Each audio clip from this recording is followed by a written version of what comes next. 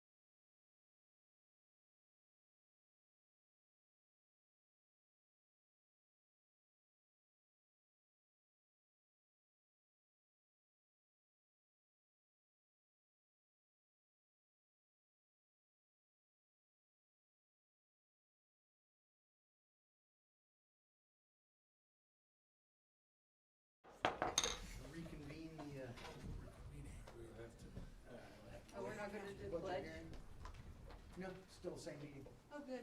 Still the same Okay, let's pledge. go. Didn't change. All right, you want to turn them loose? Yep. Go ahead. See, we don't know exactly Start what you. with the school resource officer. yeah, we had- That was one thing we didn't get to. We needed we were thinking it was either 100% reimbursement, we're close to that, we saw a deficit in that fund, so I'm All assuming right, it's so not. this is, I don't know if we got 30 minutes is enough time to get to the school Just keep resource it officer brief. stuff. We don't have more than 30 minutes. All right, so- We can, a little bit, but yeah, we can play with. In 2018, when that was applied for, it was 100% full reimbursement grant. The school gets the grant, it's a matching grant, so it was 75,000, so I think it was like 3750 or whatever that the school gets for the grant, and then the school pays 3750 for the grant.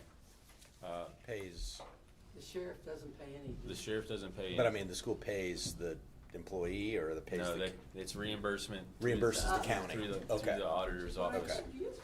The problem is that since that inception, it's never paid for everything, for the deputy. Yeah, because it doesn't pay for the. Well, it originally did pay for FICA. Yeah. But the problem is that every year the school has had to return money on the grant and it has to do with the cycle that the fiscal year the school is on versus the fiscal year that the county is on. School's July to July, county's January to January. And because of that grant, we're not capturing all of the money. And so every year money has been returned. I have the amounts, but it's 7,000, 8,000, 10,000, and you have to double that. So that is a loss to the county, if you're understanding me. So even though it was 100%, the grant was supposed to be for 100%, it's never been paid that way since 2018. So, because they're on a fiscal year and we're on a calendar year, that's where you're saying that. It's It's part of the problem. And I've had to deal with those, and I'm gonna have to think back how I did deal with those so that I captured it. I mean, that's been a long time ago, so I had. since I So got it was, and then the other problem is that we've always only billed, Amber has a folder down there, I went through the entire folder, because what happened was the school is applying for a second grant, which is where we're at right now. The school and the commissioners, Brad, there's a whole new MOU that's in the process right now to pay, the school and the grant will cover 75% of of everything, of FICA, of 210 days. of everything. Say that one more time. The new MOU is to pay for 75% of the officers. And before you go forward, before 2027, which is what we're talking about now, 2018 through 2026 was never paid 100%. We have always operated at 75%. Okay. So it's Or never been paid less. 100%. Okay. Or less. When we return funds, we're paying even less. Right. Or- Another thing that happened is the officer that's the SRO right now takes family insurance. The people that were there prior to that did not. And so that's a difference of about $20,000. So because of that, because those things were never, you could put blame on 3 different people really. Would be us, the school, and the auditor in terms of, but nobody really knew what was going on. How many hours a week do they put in? 42. Okay. 42 hours a week. Okay. All right. But basically, I've done the math with the new officers. With they get the new position, the total cost to the count is it's like $290,290.65. That's for both officers. 2 officers. Okay, the school would be paying $150,217.98. Say that one more time. The How school much? would pay $150,217.98. Okay. This is again. This is under the new MOU. This hasn't even came to you guys yet. The commissioners are going to be signing it, I think, at their next meeting, and then it comes to you guys. then the president has to sign the new MOU to agree to that cost. The only difference the reason I say that it makes sense is because in actuality, last year the county paid $67,721. So for one officer, because of the breakdown that's not been kept up with, and you can put that amount on 2025 as well. If I'm making sense. So One more time. So in 2026, this year, and you have to base that off of the school calendar, we paid $67,721. Our portion. We shouldn't have had a portion, but we've had a portion every year since its inception because of the. So when you say dates. we, that's coming out of your budget? no, it's coming out of county It's budget. coming out of county. county. And the thing is I've sat down with Kim downstairs. We don't even really know where it's coming from. Is it coming out of county medical or I have no idea. I would assume it's coming out of county general. Julie, do you know where that's coming out of? Not right off the top of my head, I'll Okay, have to look yeah, at it'd it. probably be coming out of the same place the SRO is coming out of. Well, part Always, of it is right? like I mean- part of it is the insurance. You guys take your chunk of insurance per person and you put it into that pot, right? Yeah. And there's no real That's, knowledge to say, okay, we're reimbursing that pot from here, and I think that's part of the confusion. So whose employee is this? Ours. Bottom line, He is our employee. he's your. Sheriff's office employee. Who's driving it? Can the school demand it of sorts? No, the way it works is, first of all, they get their law enforcement powers from us. It is a requirement by state that they be through us. To a department. An actual deputy. So Yes. they hired as special deputies, is that? No, they are full merit deputies. It's a merit deputy that goes to the academy that has to have specialized training, a week training for the school resource stuff. However, when they are not in school, like through the summer, they work on the road for us. Okay. So the new MOU is to model what really happens, both fiscally what's been happening for since 8 years basically, and what happens on the road. So how much are we actually losing per year? Well, On the one last- deputy, the bottom line, what are we actually losing per deputy? It would be the Because that'll be 67,000. doubled soon, correct? No, No. no. No, you Right. sound No, like it's gonna what be what I 50,000. what I've done is what we have lost the last 2 years is basically $67,000 Over 2 years or over one? Each year. each year. Each year. I have a question. Yeah. Have you met with the people who pay this to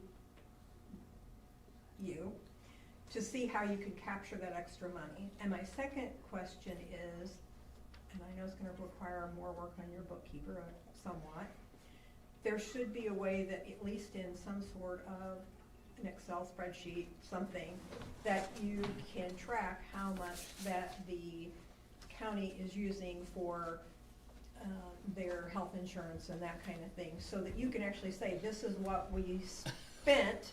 So we've And by never putting a name or something that says, this is so-and-so resource center, and this amount is being paid.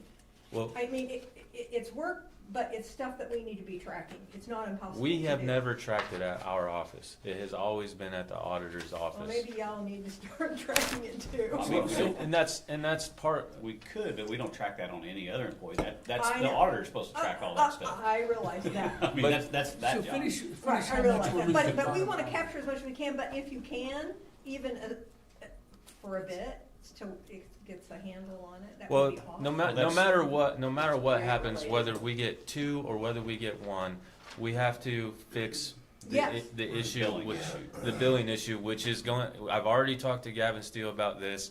We have to bring in Amber. We have to bring in the person from the school, Gavin, us, and probably the new auditor at this point in time to figure out what the method is to do To do this. the best make it tracking. right. To answer To your capture question, Whether it's all one or funding. two. Yeah. we've Capture lost it all. Yeah. we lost $67,000 this calendar year. Okay, Okay, the year before that, I believe it was 58. I don't have the exact number written down, so but it'd be Well, hundred what- and thirty-four is that thousand just for dollars this time. benefits?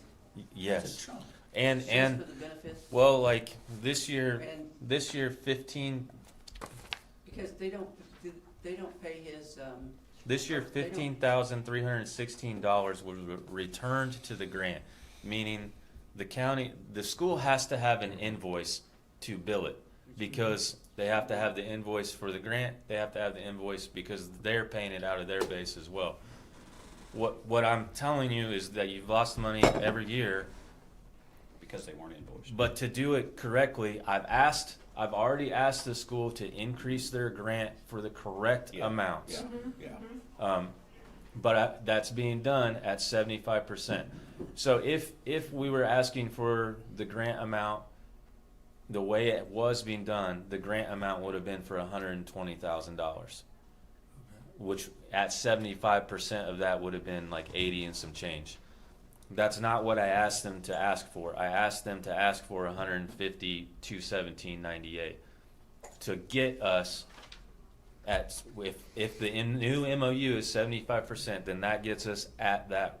So by going to that new MOU, you will save $17,000 every year, and you're going to get a second officer. So does that benefit you? I hope. If you got a Yeah, second. and Yeah, talk about 100%, whether you yeah. support that. So let me Yeah. tell you how that's going to work out. So with having two now, we would keep one on this campus here. Okay. There would always be one on this campus. The other one would be rotating even during the day between the other three elementary schools. So it would be a schedule between those two. One may stay here one day, one may be running about. So that also puts us another road officer moving about the county and going to these three different locations of our schools and being at those at different times, different days, which is going to provide a lot more safety for our kiddos and our teachers and everything. And if we know we have an event or anything like that, we can always have one maybe take off that day and then come to the event. So it gives us a lot more coverage. Great use of people. Yeah. Absolutely. The reason the second one came out anyways is because this grant used to be under the Department of Education. It has shifted to the Department of Homeland Security. In their the school's Homeland Security audit, they found that our officer was traveling anywhere from 15 to 20 hours a work week driving to all the schools. And so the audit was failing, so to speak, and they recommended a second officer to meet that need. To have somebody on site at all to times. meet Yeah. to meet the Homeland Security need. And so that was when the conversation started. And then, like, this was like, I don't know, first week or two of me being the chief deputy, that I asked for numbers from the school. I asked for numbers from Kim, and I realized we were in some shit. That's serious. Well, money. I appreciate you doing that and being very forthcoming. You're probably gonna have to bridge the gap maybe for a while. I like that you're going to call in the school, Amber, whoever. Yeah. Because we do need that, Well, we need it's to gotta be capture tied that up. money, and we've Right. got, it has to be tightened up, and if you can report back to us. Yeah, I mean, I think honestly the biggest problem is that everybody that did that in 2018, meaning everybody from the school, everybody's gone. It's not the same But county you council. probably can't go back, It's but you can at the least. commissioners that from were now- involved, the council that was You can go involved, forward. the sheriff that was Correct. involved, the superintendent that was involved, all gone. All Right, I understand. Nobody's But there. you can move forward and we can do it. All right, so let's do this. We're at 17 minutes in, and so it sounds like you got a grip on that. I mean, I fully support it. I think we need those satellite officers. It enhances our local public safety. Just report Patrick, I back hear to us. you Absolutely. being positive about that. And so let's move Before we do, on. how many events or encounters have they had at the schools? Well, I can tell you this, as being the detective, it lessened my workload, and I was able to focus on the stuff I needed to focus on, because they are taking 2 to 3 cases a day in the schools. That's sad. And That's so sad. So Hopefully it is. managing those in And a way that's. And most of that is in the high school, so Right. that's where we're not getting the security and support at the elementaries that they deserve as well. Yeah, those satellites. And, that's right. and they have, just to be clear, they've applied for that second position.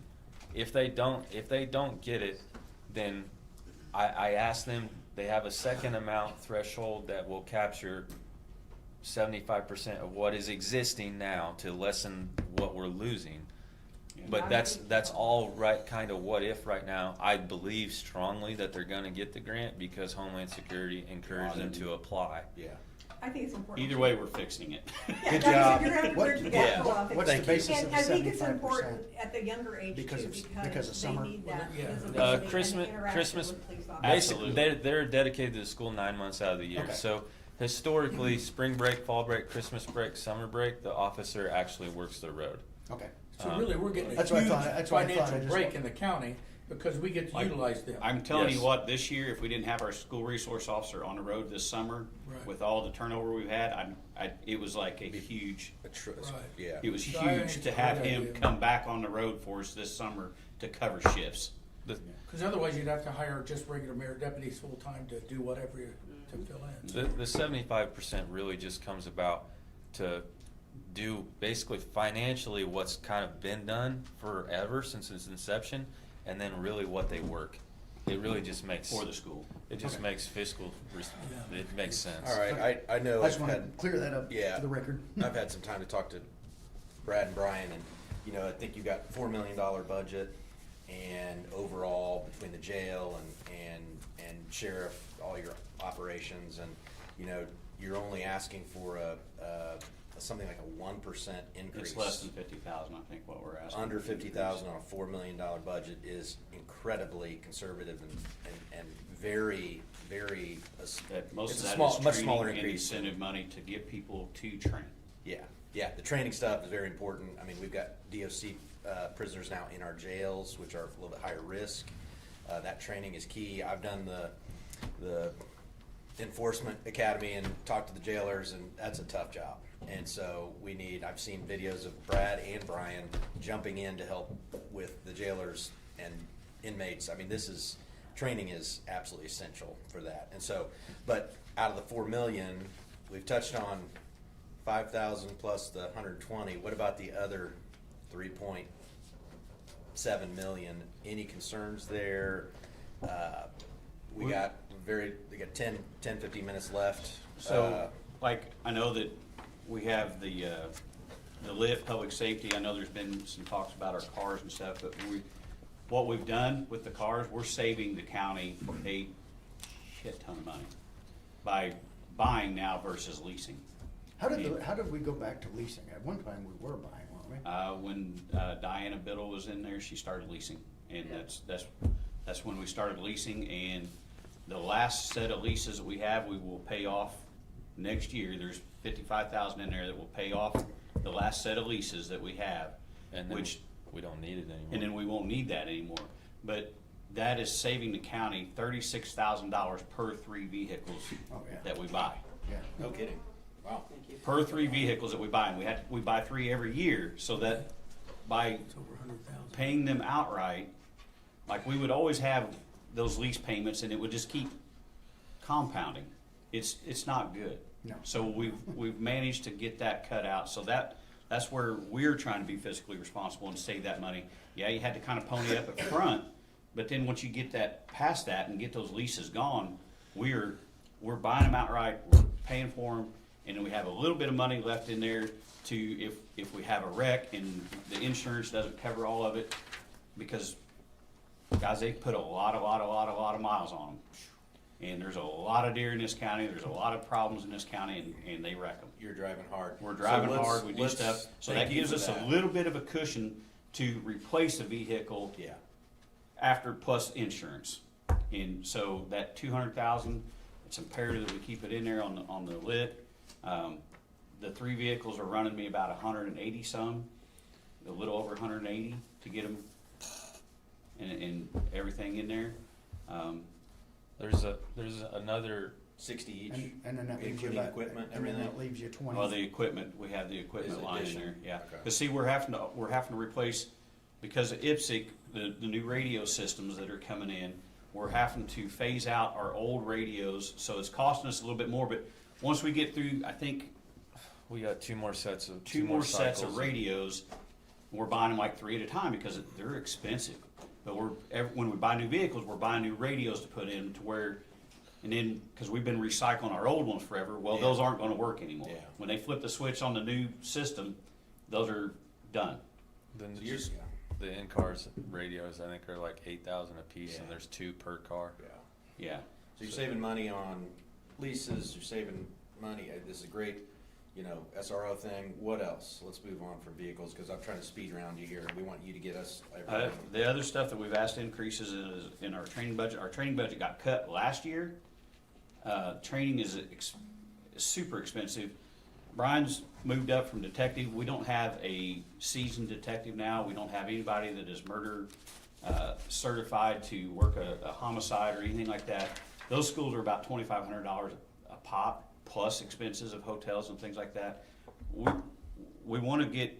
We're having a whole brand new batch of officers, so we're going to have to start. And I think we're maybe going to keep some of these. So I want to start getting them some specialized trainings and things like that that cost money, but it benefits everybody in this county. Let me jump in here. 'Cause Hold on it's just a minute. critical. Active shooter training, Yeah. does that cost the county a bunch of money? So I'm an active shooter So- trainer, and he Okay. is too. So we teach our own, but we have sent guys to specialized classes. The school SROs, that's part of the SRO training. class the required 1 week class. But That, when you have to take your deputies out, how can you replace all of them to get all this done? Or you're not training them one at a time, I'm sure. no, we usually split the shifts, and we do training on days they either work or are off work. If it's their off work, they gain comp time or they take times off. Either way, it takes them from away. So from it is work. costing us It too. creates a Yes. void. It's yeah. But We have to do That's it. part of the, It's- that's I part of the. understand, but that's I'm just part trying of to the add, expensive figure turnover. out how much this, because I don't think other people here on the council understand the cost of things like that. oh, it's That's a good point. That's, Yeah, that's, I that's didn't think a, of that's that. a huge It's cost. staff. That's a huge Significant. part of the turnover. And it, like you said, so a lot of times it doesn't just cost us what the training costs, it costs us Right. overtime, it costs us this. That's Because exactly you my can't, point. we have to have people on duty. Right. You can't train them on duty, they have to be Exactly. available to take calls. You can't get engaged in a training and then leave it and go to a call. So we have to pay them off duty to do these trainings. Yeah, that's why yesterday I said the investment, like, it's a 2-year officer is $125,000 that the county has invested in them, well, for sure. So, and then every year past that is Once we way get an more officer money. to 3 years and we can start getting them specialized training where they can be trainers, that's what we wanna get, that's what we're hoping to get some of these guys that will be 20-year people. That's our goal, is what we're trying to hire. I think we've hired some here this last go-around that are going to be probably 15 to 20-year people. And that, if we can get to that, that saves everything in here. It saves a lot of money on the, 'cause we're losing a lot of money over the years. We've given other counties so much money When you by guys do your you budget, paying people- for them to be trained. When you guys do your budget, people like here, you don't know what you don't know. So they have no clue like these types of things, and I understand the cost that you guys have that is underlying that really doesn't show up, it just looks like numbers, but there's all these other ancillary things involved. Yeah, I mean, like right now, we're basically scrambling. We increased our incentives budget line this year because we want some of our guys that are here right now to go and get these classes that we need. Good.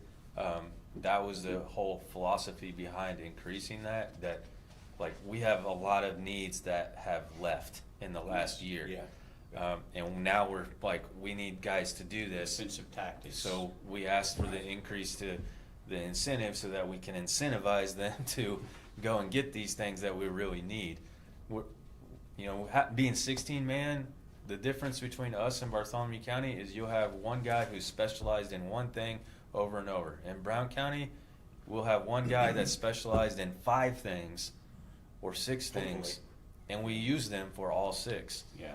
And half of those things just walked out of the building this year. Yeah, Which we've puts lost, a- we've lost a few of those deputies that had that. Which puts a lot of Capacity. pressure on the existing ones, and they're not getting necessarily compensated for that. So I Where do see- they yeah. go for the training? Everywhere. Everywhere. Are there- I mean, how many- part of it's through ILEA at the police academy, some of the stuff's through them, or they'll have like satellite classes from ILEA that goes out to different departments, but then he's been I've been to to Quantico. I've and- been Josh's stars has That's what been I say. I've been to Florida, San Diego, Yeah. so it So costs you a lot of guys money. have good resources on that. I see 10,000 in your, in one line item here for training, which for 16 officers and several new. It's really not enough, but It's not enough. Is that the only training line you have in here, 10K? well, There's that's some for just officers. That's That's just for for just the the officers. officers. And then we have a jail and Five- dispatch. 5 for jailers Yeah. only, or 5 I for think jailers we only and asked for dispatch? 2,500. Well, yeah, No, that was that was five. pretty- 5,000. The 2,500 was the incentive for the jailers You're to, right. to try to get, Right, we wanna give them some incentives so we can have trainers in our jail, yeah. training our people that we can send them to specialized classes and they can be certified in certain things. So 10 for officers, 5 for jailers and dispatchers, both? They're separate. But I know They're they're separate. each separate, yeah. But do you have 5, how much training for dispatchers? 5. Is that That's the what we same have in there. pool as the jailer? It's a different? Different. Okay, so 5. Different budget. Okay, good. You say it's not enough. How much is enough? It would be, It's a good investment, right? I mean, It's this a, is, it's to a great shoot from- investment. We're trying to be fiscally responsible. And the thing of it is, Clearly. if it gets down to it, we try to find other ways to move stuff around and pay for training because we have to have it. yeah, we were modest, quite honestly, in the Very. training request, but and historically, if our and it does, our training budget is at basically zero right now. Mhm. But that doesn't mean we'll stop. We'll pay it out of commissary or pay it out of other ways where we can send guys to classes, and we've always historically done that. Scott did that before Brad did that. I think maybe that question is a question for 2028. you okay, know. so Okay. you're good for this Yeah. 7 and, We'll make it through 27, okay. but 28, you know, I mean, we get all these new guys on the road and get trained and see where we're at, and we may need to increase that. I don't. And like I said, I'm okay with paying a little bit of that out of commissary. I mean, that's kind of an Okay. emergency fund for us, but For training and equipment, right? Yes. I mean, so good, okay. How many hours do you have to have a year per officer to keep them certified training? 24 minimum. So you got 24 hours training there per officer times 17? yeah, but So- we're always way over the 24 And it's hours. not, Right, but my point I'm trying to point out to the council, the cost incurred in that. Yeah. That is a mandatory thing, or your officers can't work, they're not Right. certified anymore. They don't get See, these certified. are all these things that are absolutely mandatory that people are not aware of. yeah, you have to pay, you either have to pay them overtime for those 24 hours or you Exactly. pay them comp time. It's one or the So other. do you? Which 'cause comp I- time breeds overtime. So your overtime budget, is there a budget in here? I did not see Yeah. that for overtime. We do have an We do have overtime it, budget, and Okay. right now, we've kept on track because a lot of the guys take comp time, quite honestly, but we're at a point now where our guys are way too high.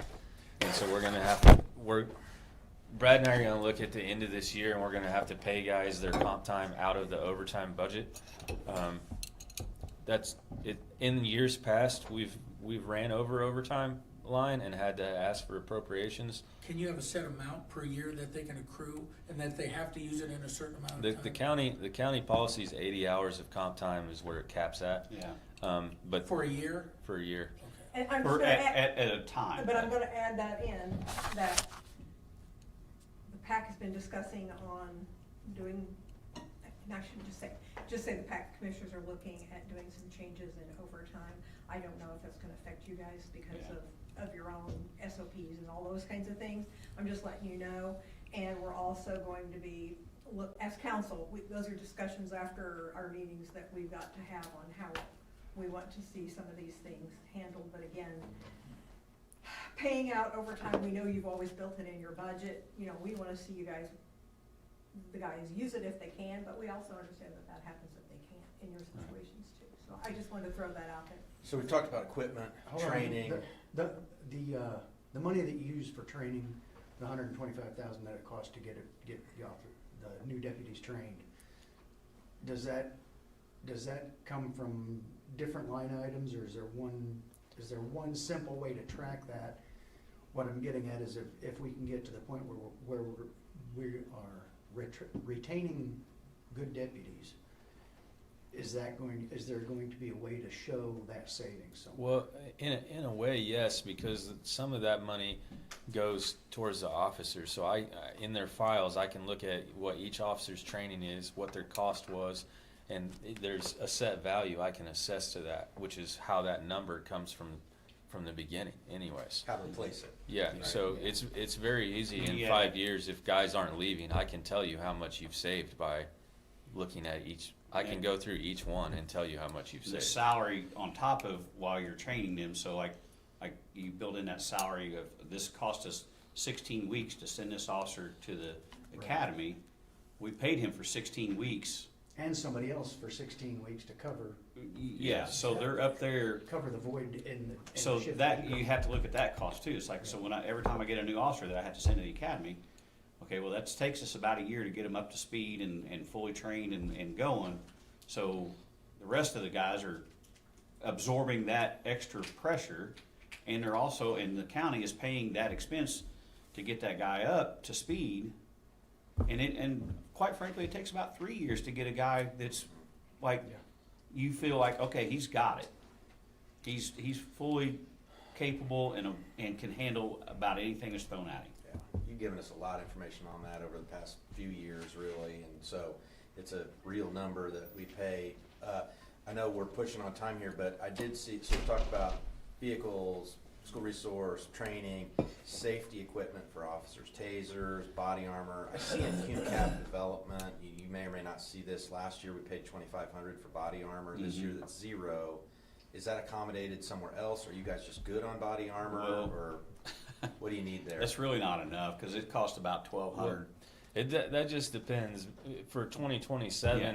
if nobody leaves, we won't need any because they all have new. You're good. They're all new. You're all new, good for now. And it's not, and that's not something you can share. I mean, if somebody leaves, you've got to buy something that's. And not only that, it has to. Typically, used to it's have to buy fitted something, for that you have to first. replace buy it every something that 5 fits the- years. fits It the is. officer. That's true. It's every 5 Every years. 5 years they have Right, to have. right it. now Yeah, it's a it's year. fine. Right now it's a year old for So all in- everybody, and except our new hires would be less than that. In 3 and 4 and 5 years from now, we're gonna need a lot more than that, A lot. because they're gonna be Okay. replacing a bunch of them. So you're good for now, okay. Are Good. do you have a replacement fund for reserve for that? No. The QCAP fund is where Just that so was we- paid What last was year, it? Just which so we is, know, just so we know. What did you that's guys- where that would, I mean, it's kind of a And strange that's one of place those to put it, but- situations, if we do that, I mean, that's where, in the past, we've just paid it out of commissary, because that's one of the Yeah. things that I can buy body armor out of commissary. Right. It sucks, but, I mean, it's just, they have to have it. What, anything else last, I mean, No, I mean, I think from Brad and I's perspective, you know, yes, we increased our budget by about around 50,000, but I mean, we were trying not to shoot for the stars and do, you know, what we thought was enough to get us by to get back to where we were at least a year ago with what we've lost. I mean, replacing 5 deputies, I know that just doesn't, when you say that, it's like, you know, not a big deal, maybe to some people. It is, It's over a quarter of our department. it is Yeah. an And astronomical. it's $500,000 in training in Yeah, 3 years. and it's not just that. What left that building? It is an astronomical feat to get over right now. And what's being asked of the other road guys right now, like, you guys should all thank them, because they're working Their ass off. They're having to train guys in the car, so they never get that time to take a breath, you know, because there's always someone there. If you think about it with your kids, if your kids are with you 24/7, you get tired of that. Yes. That's what they're having to It's what do it is. right It's now. like they're raising a kid in their car. Yeah. So how many FTOs do you have? All of them. All of them. And that's the thing, I mean, And What's they're- the to experience level Kemp's in- question, okay, so we've got people that have less than 5 years on that are all our trainers. Wow. So that's to put that in perspective, I got people with less than 5 years that are being our trainers across the board. and luckily you got you two and Sargel and some others, but thank you.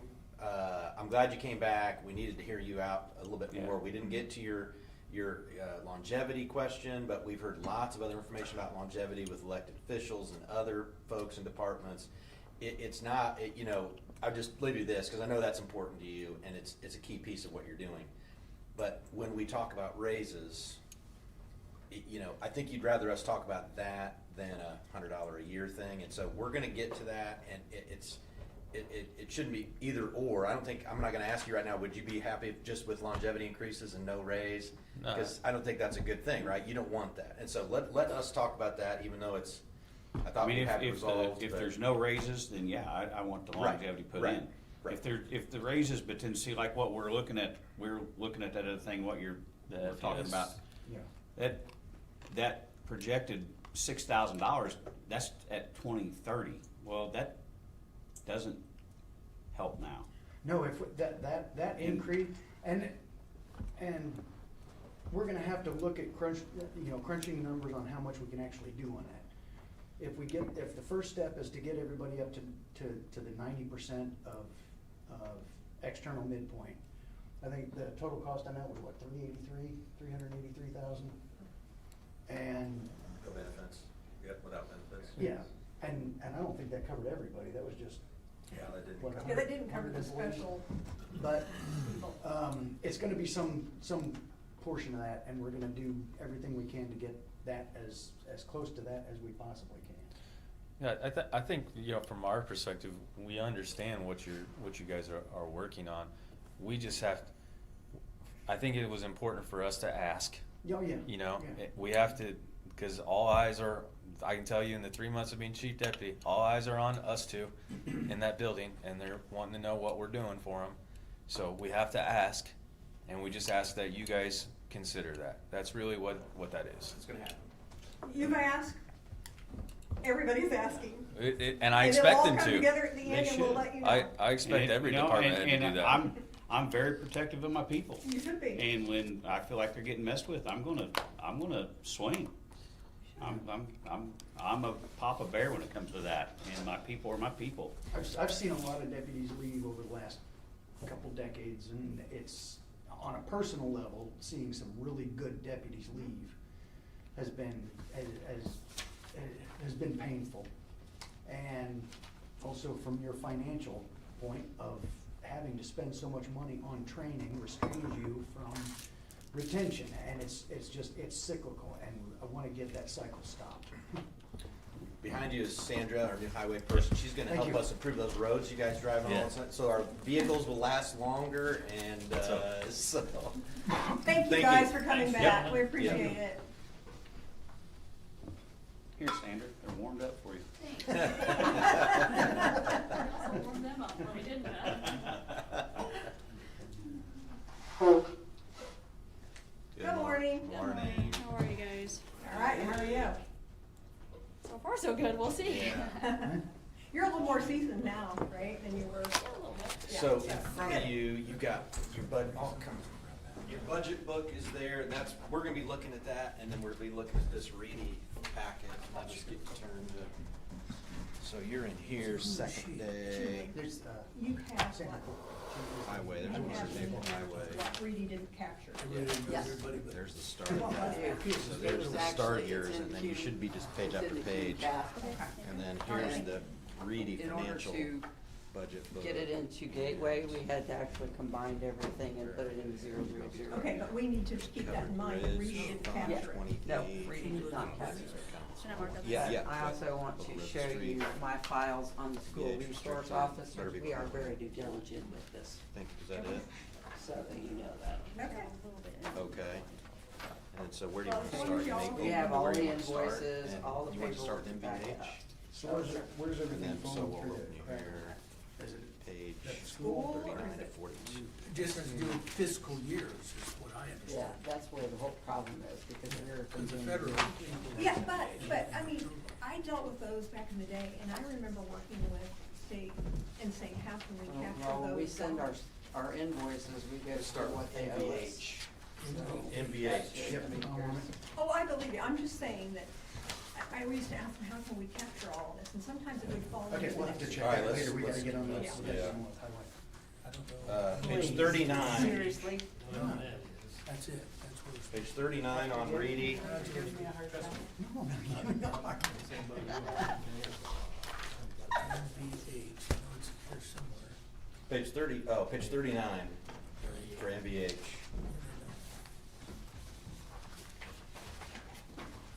And then it's on your second tab, it's the first page, second day, yeah. And Sandra, let us know if there's something on Reedy that, they didn't capture, but maybe Julie did capture, so that we can correct it. And don't feel like you have to, I would I've use got whatever you're everything. comfortable, you can use Yeah, a Form yeah. 1, Form 1 and is in that there. Form 1 is the budget book. Yeah. It's the same thing, so if you've got notes on your Form 1, feel free to use that, if that's more comfortable. We're kind of, we don't have the Form 1s, and so just use what you're comfortable with, and we can kind of. Yeah, Try but to- if you do see something, even if it's tomorrow, give us a call, and that way we'll know. with you? Thank you, I haven't gotten there yet. You just flipped your first tab in the budget book, that's MVH. I have the actual got it. Form 1s that were. Thank you, Dad. Yeah, just trying to get us moving here. So you want to just go through any changes in MVH while we're kind of catching up to you here, Sandra? Yeah. Or important items you want to talk about? Hey, Scott, can I get to jump in here and ask a question, please? Yeah. I'm looking at your actual Form 1 Mhm. on 1176 MVH, and right out of the gate, the total budget was $2,820,812.32. But if I cross-reference over to Reedy, and I look at Reedy's number for your budget for 1176, I'm sorry, I think I just. $2,060,060. Yeah, it's off a bunch.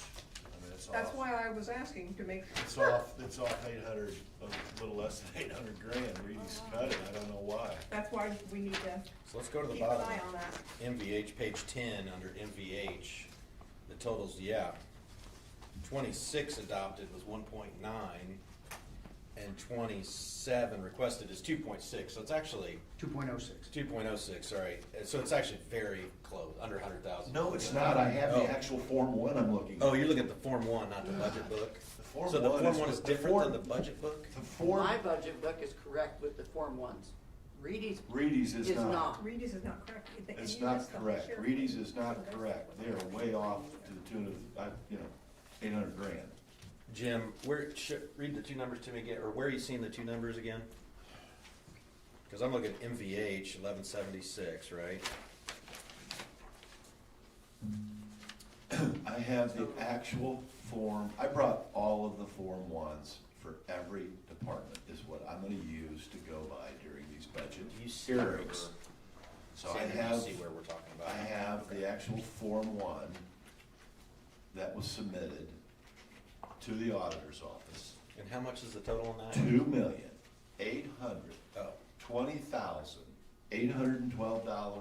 $2,820,812.32. 2.8. 2.8. Gotcha. Sandra, is that My right? The question- 2.8? But my question, Scott, slow up, Yeah. 1176, motor vehicle highway. Yep. The total budget here is $2,060,000. Yeah, I see that. That's an $800,000 delta. That's in your budget book, though, not 2.8.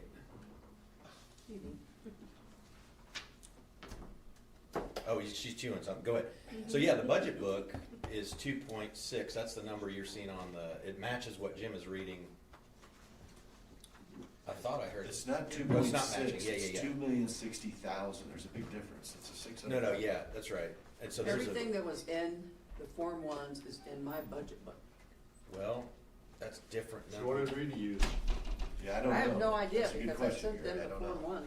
Now, wait a second, because I think so if everybody's looking at the budget book, so Jim's talking about the Form 1, which he's got, the budget book is what we've got. MVH, you look at that, it says 2.0, it's 2,060,356 $356. is the 27 request, not 2.8. But according to the Form 1 that Jim has, it's 2.8. Yeah. Where is that, what's that What's the discrepancy? delta? Between the budget book I and don't the know, I have Form 1. not seen the reading. Are you adding them all? either. Are they added together? Huh? Are they added Is together? what added together? The funds? No, I mean, Does I've that, got. does that include local, okay. local roads and? Because Sandra, It looks like it's just I have, 1176. Sandra submitted, is it Sandra or Sandra? Sandra, please. Sandra, sorry. Look at the budget book. 1176, 1135, 1112, 1169, and 1134. Are they, because it's there's 1, 2, 3, 4, 5 Form 1s, Mhm. 5 Right. separate funds. right, Correct, yeah, that's what you submitted. That's what I have right here. And the total you're and reading. that's what I used, exactly Yeah, what right, I used. right. And Jim, the total you're reading, is it? Okay. First of all, Scott, Is this is just 1176. Okay. Because MVH. Yeah, budget book is saying the The 27 budget book requests. that Reedy gave us is incorrect. Well, I mean, Julie's budget book. Okay, I don't know about that, cause I don't You've have, got- I don't yeah. have a budget. I'm looking at the reading book and it says, it's got 2,060,000. It matches Correct, yeah, Julie's. it's- That's It what matches mine Julie's, got. but it It doesn't matches match my Julie's. Form Ones. I got the Julie's same thing for the paperwork 7-11, has 7-6. $2,060,000. Yeah, it's the same in Julie's and Reedy's, but the Form 1 is different unless we're adding up more than just what 1176. Because I got, It's a $760,752 delta between the two. Okay, do you see that in another fund? or is that no, a- I'm gonna have to go get the Form 1s because I used the Form 1s to do this, Yeah. so it should be in. Right, and here's the challenge, is that if I look at the 76, because we're paying Reedy, I'm gonna go off the Reedy, this page here, okay? And this is the one, using the 2026 salary ordinance plus longevity increases. So if I use it, and so that shows, he's showing a surplus based on that 2,060,000 of 46,521. Yeah. Well, if you add in the $760,000 delta, they're writing major red ink in 1176. Can I see that from one? I've actually, Give it back. I'm balanced, I balanced everything. I'm gonna make a Form paper. So Julie's matches Reedy. Right. Why not? I'm gonna go back and I'm gonna go get my. I just wanted to bring that to everybody's attention. Sorry, Reedy- Sandra. Okay, on that, Reedy was accurate on the 1135 fund, they were right on. On the 1112 fund for the economic development, they've got 1,260,000, and she's only asking 260,000. So I don't know what's going on between their funds. Why they give an extra million in economic development? Well, when you say she's only asking, where did that source from? Her Form 1 is 260. Form 1 is 260? On Is the that right? 1112. On the economic development? If you look at your Form 1 for economic development, sorry, what's your total? You're fine. Form 1 is. In economic development, I only have a couple of accounts in there, so Yeah. they may have everybody's total in there. Okay. So I have road improvements, a leased equipment, and dump truck. Okay, So mine is, 260. so that's correct. Gary, did you hear that? Yeah. So that's correct. Yeah. Thank you. All right. You had, wait, what's correct? She said 260. The number that Reedy in the budget book But you're by seeing- Julie are showing. You're seeing a lot more in the 1112, 1112, Yeah. because I am only asking for my accounts. There are other accounts in there that the highway department doesn't have She's a access piece to. of it. All right, There's other all right. I only items. have 3 accounts, or funds in that account line. So economic development total is correct. And Jim, do you see his total? Let's see what you got. No, I'm looking Or at it. MVH. I'm looking at it.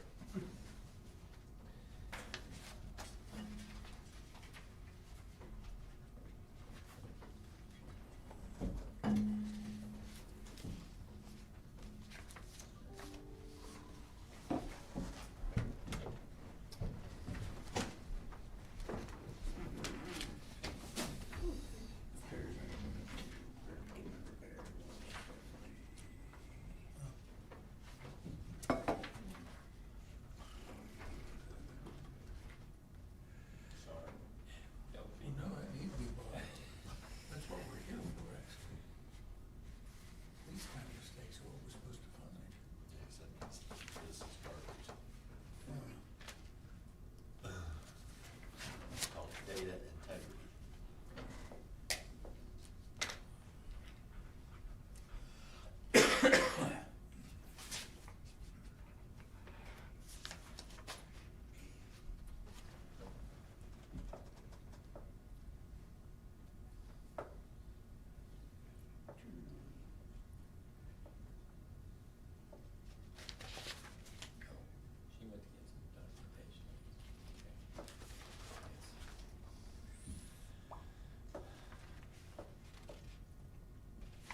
She went to get some documentation.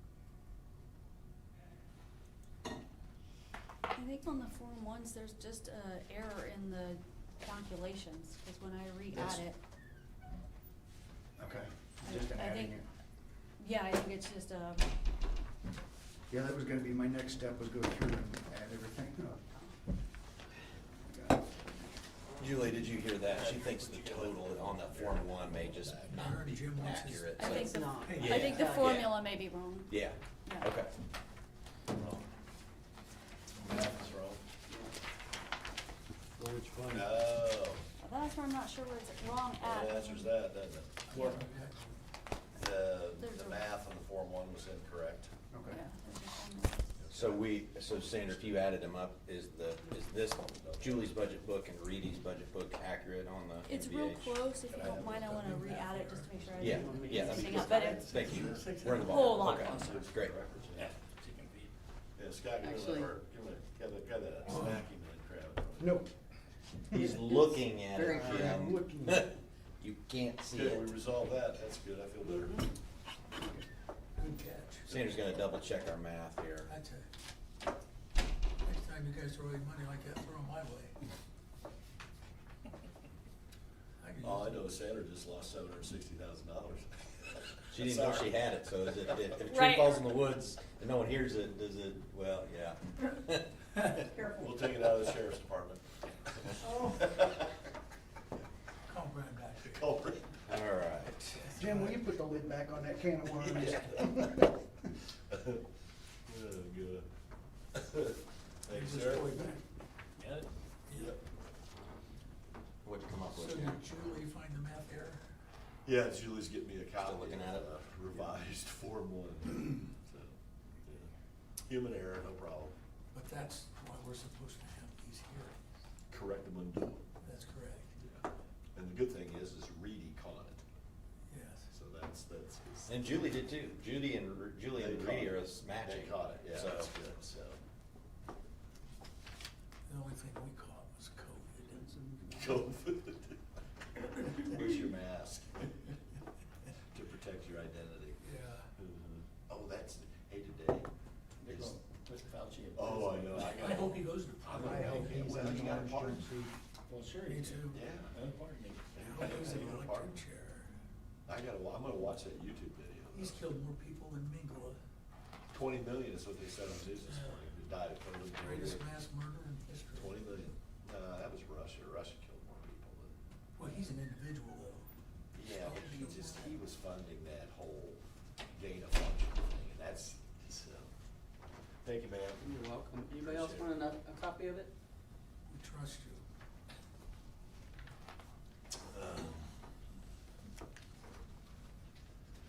This is kind of a lighter copy. Can I get a darker copy? That's stuff at you. Yeah. I do. I enjoy it. I like I'm to, surprised he's alive at this you age. do it to, and people, you kind of get them, it's fun to watch them react. You know, Jim, Do what? I said, I'm surprised you're alive at this age. I had to. Should have died at 37. Was been killed at 37. But I guess it's not too late, is it? Oh, no. No. Somebody can Might walk make in it here and easier. pop one. Dying is a right? cute trick, Thank but you. you just get to do it. I'm moving down that way. I was just trying to find where my error was. It is 2 million. Yeah, good deal. Yeah, that's what I got. We're good, you're Yeah. matching up, cool. All right, Sandra's matching up, the NVH, she's double checked it. Every time get more. Aaron's still working on his, we'll wait for him. Learn that Apologize in the about that. field. Please help us. You can't do anything to it first, you take it. So where was the error? No, you can't get the blood. Cut yourself. Oh, Yes. Just in the if- well, formula if it's somewhere, on I'm your not shirt. exactly sure. Take I it think- right I off think I on just the found shirt it. on that. I think I just found it because I about did the same thing. Oh, really? Yeah, that's what they do in the hospital, they just keep pouring it on you. I really tried. Well, then I want my money back, please. Let's put it back in my request. But once you wash it, it works. Jim, what did you say the delta was on that? Put that on your college clothes, you've got Jim, white What? what did you say the difference was? Well, it doesn't matter now. It's, Huh? I think, it's 760 grand. Positive. So Okay, I found it. It's If you Yeah. go to, if you go to Personal page, services. page one, personal services. page one, Yeah, halfway down, the Yep. 760,000 Yep, it didn't count. subtotal was Yeah. added again. Exactly, it doubled it. Yep. all right, NVH, what do you All right, think, Sandra, what do you? Now we move on. So it's 2060 Yeah. instead. 2,060,000. 260,000. 356. So that is correct. Yeah.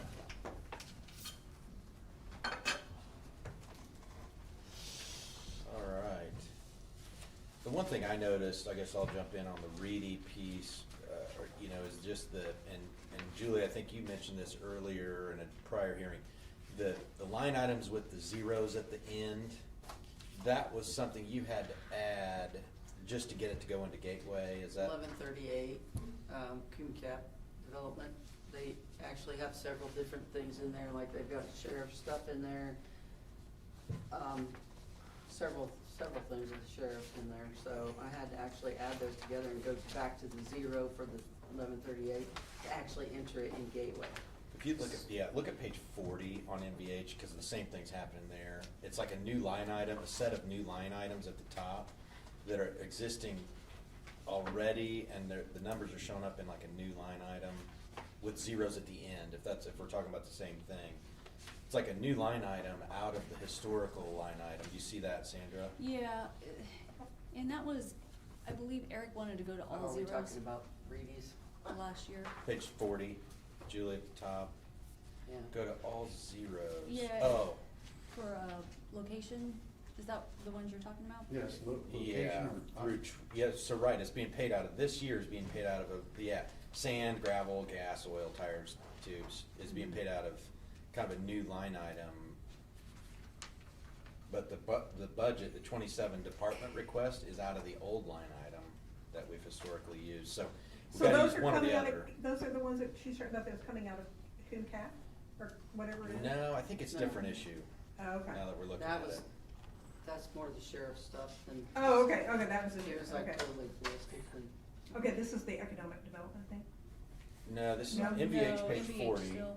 So these top lines, see how, this Yeah, is like a yeah, new, yeah, and yeah, at the yeah. end here, these are all zeros on the line item. Right, yeah, And then the same line items are duplicated here right. that we've historically used, and the budget request is coming out of here, but we just need to pick one of the line items or the other and use it for both, Exactly. right? And Doug and I did try to clean some of that up, Okay, but there has still been some mass confusion with that. Yeah. So for this next year, I wanted to switch everything to the 0531. Which is Okay. something we'll get. which is where it is now. You've asked your request in the 531, Yes. so yeah, All right, okay, so and that's that's good. where All it right, is good, now. okay, I get it, yeah. Gotcha, okay, so we're going back to that. That was, Good deal. that was Yeah. because some of it was shifted, was it shifted last year It was. to Cume Cap? No. I can, No. It's not about the What was it shift. shifted to? No, it's just about the They- location. We Yeah, were what's up, trying yeah. to clean that up. It didn't shift it to another fund. It just gave Line it a item. different location at the Okay. end. It's a Okay. new Yeah. line item in the same fund that was being used, but she's Correct. going to the one that Which we've was historically super used. confusing. Yeah, Okay, we All like right. things less confusing. yeah. So we appreciate it. That clears that up. I wasn't sure what was going on I'm a there. simple girl. Because it goes on page 41 as well, design engineering, repair truck. You'll see things being paid in expenditures through 331 on the fourth column over. Yeah. But the budget request for the same exact line items is below in different lines. So you're still using the 27, yeah. 531, all the zeros are, so your budget request is in there. And I did see, I even want to get rid of 530, 533 and just make them all 531s. So Okay. it's cleaned up and even more simple. you can do that. I mean, yeah, it'd be nice to not have to jump around too, especially if you got them in multiple, same expenses in multiple lines, kind of consolidating them. Yes. That'd be great. They're all the same. Yeah, you gotta split up It's restricted. like Eric got rid of all the 531, the 530, 520, 533, yeah. 531, And then 530. that wasn't actually a great idea, so we're going back to the other. Yeah. Well, however you wanna do it, that's fine. as long Yeah, as it's can I okay. jump in here for a minute, Scott? What I'm gonna look at is you got 5 funds. 1176 for 2027 is a projected surplus of 46,521 with an ending balance of 12/31 of 2027, $2,088,848. So Jim, check, where are you? check that fund. You have to do your math to get this yourself. 1176. The 1135 fund is running a deficit in 27 of 96 grand, but it really doesn't matter because there's almost $1.3 million left over at the end of 27. That's Cume Bridge. 1112 fund, there's a $792,000 surplus at the end of 27, and then a cash reserve balance estimated at 2.3 million, 1169, $25,000 surplus, $711,000, almost $712,000 cash reserve balance at the end of 27, and then 1134, $39,000 cash reserve balance. So based on these 5 funds, at the end of 2027, the highway department has got, ample supply of cash reserve balance. The only thing I want to say to you, Sandra, based on a conversation with Reedy yesterday, is it would be great if what the highway department can do in conjunction with the commissioners in their capital asset program is to go look at 27, 28, 29, well, not 27, because you guys have already got your budget set for 27. But what we've got to figure out, the highway, the commissioners, and the council, is I know there's a backlog of bridge work, road work, there's a backlog of work that hasn't been accomplished for probably the last 10 years. Correct. Okay, so let's just acknowledge that, we didn't take care of a lot of stuff that should have. And now the highway department, and you specifically, and the commissioners, are kind of stuck in a rock and a hard place, because you're sitting here realizing that we've got a ton of bridge work that needs to be done, we've got a ton of road work, culverts, etc. And so my concern as a council member, being just fiscal responsibility, is how do we cash flow 28, 29, and 2030, while at the same time trying to protect some of these cash reserve balances that you guys have currently. Because my concern is if we look at 28, 29, and 30, and a lot of the work that needs to be done, where do we find the money to pay for it? Right. And what I don't want to see have happen to the highway department, or the commissioners for that matter, and the county, is for us to burn down those cash reserves and find ourselves in trouble. Now we don't have any money to basically to operate on, because we could easily do that. Sure. Yeah, Sure. so that's my disclosure, and thank you for listening. No problem.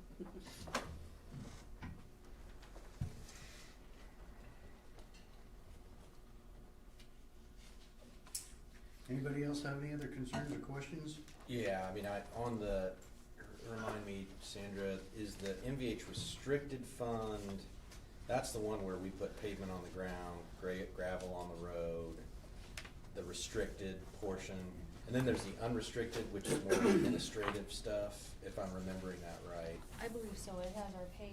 Yeah, line down. pay and personal services. So on the restricted version, that is meant for pavement on the ground, okay?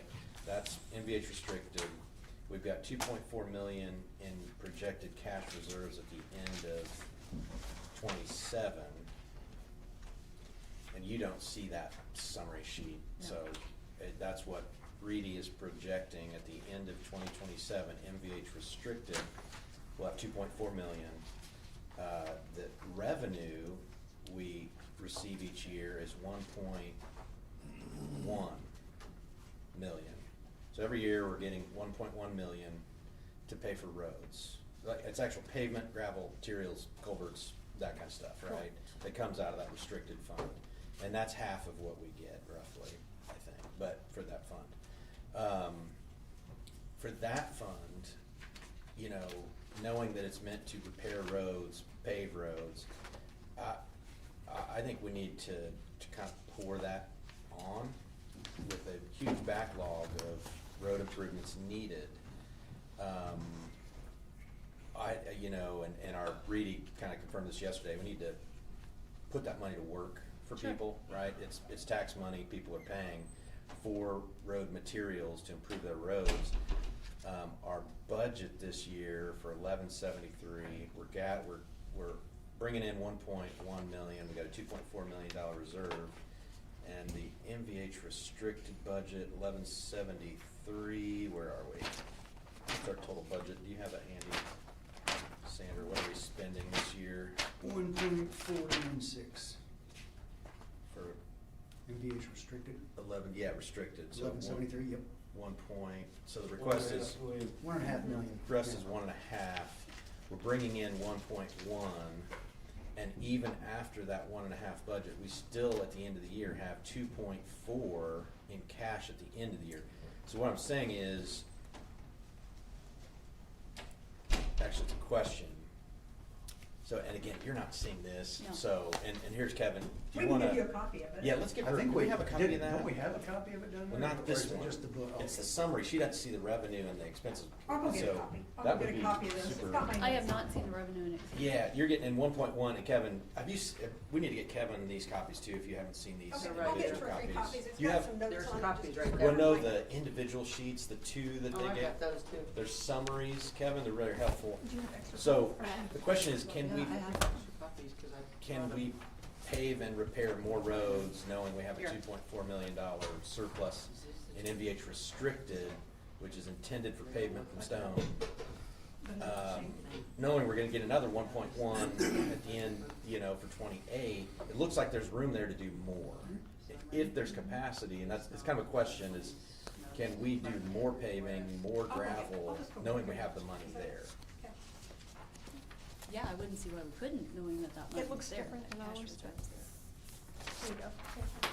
Thank you. Is that the same one? So, It is, she just checked. so far right column, 2027 projected cash balance, go down to NVH restricted, about halfway.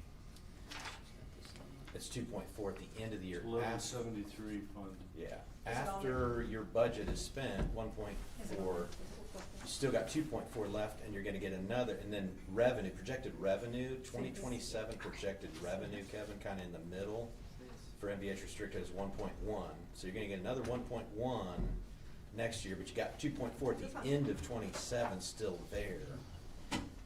I think you could pour another million on next year, 27, and still have 100% operating reserve. It's not really an operating fund, it's a paving fund. Right. So I don't know why we would reserve that much when we know we got roads we could put it on. So that's my question is, hey, can we do more with the, knowing we have the reserves? And then Reedy, I asked this question to them yesterday, and they said, spend it, put it on the road, there's no shortage of need, right? Exactly. So I would ask you to maybe consider doing more there. Yeah. So I know you have a road inventory and you have conditions of the roads. I don't wanna just because we have money, I don't wanna just throw it down on a road somewhere. I wanna be strategic about this. Oh, no, I would Yeah. use our PACER ratings. Okay, to so- worst. Yeah. So, yeah, PACER ratings, and she's doing a good job of catching up and actually understanding what Violates allows us to do and give us information on. So to sit there and Well, say, you're doing the seats. I mean, I don't expect you to have, a 10-year, track so record of- I would rather approach this in a different way. And have it be in a manner in which we follow the process, set out there. I don't want to basically go through and ask for more funds to sit there and think that we can go through the exercise of paving roads, when at this point in time, we've still got a plan that's in process. And that plan that's in process has not been definitive. She, working with her assistant superintendent, has identified what roads we were going to target for 2027, and then now taking the next step to 2028. So I would much rather us take the tact and approach coming back before the council to ask for an additional appropriation, knowing that there is a willingness amongst the council in order to give us the additional funds to do that work. But until we have a firm plan in place, I would prefer not to proceed with adding $1.1 million to a budget until we can actually validate and quantify that we can have $1.1 million worth of paving done. As it sits right now, we're behind on getting the paving out because of various reasons and other activities. The other aspect of this which does not fall into place, which Sandra and I are going to work on, is the actual bridge activities, because the restricted funds is not only isolated just from the paving aspect of it, which is not our problem in this county. That's being addressed by the time and the areas that are in the most in need that's being dealt with that. So if we look at that, there are, again, I will go back, as she knows as well, there are 10 bridges of which are classified as critical, okay? And that runs over a 10-year period. There are 27 or 28 bridges that are falling under the rehabilitation activity. What we as a county have not been good at doing is addressing the rehabilitation aspect of things and only focusing on the critical aspects of things, because those are failures. What's the definition of rehabilitation? Rehabilitation is basically going through, dealing with decking, maybe addressing safety issues with regards to guardrail, taking on better improvements with regards to approaches and things of that nature. It doesn't, and it could even include some of the substructure of the bridge itself. It could also deal with erosions and things of that nature related to embutments and things of that going on. So it is a gambit. When you talk about one that isn't critical, you have multiple aspects of that bridge's criteria that they look in that bridge report as being one in which it is imminent that you're going to have a much larger issue because you have so many either poor or unsatisfactory or fair So quantity. structural instability then? In essence, it could be as much of that, yes. So we have done, and when Eric was here and Sandra picking up, is there has been some rehabilitation stuff. So let's give an example of that. Orchard Road had a bridge that was a 70-foot bridge that basically had wood pilings that were basically to the point to where they were deteriorated and on an imminent failure. That bridge only had a 2-ton rating on it. Wow. Okay, and that was a bridge that even in our report they had slated for 3 years from today. So we were going to have to end up living with a 2-ton weight rating on a bridge that was near And down to one lane. end of life and down to 1 lane. And so we know that was not practical because we know that there is farm equipment and heavier trucks and things of that nature running across that bridge because of the nature of where it's situated, right? With that limit, you can't take a loaded pickup truck across it. In essence, yes. So, and I'm not here to step on her. I'm just here to No, we appreciate No, it. you're part of the conversation. So you've got a road plan for 27 and you're fully funding it with this budget? yes. Yes. You are. Awesome. And so the other part is, and so you're wanting to use some of the MVH restricted for bridges also? Yes, but we don't necessarily have an active plan on that getting forward. Correct. And so And that that would was be my one. point, Kevin, is Yeah. that we get, you guys have done a great job as far as I'm concerned for 2027 because you've not gone in and depleted your cash reserve balances. And so now my concern going forward is 28, 29, and 30 because it's gonna require the highway, the commissioners, and the council. And the council we need to be looking to say, okay, here's your need. How do we help fund that need going forward for 28, 29, 30, 31? Because it's my understanding, Kevin, and this is coming from you, previous comments, is we've got a backlog of work that where you guys are confronted with. I mean, pure and simple. And so my issue is, and I think you've done a great job with those, for 2027, is how do we cash flow that work in 28, 29, 30, 31? Yeah. Yeah. So and- my and then the comment. other issue too is, I think, is that the community crossing grant, they've cut that statewide back a bunch. They 'Cause I have. know Bartholomew County didn't get a dime. Yeah. And I hopefully Brown County will continue to get some money, but I don't know that we're gonna get the $1.5 million that we've No. received in the past. Yeah. No, They're we're not. They're phasing that program out, aren't they? They are. Replacing it with the We did miles. get lane mile funding. Yeah. And I've got some information on that to keep collecting information on how we use that, but it's in conjunction with CCMG granting. Right. So I'm not sure Yeah. if those- it's dollar for dollar for what they take off of Yeah. CCMG to give us on the lane mile, or if it just knocks us down a percentage. And it From can what, change, from what yeah. I've seen and read on it, the mile, what's it Lane called? mile? Lane mile is not going to exceed the community crossing. So No, it's it will ba- not it's exceed it. it's But it it's will an take away even from what you transfer, can yeah. get from it. Yeah, so they're removing community crossing funding and sliding that over to lane Right, mile. but it's also not a Yeah. guaranteed dollar amount, so you can't Oh, say I have $250,000 to use toward whatever. It It's a can different funding fluctuate. formula than community so crossing. I think you answered my question of, hey, we got this surplus and you're seeing it too, and what you're doing is you're saving that, using kind of the MVH restricted as a cumulative fund for bridge work. You to have a plan in offset. process is what I. Well, Plan you're is- developing a plan. We have a right? plan in planning.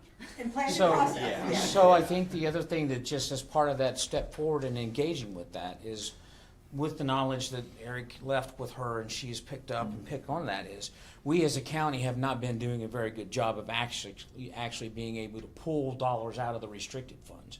There are means and mechanisms for us to pull dollars associated with labor, overtime, and all those things, as long as we can identify and put an attribute of a project that's specific to that. In order to do that, that is another aspect of where, when we came forth and we entered into a contract with an organization called, I can't remember, Charts is the actual software that would allow us to have the help her and as the manager and the superintendent of that is saying, here are the projects that we have. Once we go through, if we consider it an asphalt project or a bridge project, the things that fall into the classification for restricted funds, then we will be able to better pull from that reserve of cash. So that's, again, why I'm hesitant to sit there and say, wait, let's not simply just go down this path and throw $1 million at something until we have a much better understanding what that plan needs to look like. Okay, I'm gonna shift gears here for a minute on two different separate topics, just curiosity, if anything. 2023, when I took office, I had some highway people come to me personally. And what I'm aware of is that the highway department, the highway department's equipment at that point in time, 23 and 24, you know, if you had a 5-star rating, you'd probably give it maybe a 1 star. Have you all been able to go through the equipment, and you know, all the equipment that it takes for you all to do your job? Have we been able to update that equipment, and is everything in pretty good operating condition? That's my first question. Yes, yeah, we've updated a lot of our equipment. We have a new grader. So you feel good, where would, if you had to do a 5-star rating right now, you know, 5-star, man, everything's perfect, we're in a perfect world, what kind of a star rating would you give the overall equipment of the highway department currently? I would say probably about a 4. Okay, good. Yeah. Secondly, how many employees total does the highway department employ? 19. 19. Are you at full employment right now? Yes. What type of turnover has the highway department experienced, you know, just over the last 12 months? It's been pretty low. We have had a couple, one left to follow his dream job. Okay, that's fair. You know, we did terminate a couple of employees. Okay, that's fair. But we've replaced them quickly and. So turnover's not an issue, you're not having problems with recruiting, trying to recruit new people, and you're full employment right now? Yes. So you guys are, good job, you're in good shape. When we did the truck driver opening, we had like 36 qualified applicants apply, so. Wow, that's a big shift. It used to not be that way, not too long ago. Send a few of them over to the sheriff's department. Yeah. I did see under your repair equipment this year, it's gone up 85,000.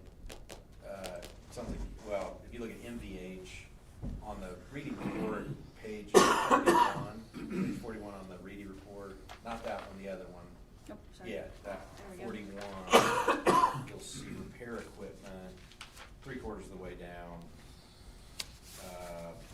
up 85,000 from last year, just, So that was one that we had 2 lines for the same thing, Gotcha. and I put them together. gotcha, thank you. So I want to make a comment about the equipment in that part of it as well. Under the direction of the leadership in this department, there has been a dramatic shift in the way that we are viewing the way we do that. So the approach that's been taken with Sandra is, we're not simply going through and applying funds and spending that money.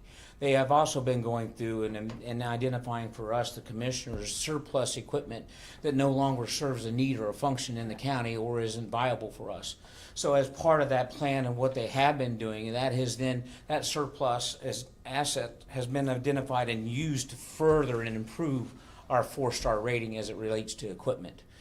To the tune of taking and relieving ourselves of 2 pieces of equipment that were not hardly ever used at all, to now giving us 2 pickup trucks that allows us to do better flagging opportunities and actually give us the resources and tools to go out and do the actions, which we always think of. I think the constituency, the people in the community look at it as saying, well, they're just doing roads and they're just doing bridges.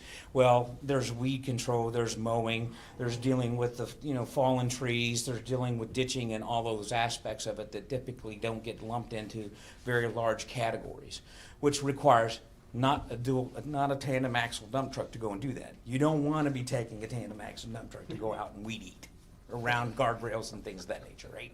So that's why when people say, well, why is there so much equipment at the highway department? That's why. That is the purpose of that. Now, and Sandra, you know, again, her plan is, again, like I think she's going to share with you, is what the assets need to look like and what the plan is. I don't know how far you've gotten there. Yeah, we have it. Okay. But we also have a maintenance plan in place with our mechanic, Tim, and he's, you know, doing preventative maintenance and watching hours and things like that. We're not just going to get rid of something because the hood is faded. You know, it has to be mechanically reasonable to get rid of it. You know, we're putting more money in it than what we can get out of it or whatever. So we do have a plan in place. Awesome. What about the facility? Is the facility adequate? Sometimes we wonder, you know, parking is at a minimum, but sharing it with recycling, you know. Does that cause issues? It gets a little crowded sometimes. Does it? Yeah. Yeah, because recycling takes up quite a bit of space, do they not? Yeah. Beyond equipment, do you have any capital requests? I mean, aside from bridges, like, are there any other building needs? We would Storage. eventually like to get, and I'm probably gonna call it wrong, but,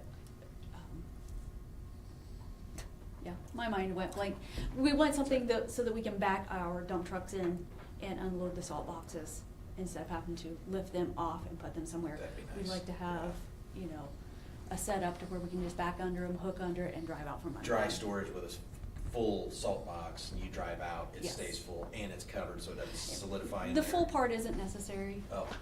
But just a place to, cause now we have to Store. take them out of the truck, carry them over, put them on a block.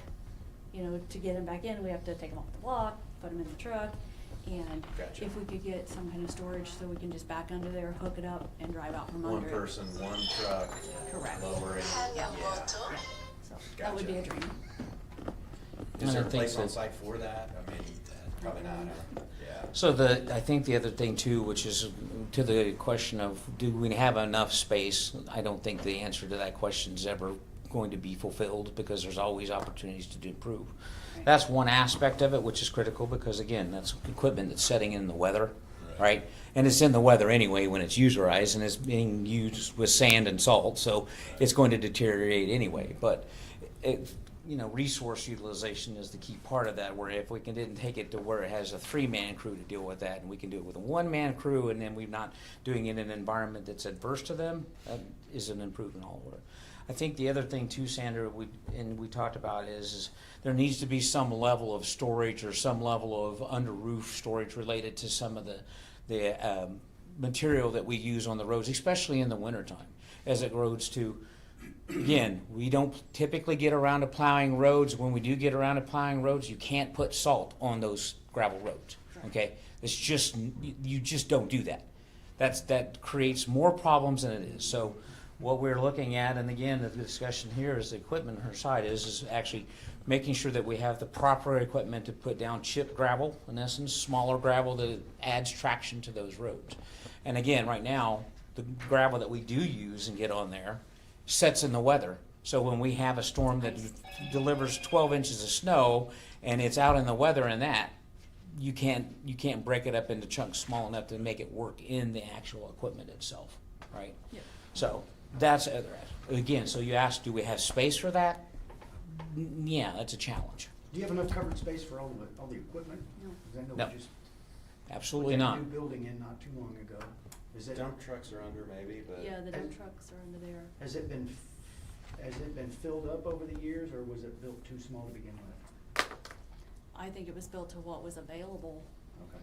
you know. Do we have the staffing with regards to, and the capacity for road signs? Road signs? Yeah, I brought this up years ago with a previous, superintendent, and because there's, the north end of the county, there's, you can always find roads, there's no sign for the road, right? And then, if you don't know where you're going, and You mean street signs? No, In county road signs. named road signs. Road signs, yeah, and I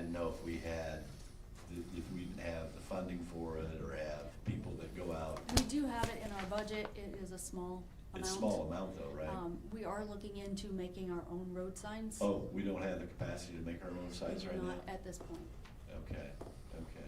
And then the only thing, and the last question I have is, can we make some new road speed limit signs at 65 mile an hour on the county roads? Are you kidding me? I second that. How about no? Kevin, is the recycling part of the highway department, or you just It is share the not. building? So does recycling cost the county, or do? So you have to understand that the solid waste is in and of itself a separate government entity away from the county government. It's a district of its own. It's its own tax. So the only so for your knowledge in that is that we exist in the same building because Brown County has an agreement between ourselves and that government entity, and actually, the county commissioners do not own the highway garage building. Don't? We do not. That is solid waste. Oh, I didn't know that. Okay, so solid waste owns that building, Whole thing. the whole building. What? They do not own the land that it sits on, Correct. We own the land. but they own that building. So the commissioners own the land, but solid waste owns the building. That's correct. Do we pay them solid waste rent? So we are treated as a leasee, where we pay 6% of any of the bills and things of that nature with regards to repair, utilities, gas, and that's what our floor space is. So Okay. we I occupy did not know 46% of that building. I So thought it was the solid other waste way around. a private entity? No, No, solid waste is a government entity. It's It's a established tax by entity. ordinance. I mean, is it a county entity? That's what I'm It trying- is a county entity. Okay. Well, good job. Thank you. Yeah. On the NVH fund that's meant for roads, there's a plan for the roads, what's gonna be paved, and it's coming out of the 1.4 million request. They're in process. Yes. Or is that the We plan that's still do not? have projected roads for 2027 You do? and 2028. You do? Yes. Okay, would you tell us what the 7 roads are with the 1.4? What are the roads that, or miles that you're planning on paving with that? And some of that money includes gravel and that kind of stuff too, probably, so it's not. So for 2027, we're looking at Poplar Grove, the area between Bellsville and Keith Donaldson, Hamilton It Creek, needs it. Orchard Road, and Harrison Ridge for a total of 11.58. When you say Harrison, you mean Harrison Ridge? Yes, Harrison Ridge, I'm sorry. For a total of 11.8, 11.58. 11.58, great, thank you. What are your thoughts and opinions on chip and seal? I hate it. Me too. I'm not Do we sure do you get that? the same- Do we do that? don't. Yeah, okay. That's what good. Yeah. It sucks. It's a Yeah, waste I of don't- resources, a waste of money. I don't think you and does get the not fix longevity roads. out of it. I No. agree. Does the Paisley rating call for that as a maintenance technique? Not necessarily, it is Okay. an option that Okay. you can put in for that, but. Okay. I would like to see us not waste any money on chip and seal. Personal opinion. Sounds like you're good on staffing, equipment, and you're paving 11 miles of road next year, although 5 roads, I mean, 11 miles is quite a bit. I mean, that's quite a lot of miles. I mean, it'd be nice to do 20, I guess, but your staffing's good, as I mentioned. Your budget, you got good reserves, which again, I want us to pour that money on. I mean, it sounds like you're working on a plan, a smart way to utilize, you're basically trying to pause here excruciatingly, spending that, but with the hopes that you'll be able to make it go further. Correct. By fully utilizing those funds and being reimbursed, that sort of thing, so, but yeah, I mean, sounds like you're in pretty good shape overall. Is there anything that's not, that is a concern other than bridges, which is a major concern? And so, the plan there is to use that MVH fund as a cumulative fund in some ways.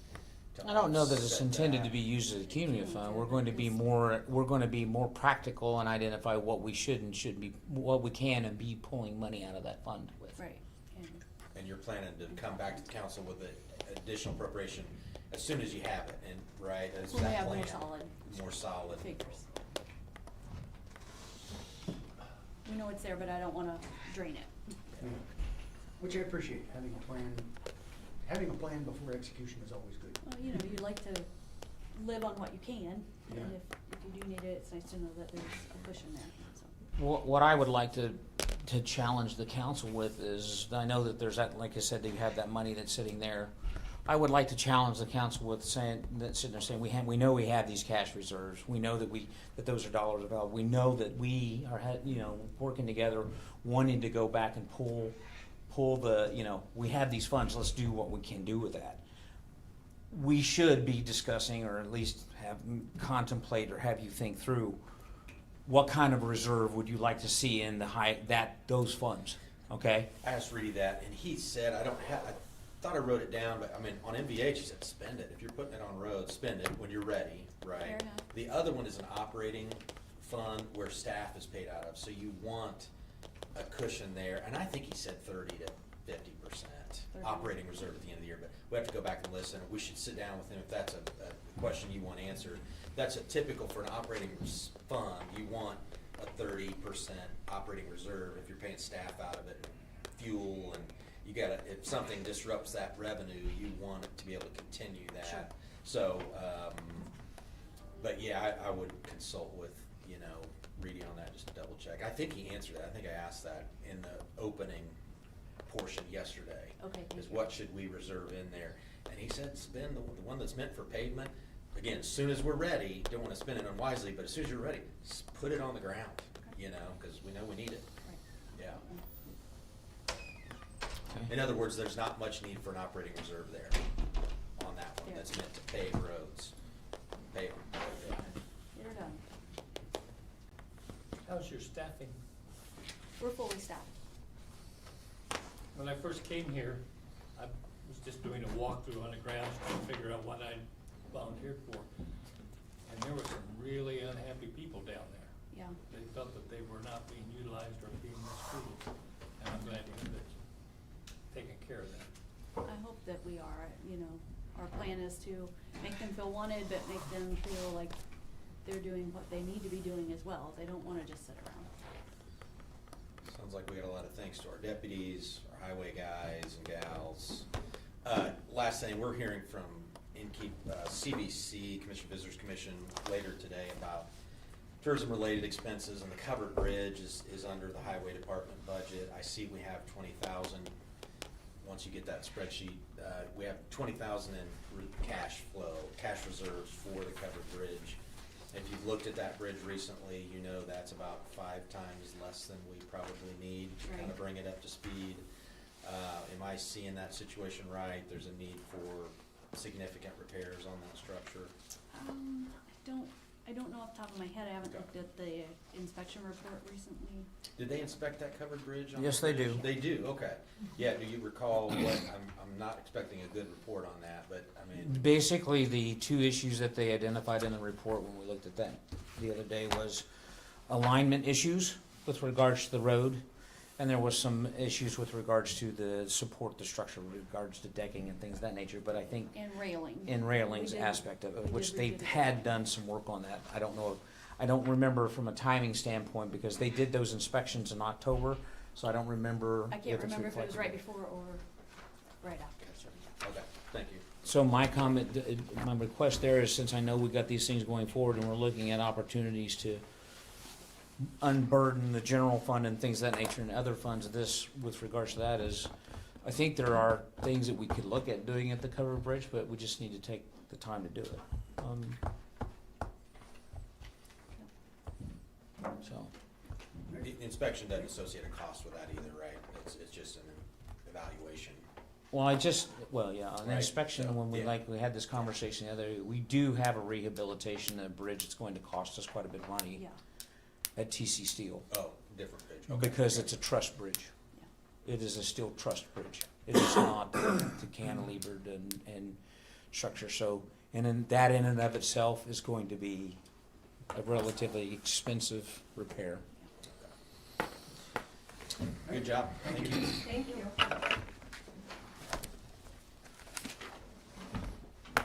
Do you mind if I keep this reading? Oh, we got Yeah, copies, yeah, yeah. yeah. And we need to get, you got the summary sheet I of do. revenue and fund Yes, balance. thank Okay. you. Thank you for the education. Yeah. Thank you. We'll be back asking for more. Please do, sooner than later. Staff plan.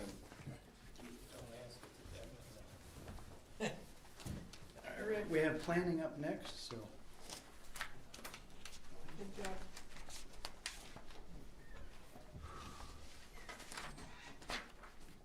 Do we have assigned seating up here?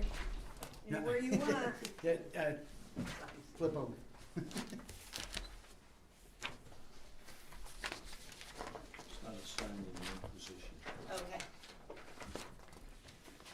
I went ahead and made copies of everything that we turned in.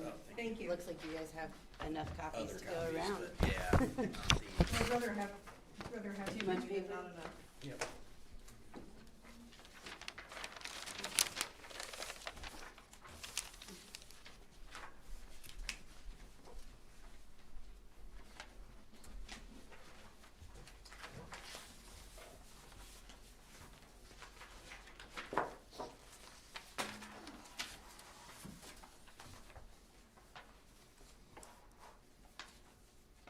So the most important part to look at here is probably this letter from Lonnie and I.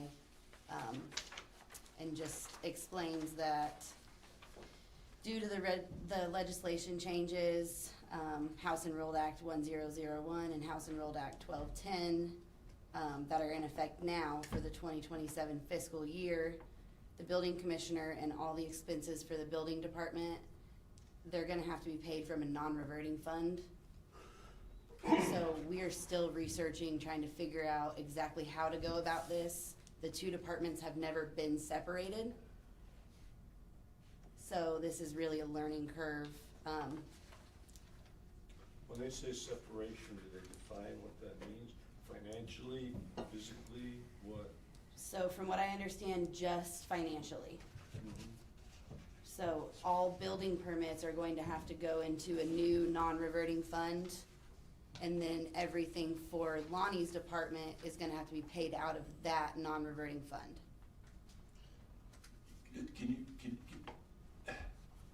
This is the planning commission, I just think of planning commission, which is right here. Yes, Okay, and then how many employees do you have total in the planning commission? there are 4 of us in the office. Yeah, and then you have a board, Yes, okay. But then you have a Lonnie, which I'm assuming that's you. yes. Yeah, Oh. right now it's titled, Your name is Lonnie? my name is Bonnie Farley, Farley, and you are the Building large commissioner. in charge building over commissioner. any, when you say building commission, I'm assuming that's new real estate being built. I'm assuming that's any additions or barns or any, if I wanna put a horse barn on my Right. property, I gotta come to you and get approval, correct? Electrical upgrades. Electrical upgrades, Yeah. plumbing, is that? Plumbing. Oh, yeah, plumbing, HVAC. electrical, and all that goes into commercial as well, so. Is that right? Yeah. Okay. So yeah. it's basically all the new and existing buildings in the county and in the town, anything that goes on Okay, with So them. you're come the to- compliance guy to make sure everybody's in compliance with Right. the regulatory Yeah. framework, okay, got it. Is it just you or you? want some Just help? me. Just you? Just me. That seems like a lot of work. Well, It is. it is, but it's worked that way for A long 40 time. years, Time. and At least really, 40. I'll say this, the only time that really stretched me to the limit was COVID. Okay, Simply because we did like triple the permits, and I was having to do inspections, that kind of thing. Okay. But, you know, it's gotten back to a point where we're almost back to normal, so realistically, one person can do this job. okay, so the only thing that's changing is you all need to establish a new fund. Yes, And that fund needs to be a non-reverting fund. And then whenever you do your Form 1s in the future, you'll have the general, and then you'll have this new fund, this non-reverting fund, and you'll have to separate your budget out. You'll have to budget specifically for the building for Lonnie, because he'll have his own separate budget. And then the planning commission continue to operate like they are. yeah. Okay, my understanding, because we had a couple of cases earlier this year, all right, on that, and this is coming from Lori Rogers with the State Board of Accounts, okay, is really probably who you should contact. Okay. Lori Rogers, correct, Julie? Yeah. Yep, and I believe what has to happen is that, the auditor legally does not have the statutory authority to arbitrarily create a fund on their own, okay? Okay. For obvious reasons.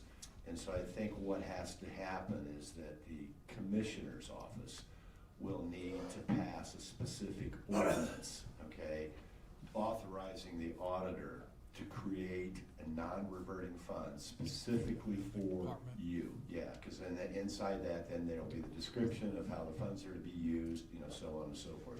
I believe that's the process, but, Unless the state already assigned one. yeah, unless the state, then, yeah. But Okay. I would probably start with the State Board of Accounts, because honestly, if we do it wrong, they'll find it. Right. So they Yeah. should be able to give you, Okay. legitimate direction on the proper way to establish that fund. So I have a question and thought. So currently you turn in a collections report, which would include his building permits and all your fees. Yes. So you'll do like a separate collection report probably, separate from yours, Mhm. and what is on his then will go into that non-reverting fund. Yes. Okay, all right. Yes. So Then- hearings for tourist homes or rezones or anything like that will stay in the planning fund, which will Okay. then remain in the general fund. And then building permits, anything related to building will go into the non-reverting fund. Okay, so you'll have your two separate collection reports, because Yes. obviously they'll show. The other thing is, he will still be under your authority, is that correct? Or is he gonna be his own department head and his own boss? I don't know what this actually says as far as The law the law Yeah. change. Yeah, right, We- yeah. When There I was some hired, separation, when right? I hired, the planning director was kind of the above, and it's called the planning and building department, but the planning director was, if you wanna say my boss, whatever, but. So who will you be reporting to? I mean, Has that changed in the law, I guess, is the. Yeah. And I don't know the answer to that question. So When is- he was hired on, he was appointed by the APC. so they need to be Oh. looking at the. So he already is Reports to the board. a department head. Yes. Interesting. It Okay. just hasn't been done in Realize that. practice that way. So you probably need to Yeah. look at the code and actually see what it says and then get that back to us as soon as possible. We've got our attorney looking at it. Okay. Yeah. And then we need that back to us as soon as possible so we can do the correct classifications through WIS. Yeah, could that, is that, and the reason is if there is a change in staffing, a supervisory change, it could affect the salary. Yeah. And we need to incorporate that into our Well, budget. he's a department of one, so he's not gonna be supervising anybody. Well, himself. Himself. He's leading. Well, he has to I mean- report to someone. Obviously, Yeah. you have to Gotta report to report to the someone, the board. APC or someone. Yeah. Yeah. So he may technically not be a department head. Yeah. Well, know? but if he's doing now all of a sudden his budgeting and is responsible for I think she's gonna overseeing continue that. to do his budgeting, she told me Is yesterday. Well, you can help each other, Yeah. but, She's- yeah. She's going to be my helper. Yes. What did the law change? If Kayla you will let be us my know. helper. Yes. Yeah. No, Yeah. yeah. Yeah. Any I told other him I would changes? continue doing his budget and So I do have a question. Do you believe that the fees that, because I don't look at your collection report, the fees that his department brings in will pay for his salary, his benefits, his needs? Vehicle. hopefully, that's the goal. So we just talked to the APC last night, about increasing our fees. Because another thing that changed with these two, House bills are that you can update your pricing now, but you cannot update it again for 5 years. And I get that, yes. So So you definitely wanna look at that. we wanna look at it, and, we're so far below where everyone else charges. Yeah, because you have to be It has to be a reasonable It has to be charge. reasonable. They have to figure in his time and cost and all Yeah. those things. You can't go above and beyond and say every permit's gonna be $2,000. Right, yeah, When that's not reasonable. Right. Right. yeah. Yeah, I've always felt, maybe it's me being around Danny too much, I don't know, but I have agreed with him that, Brown County is different than Monroe County, Bartholomew County, Morgan County, and some of the other counties around us. So it's not necessarily fair and just to go, oh, look what they're doing, we gotta crank it, because we're different.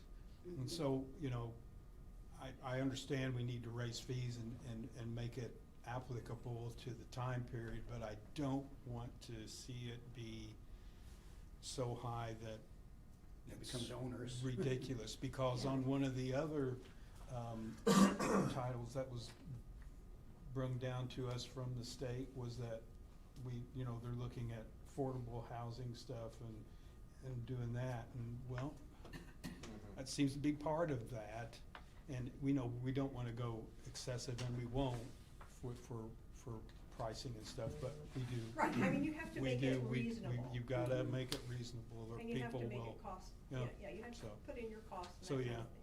so, I think on behalf of many taxpayers, I appreciate that. Absolutely, yeah. well, and yeah, And we're here to serve the Yeah. community that, We are. that we Well, all that's what the live fees, in. that's what the and- fees are, ideally, the fee should cover the cost of doing of performing the service. Yes.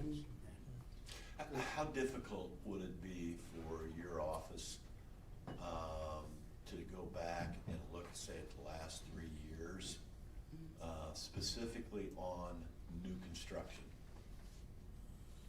of how many homes have been built in Brown County over the last 3-year average?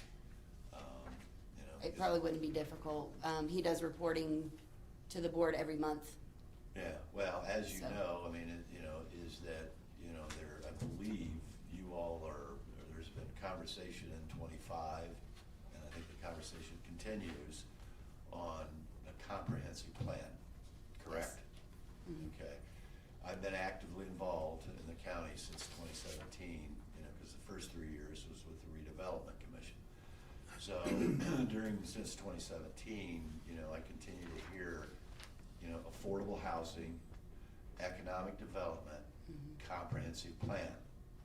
However, my frustration with that conversation, because it's a circular conversation and we don't ever seem to make any progress whatsoever to move forward, which is what's frustrating.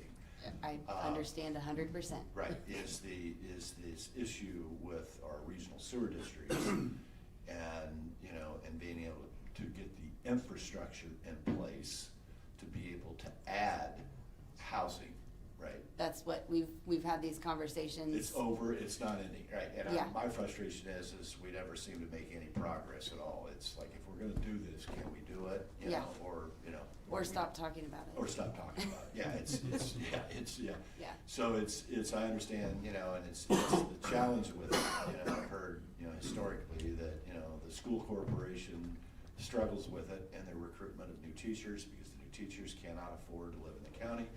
At the same time, I've heard it from law enforcement that they have a difficult time with recruitment, and matter of fact, they testified yesterday, I think we've got 5 out of the 17 that live outside the county.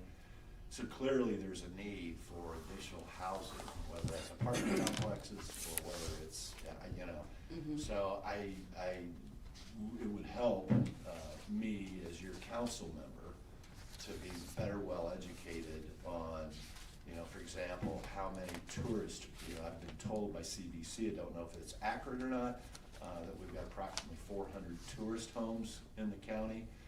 I think that's a high number. I don't know, well, see, I can never get my head wrapped around an actual concrete, Yeah. fact-based Like the legal number. Yeah. So there's stuff that, we need to be working together in a collaborative effort, if that's the direction that everyone in the county wants to head. If it's not, then let's stop talking about it. Yeah. So I would like, if possible, you've got my email address, but Okay. I'd like to have a better, better understanding of how many homes have new homes, okay? And what I'm referring, these are residential, they actually live here and they're Brown County citizens, so they can vote. How many new homes have been built in all 4 townships, and what's that look like? You want them separated by townships or a That total? would help, Okay. yeah, that would help, and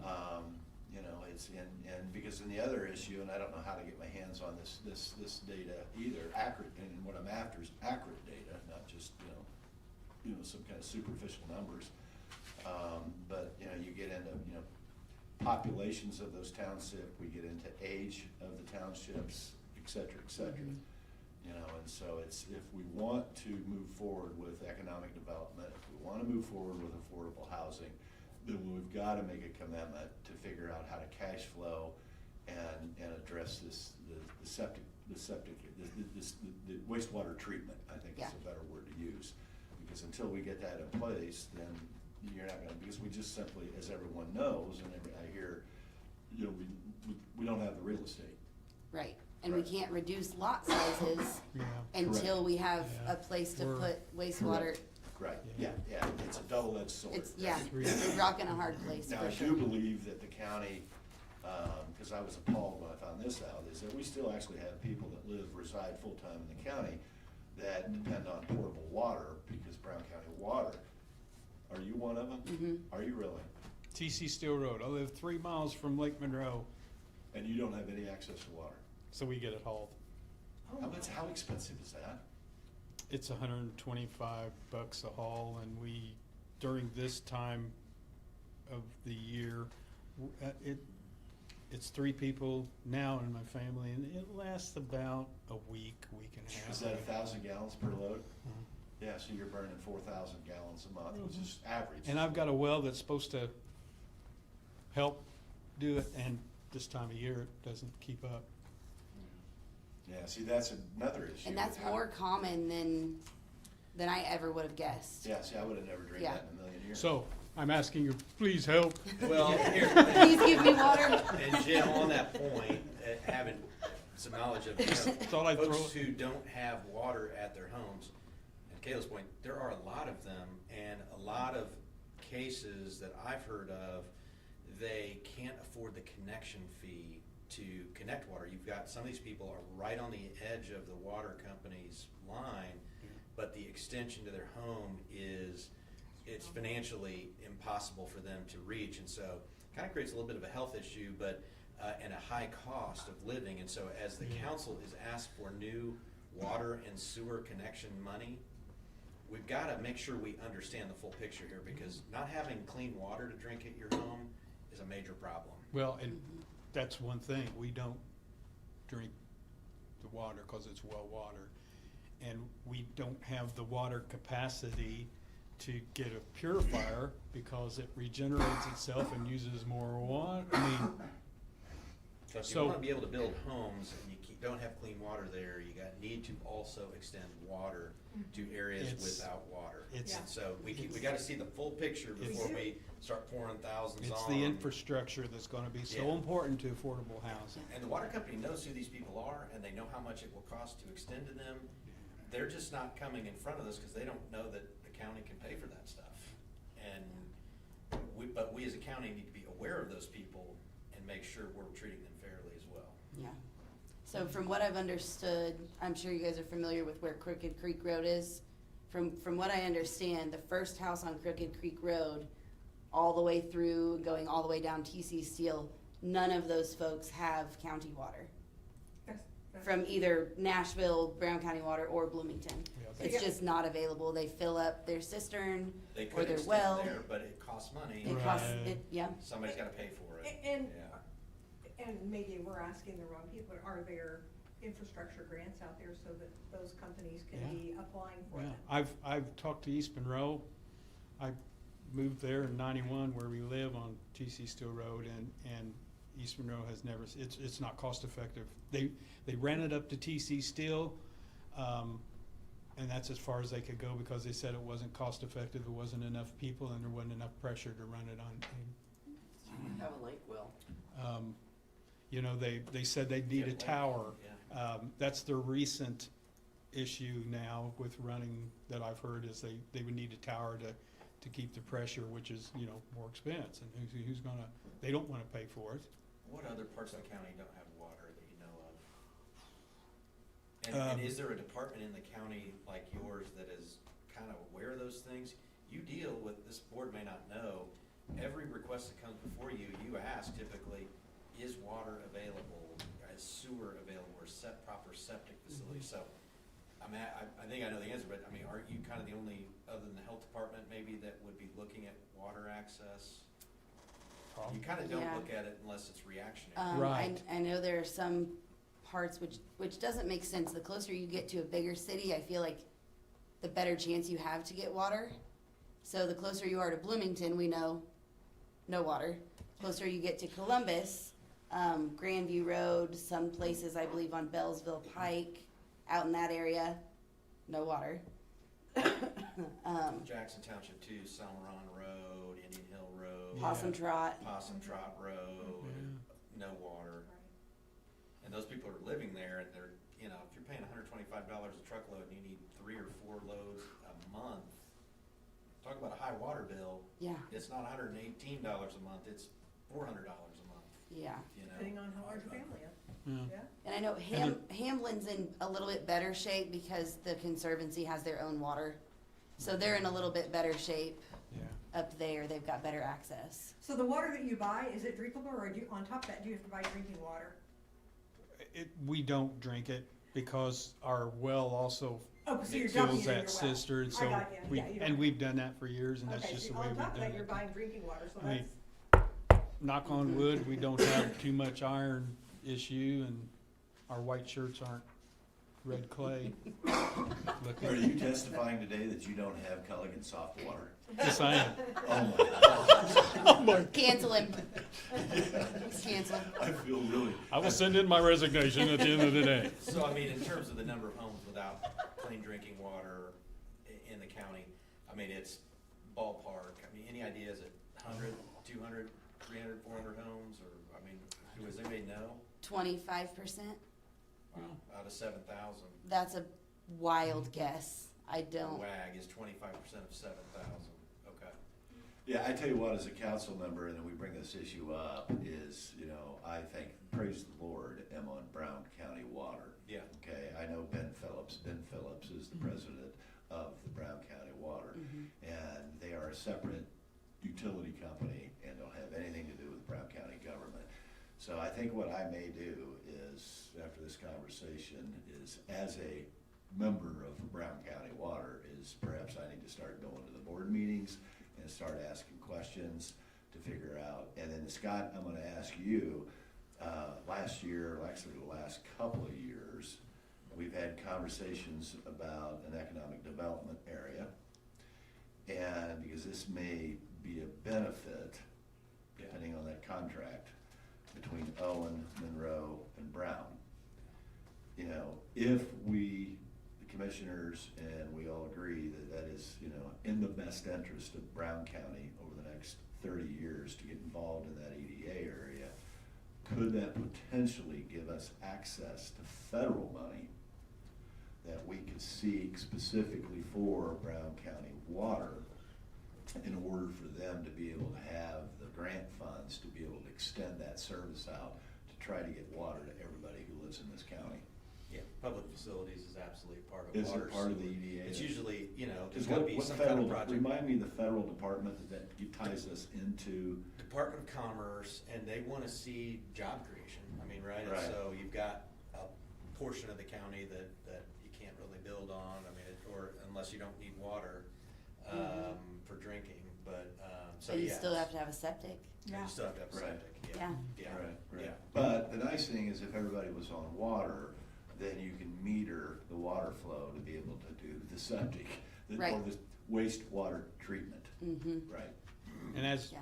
building commissioner, I will say, safety-wise, there's been 2 fires on my road since we moved there in 91.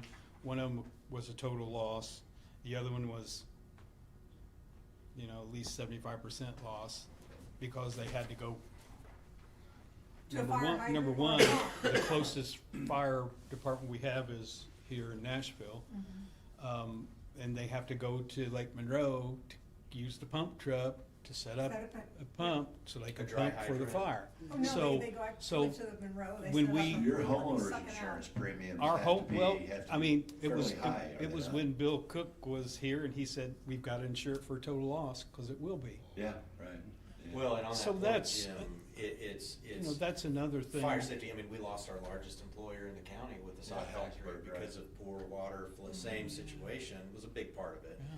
Just no fire flow, and I don't think anywhere in the county is fire flow rated, if I'm not You know, mistaken. yeah, And I so mean- the EDA funds, that is exactly the kind of project Yeah. that, you know, cause you can't build a building, you know, without fire protection, Well, and you don't want to. And you I talk mean, about commercial. commerce in the county, there's Yeah. people probably who want to do, if it's zoned correctly, businesses out in the county, but that business may require a sprinkler system, and 90% of the time, there's not pressure to do it. So, you know, you can do things with the building code and with the state to not provide the sprinkler system, but okay, then you ask, well, is that good or not?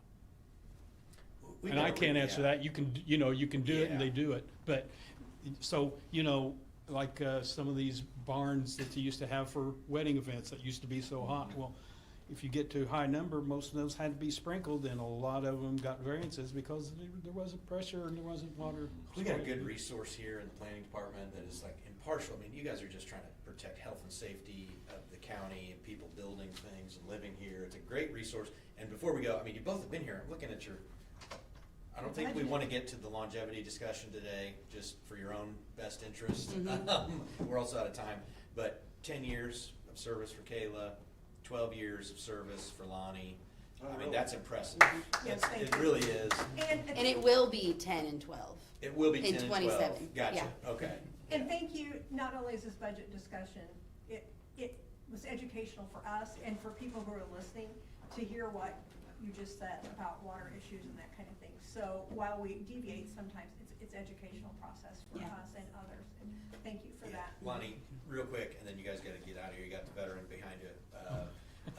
Give the council your background real quick, because you got a fascinating kind of professional background. Worked in the architectural community, worked with Miller Architects for over 20-some years, drafting and doing that. So that's kind of where I came from. Knew Danny since I was a little boy, riding the bus, going to school. And he said, I'm going to put your name in when I retire. And he did. And so I appreciate that.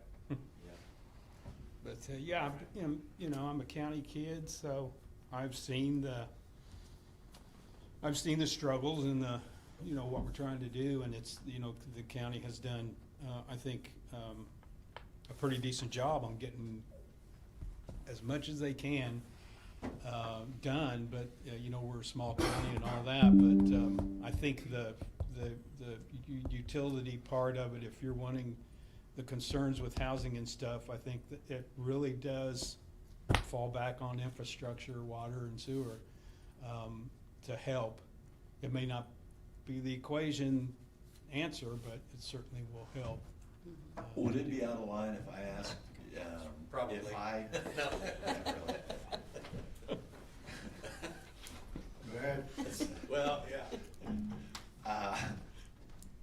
If I can find the time, then could I call you up and schedule a time to basically spend a day with you?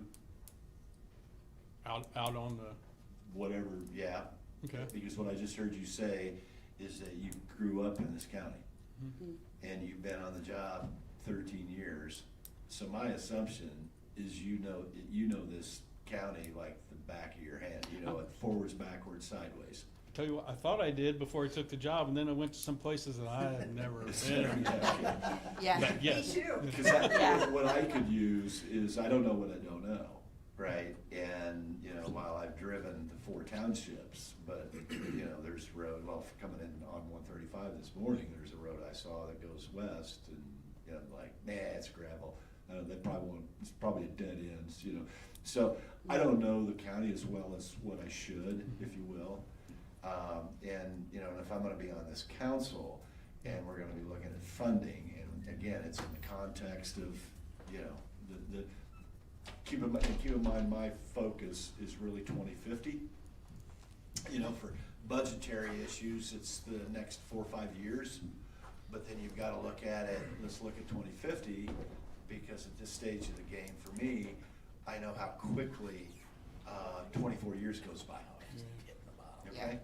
And so this county, it will be 2050 before, I won't be here, but it will be 2050. And my concern for the county is the questions we ask and the decisions we make today definitely influence, what this county looks like in 2050.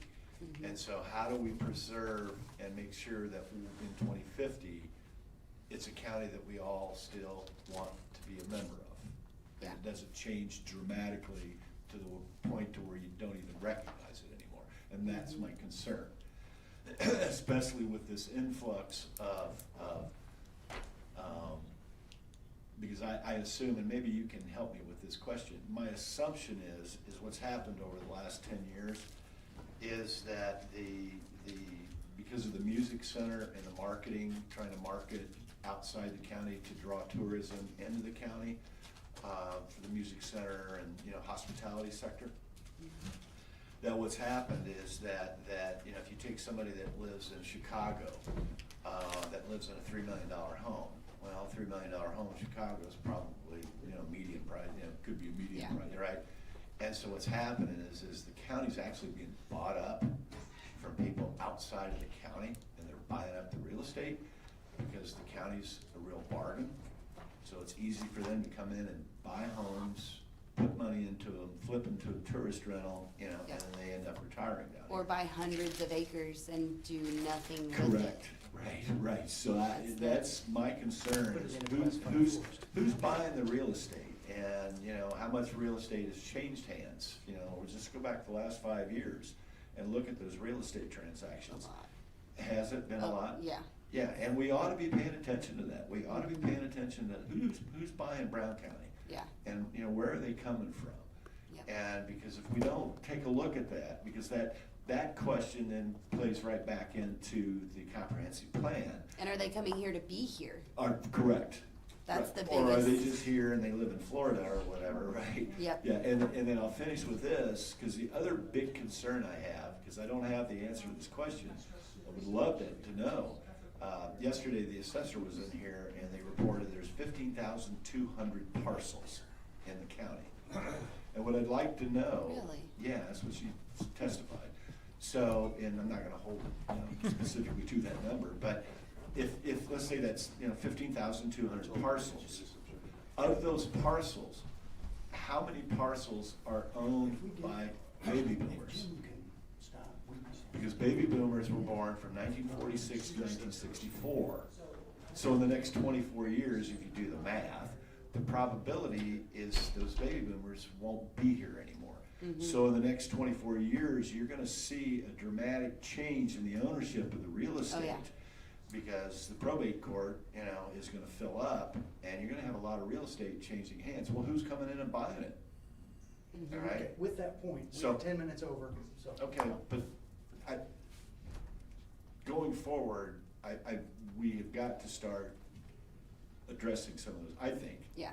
if we're serious about Yep. the direction of the county. And then also we want raises too. Yeah. Okay, I get one more thing, we're not. Okay. That's gonna I'll be make- looked at the end. Yeah, that's I'll gonna make be a a statement, total, so- total package thing for the county. I'll make a quick statement so we can't discuss the other question that came up in the whatever report, what's that thing, the future thing, just forgot the name of it. Comprehensive, was zoning possibilities, so we either seem to have either zoning as residential or Walmart, something in between for cottage industries to develop. That's something we'd think about. A home business. Right, Instead that's of what's gonna general happen here, we're not business. gonna get industry, we're gonna have home businesses, we Right. should facilitate that. Yeah. Okay, thank you. Thanks. Thank you. Thank you very much. Thank you both for what you do. Yes, Thank you. Thank you, thank you. No, I think he's talking about Raven. So next time we come in, bring treats and then we will get the raises. Yeah. No, bring cash. No cash. Donuts and fruits Cold hard salad. cash. You're going to jail. You've been there before, though. Yeah. Well, they get 19 years. In jail? Yep, we're ready for you. All right. Good morning, everyone. Good morning. Introduce yourself to everybody. I'm Andy Alexander. I'm the Veteran Service Officer for Brown County, along with Sharon Coco, who is also a Veteran Service Officer. And historically, she's the first woman, non-veteran in the state history of Indiana to hold that position. And our department's 33 years old this year. There's been 6 VSOs. It's the first time in our history that we've had 2 VSOs. And through your funding and your return for investment, we put out a goal of $2 million this year to go after of federal money for disability claims and support all the different claims that we have coming in.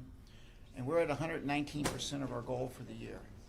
So your investment of making her full-time equal to me has made a difference for return for investment of $90,000. We've brought in $2,385,000 for 875 veterans living in the county.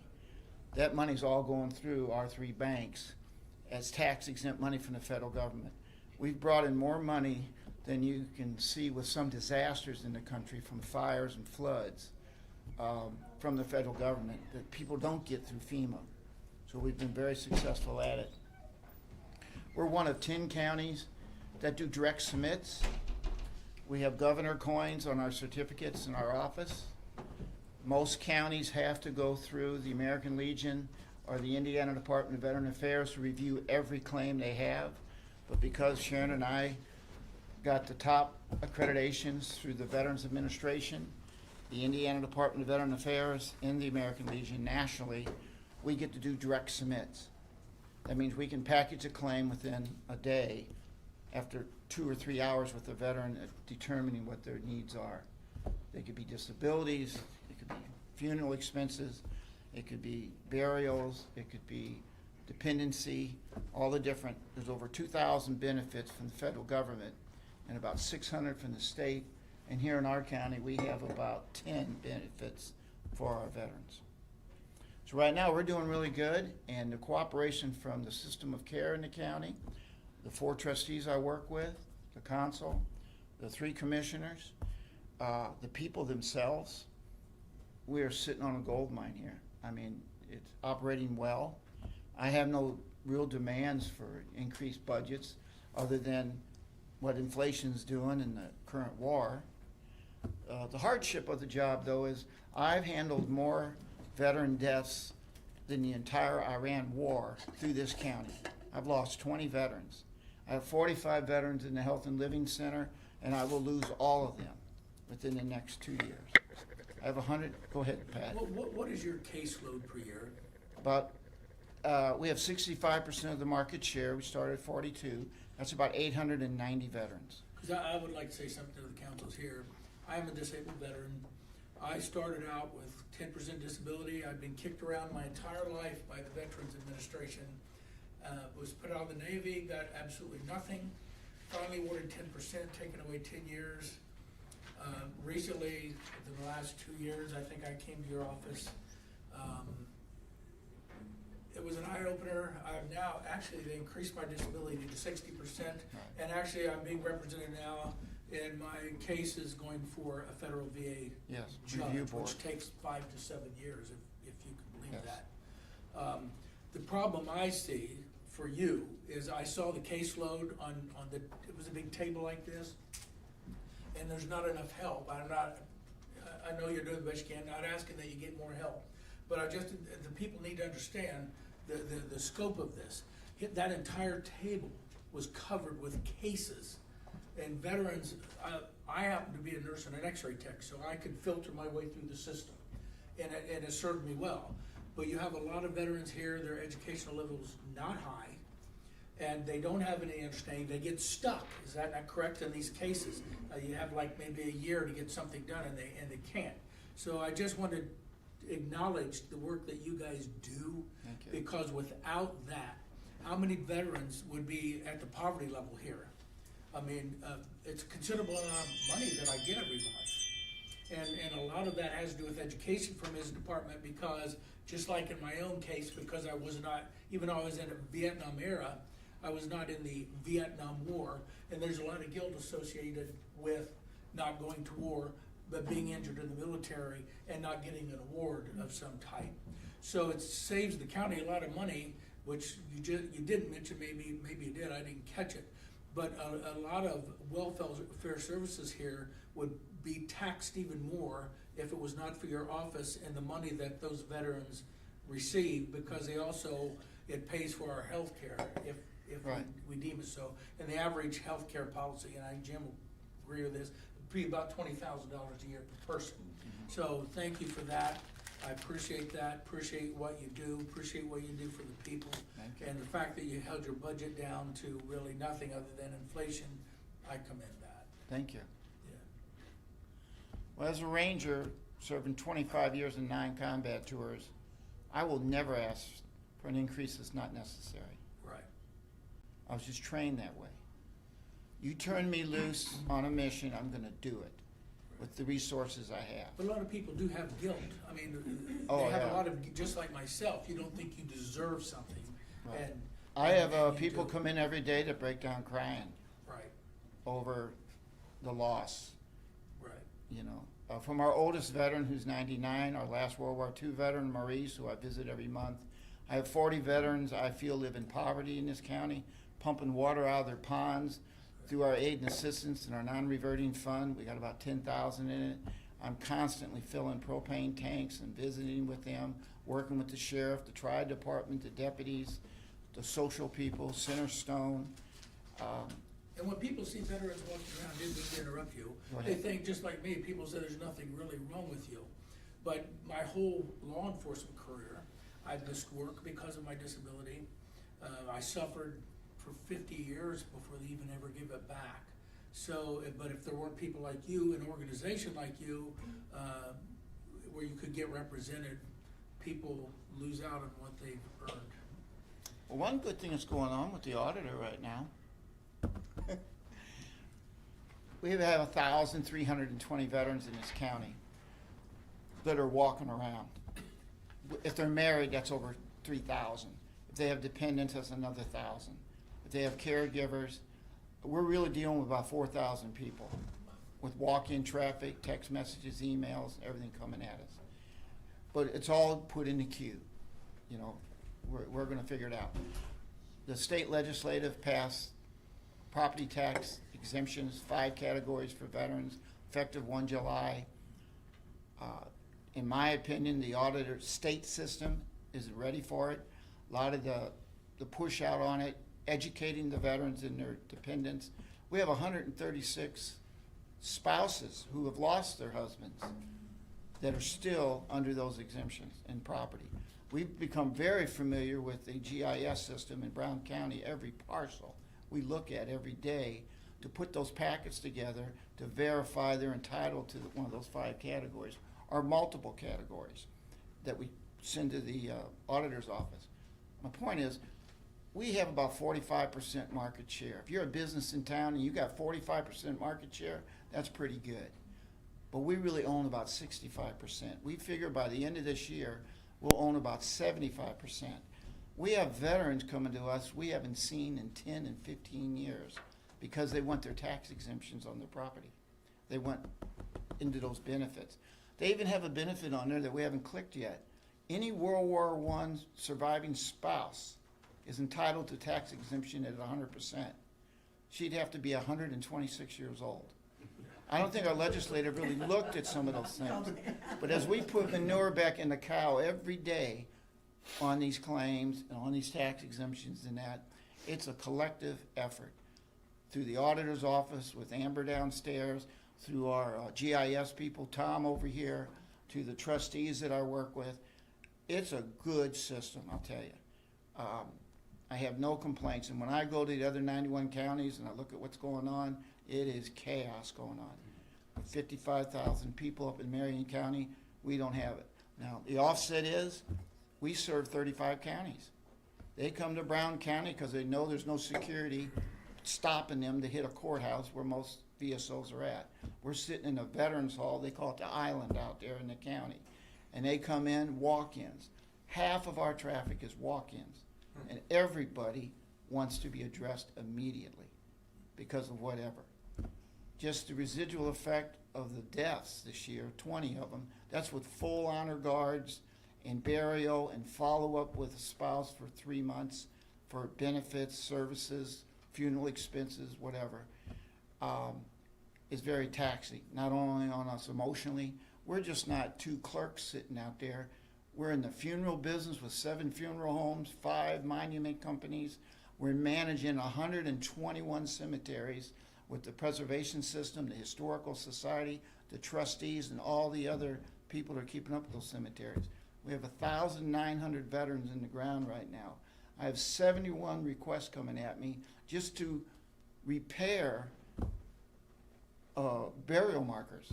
Andy Rogers, I just looked up on Jackson Branch the other day for his daughter, has to be repaired. One of the wealthiest men in our town that developed Nashville Even his little marker has to be looked at and protected. It's a rite of passage that I have to watch over as a veteran service officer. And our last thing I want to share with you, since 1836, we have documents sitting in our closet that started out at the recycle center that was flooded out, and they moved the VSO out here in 1993 into an office. We had 13 filing cabinets when I took over 3 years ago, with no scanning or no automation to support a virtual office. As of today, with 5 months left, as a 3-year goal, all 13 of those file cabinets are gone. We have scanned in with the help of Eric, which is part of and Bill Moyer. We have scanned those documents in and protected them so we don't have the mess that we've heard from other counties under ransomware and that, under what we call the V file. We then upload them into the Indiana Department of Veteran Affairs and protect them there. And then, of course, they're in the VA files and the National Archives. So a veteran is protected in this county. Every document, every piece of paper that a veteran, their dependent, their survivor and spouse gets when they leave, we are now a department that's a virtual office. We could not operate at this level if we weren't there. The paperwork was drowning and killing us. Like Patrick, you said, I had 8 tables in my office with documents back to 1836. That's 16 war eras. From the Civil War, War of 1812, Spanish-American War, we have all those burial markers for that. Thanks to you all for funding a $4,000 in the commissioner's burial thing. We took 4,000 pounds of weight off of Mark Shield's head that we were put markers in for the winter because we couldn't set them. We're the only county that sets a marker for free by the American Legion. You go up to Greenwood and you put a marker up there, that cemetery, those funeral homes up there will charge you $800. There is so much fraud and gouging of the veteran or family, but this county, we protect these people. We protect these veterans. So every penny, everything I have in this budget, I ain't talking about stretching it. I'm using it to its fullest extent and shows for return for investment. We appreciate it. But if I do ask for money, you know what's behind it. Yes, sir, Jack. I would highly encourage you, okay, in my business, it's called business continuity. Yeah. I hope and pray that you are actively trying to recruit and find your replacement. We have. Have you? Do you have somebody, if something happens to We you? have 2 of them. They're married. They that- live that up on can- Plum That Creek. can move in and carry the torch, if you will? Yes, because it's Okay. 75 and Sharon's older than me. We're in our last 25 years. Yeah, me too. Well, we found, there's 6 VSOs in Marion County at the mayor's office. They're hard to get to. They don't do anything close to what we accomplish down here. They just do claims, disability claims. Well, 2 of them moved in our county. They're in their late 30s. They have children. They live out on Plum Creek. I don't know why they picked that gravel road, but they like it there. But they've come down and they're chomping at the bit for Sharon and I to move on. Okay. So we're gonna vet them because this is an honor to move Yeah. this office to protect what goes back in this town or this county to 1836 and before that. Now, I have a follow-up question. I think I heard you say that we have 1,320 veterans residing in Brown County? Yes, sir. That's about 8% of our Yeah, it's population. 8.5 at 15.5. And it's Is 1.5% that- above the state average. Say that again? That's accurate. It's 1.5% above. So we're 1.5% higher than. Than most other the counties. average in the state. Plus, we're supporting 35 other counties' veterans that are coming in here Yeah. because they know we have a high win rate. Sharon and I have figured out how to work with the federal government and get a claim in that gets up to 60% or gets 100%. And then the ancillary things like tax exemption at 100% now, or when the veteran dies, the spouse picks up dependent indemnity compensation and gets $1,900 of his pension for the rest of her life, if it's a service connected. Jim, getting to your question, the high percent.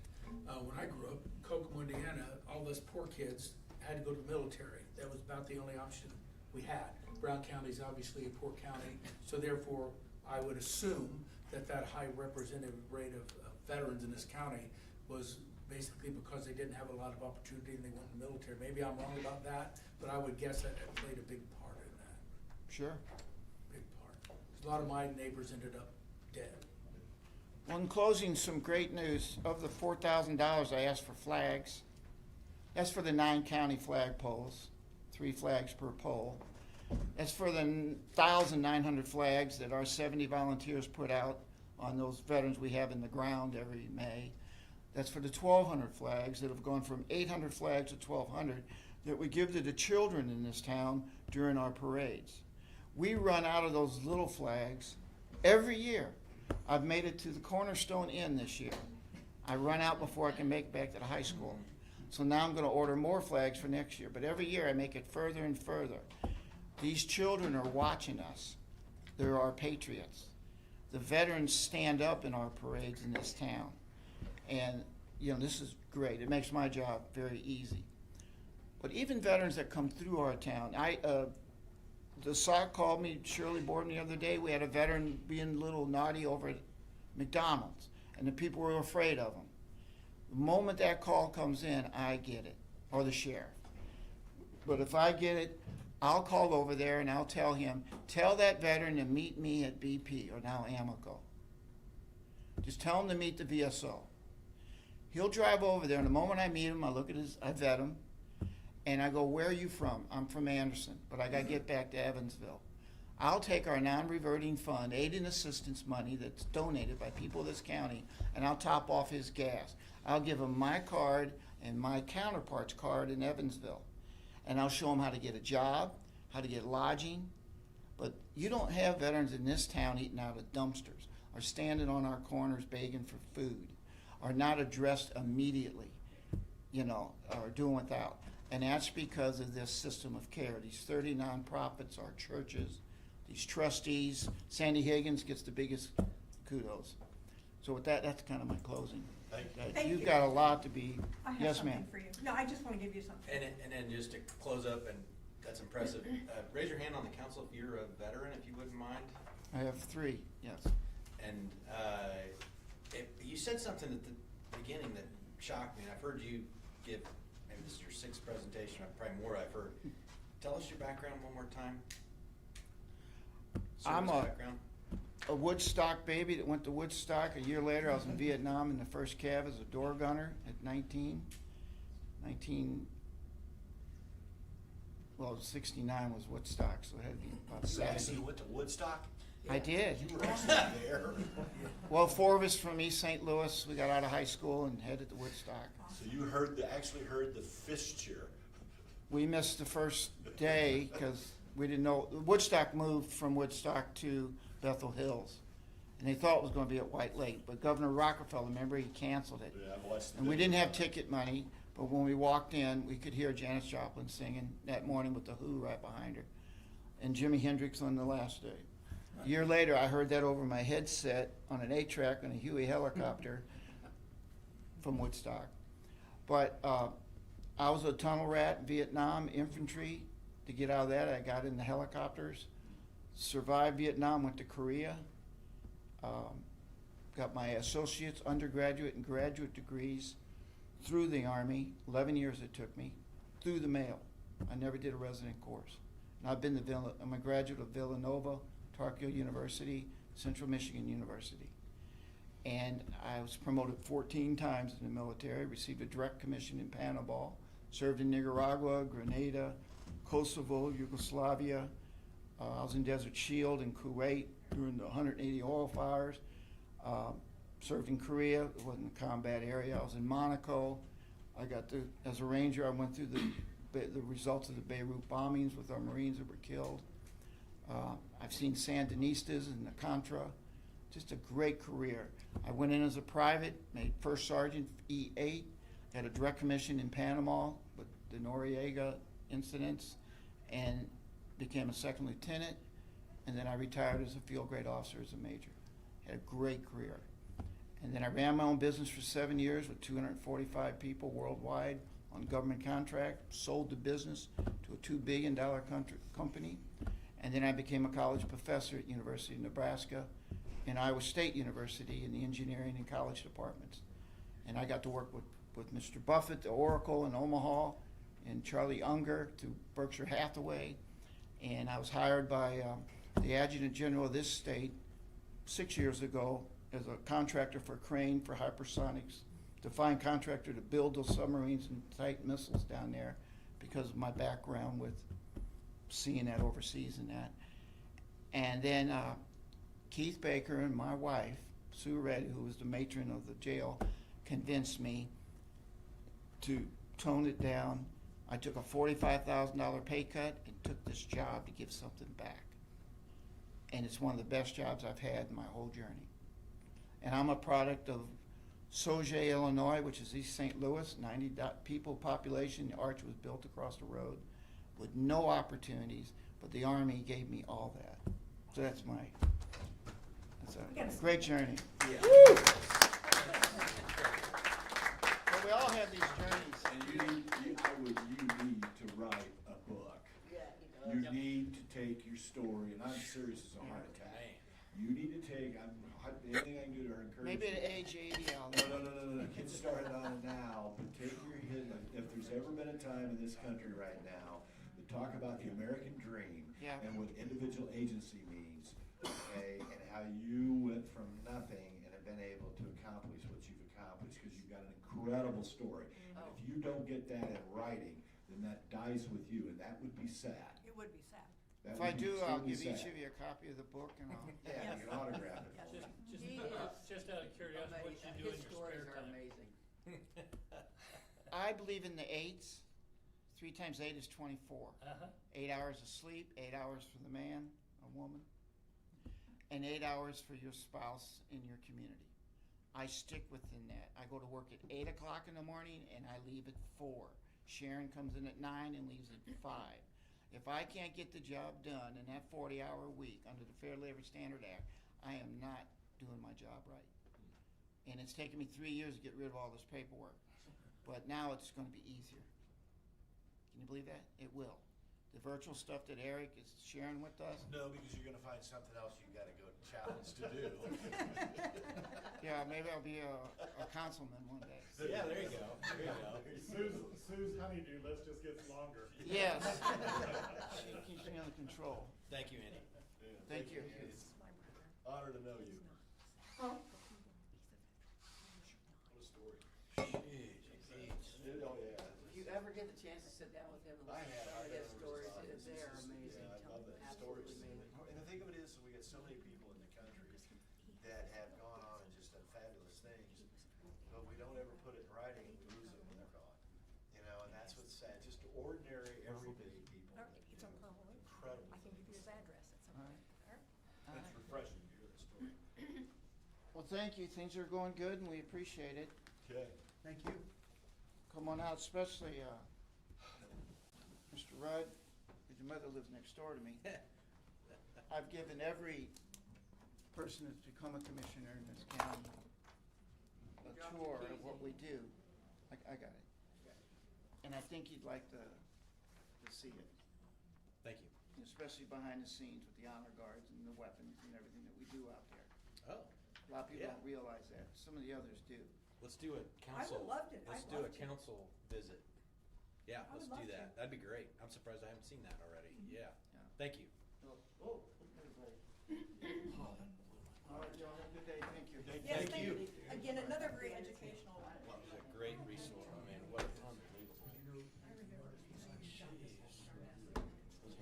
Harry Box wants to come in again. All right, we're ready for CBC. Oh, I had two. We have audience. I'm gonna drag the chair pictures of the four of us here. And then we got a couple extras back here if we need them, so.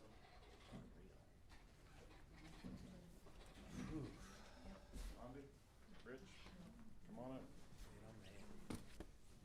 And you guys have called a meeting. and Yes. Done all that We've right advertised stuff. that, Yeah. We appreciate you coming. Yeah, thank you. But We we got have- the Parks and Rec folks behind them, just in case they need to fill in, color in the blanks on Right. Parks and Rec. It's been an educational day. Thank you for All being here. days, we expect this to be educational as well. Let's hope. All right. Well, you have, I'm assuming, the Form 1 from the CVC with our budget, but you probably have also seen the Form 1 for Parks and Recreation. We have Yep. yes. And I know that it's a goal for us to, all of us, to be able to lighten the load on the county budget in some manner. And looking at different budgets, and I haven't gotten to the Historical Society yet, but I think some of the things that the Historical Society has is not operational, but more capital projects with the Pioneer Village. So, and some of that will address through the quality of life in the CVC directly through grant processes. So, but with the CVC budget, what we presented on our Form 1 before we were asked to look at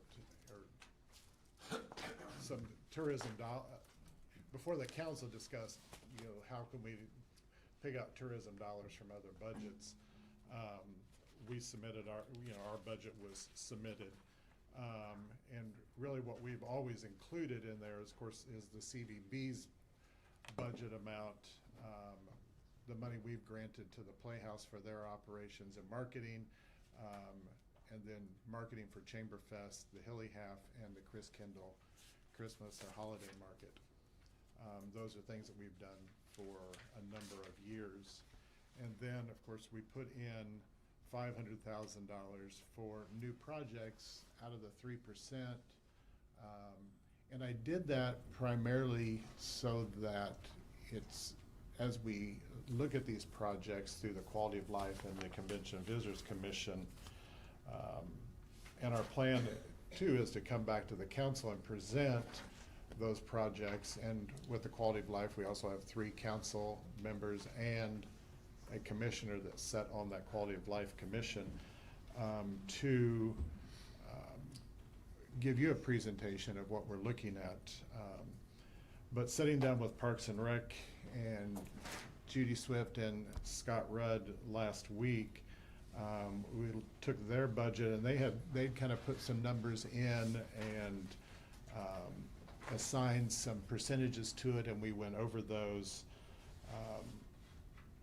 And out of their and then they had some capital items in there that we talked about, and it's like that is more quality of life and not something for them to put in their budget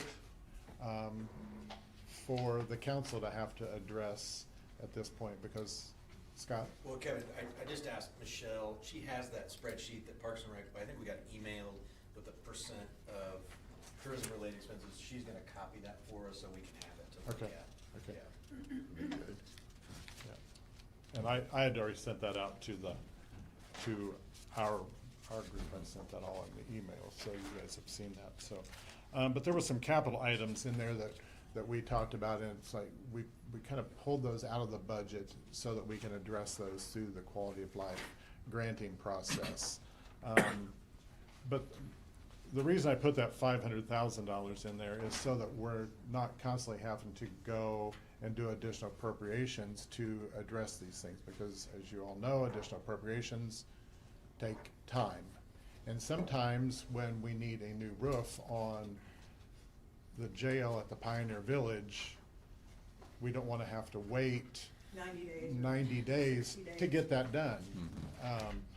Or the case of the new roof at the Overlook that we have already paid for out of that. So even though we did an appropriation there, it was a longer process. So, but looking at their regular operating budget, going through some things, we picked out items that and assigned percentages to them based on what they felt from Parks and Rec, and I have somewhat agreed. We adjusted some of those figures a little bit, but taking their budget that was submitted at, well, it's probably different on your Form 1. Hey, Kevin, I'm just noticing as a council, our reading document, we're trying to follow you, and Yeah. I want everybody to be on the same page here. On page 28, I think is our Yeah. something's not, It's not, it's not converting over, and then on our budget book from Julie, it looks like Parks and Rec is actually in the CBC line item by line item Well, budget. that was, well, That was 20. that's because the 26 got put in there and those line items, Oh, that's we what that transferred is. it out, but Gotcha. the line items stayed there. yeah. So so Michelle is bringing that copy you're looking at with Okay. tourism, the Parks and Rec budget. Okay. So if you can talk, why don't you talk about things other than that, or just so, I want everybody to be able to follow you, so. Well, I just think some of the capital items that now we've talked, that they put on their list that we've talked about in quality of life and that will eventually come back through the quality of life is, you know, and we've talked about this probably since the very beginning of quality of life group was lights at the baseball diamonds at Deer Run Park, but other improvements, you know, because as you do things out there, because now we've built a new pump track out there, we're getting ready to build new pickleball courts out there. You have to address other things, you know, are the restrooms adequate? You know, do they have supplies when they host events that are adequate? You know, how much is their water gonna increase and electricity gonna increase when you start hosting events? So we kind of looked at those kind of things. Some of those things, there again, will come back through the grant process because, you know, parking lots, driveways, things like that, that need to be addressed as capital projects, as we do additional things out there and have additional events. Some of those things will have to be addressed. And so taking that off the burden of the taxpayer, so Parks and Rec's not putting that in their budget, we want to run that through the quality of life CBC grant process and see how that meets up, because a lot of that's going to meet up as from the tourism aspect. So- Absolutely it is. So, And one of the things that we had mentioned that day was that sometimes people wanna know, you know, since we're gonna shift this money or potentially shift this money, you know, is it really tourism related? And we talked about how can you prove that? And you had mentioned about capturing, you know, through, QR codes and, you know, registration fees and possibly And the- license plates. and the new Placer AI that we just. Yeah. Right, Placer, so right. there are mechanisms in place or going to be in place to show that this really is tourism, so that we're not dinged, to assure Right. people that it is being used appropriately. And I wanna see it used Right. appropriately, and I do feel that it is an appropriate thing to do. Right. Well, and we as the CBC commission have to be careful because Absolutely. we're the ones on the line for that if we do Right. something wrong, so. Right. So we really we have to look at that very closely, so. There again, with their budget, and I don't know if some of this changed, but, we're looking at taking about $64,300 out of their budget to put towards and pay for that out of tourism dollars. And I think their total budget presented is about $217,000, so that's gonna take about $64,000 off of that. Now, there again, this is something we're here to discuss today. We, as a CBC, haven't taken any action on it. So any action that we take will. Yeah, according to Form 1's Parks and Rec and your CBC budget, it appears that the Parks and Rec submitted a budget for $378,448. It appears that you guys are floating the idea of covering 41% of their budget for a total of $155,993. So clearly, and I'm assuming the $155,993 will be coming out of this $500,000 number that you've got in your budget. Is that correct? Kevin, hold up. Yeah, So- yeah, Scott, hold on. yeah. Jim, you're right. Jim, You're right. you're right. You're looking at, and I've asked the council. Let me finish my Yeah. thoughts. Oh, Scott, go ahead. before you- Yeah. Okay, let me finish because Trying to this get is everybody really, caught this up is to you. really pretty simple. This is Right. not rocket science, so we don't need to. No, just some of the numbers have changed, that's what, yeah. go ahead. Well, I'm showing Yeah, based off, right. I'm just going, I've got Sure. No, Form I- Ones right Yeah, here. no, you're good, The you're actual good. Form Ones, right, I mean, it's, you know, Parks and Rec, their total budget's 378, 448. Right. You're showing 41% of that being covered out of the CVC fund. So for a total of 155,993, because you got Correct. labor cost in there, you got a little bit of everything that's Right. covered in there, right? And then the clarifying question I had was, the assumption is the, I'm gonna round it up, just say 156K, that's coming out of the $500,000 that you've got setting in your budget for miscellaneous, the 3%, correct? You can, Which correct. would drop your 500 down to 350, Right. to give you some wiggle room to, Right.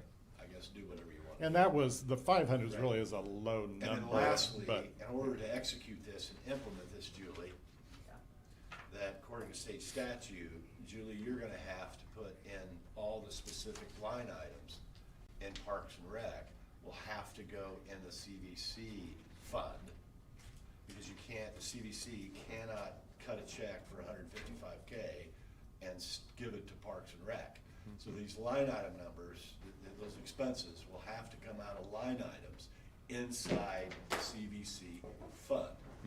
That's state statute. The percentage of what they can pay, Correct, right, is how you, from an accounting So it'll have to be standpoint, in- that will have to be managed that way. Right.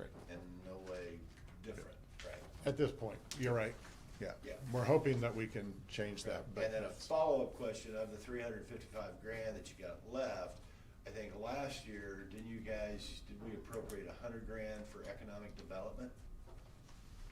no, we've never appropriated any money for that. We talked I thought about it, we in talked 20 about it. I thought in 26 budget, this year's Yeah. budget, you guys had $100,000 specifically earmarked for economic development.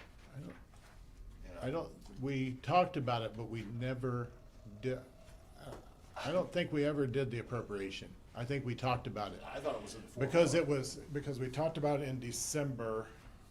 Yeah, I think that got cut off. I think that got Probably. cut out of the budget. Probably talking about the RFP for it. Right.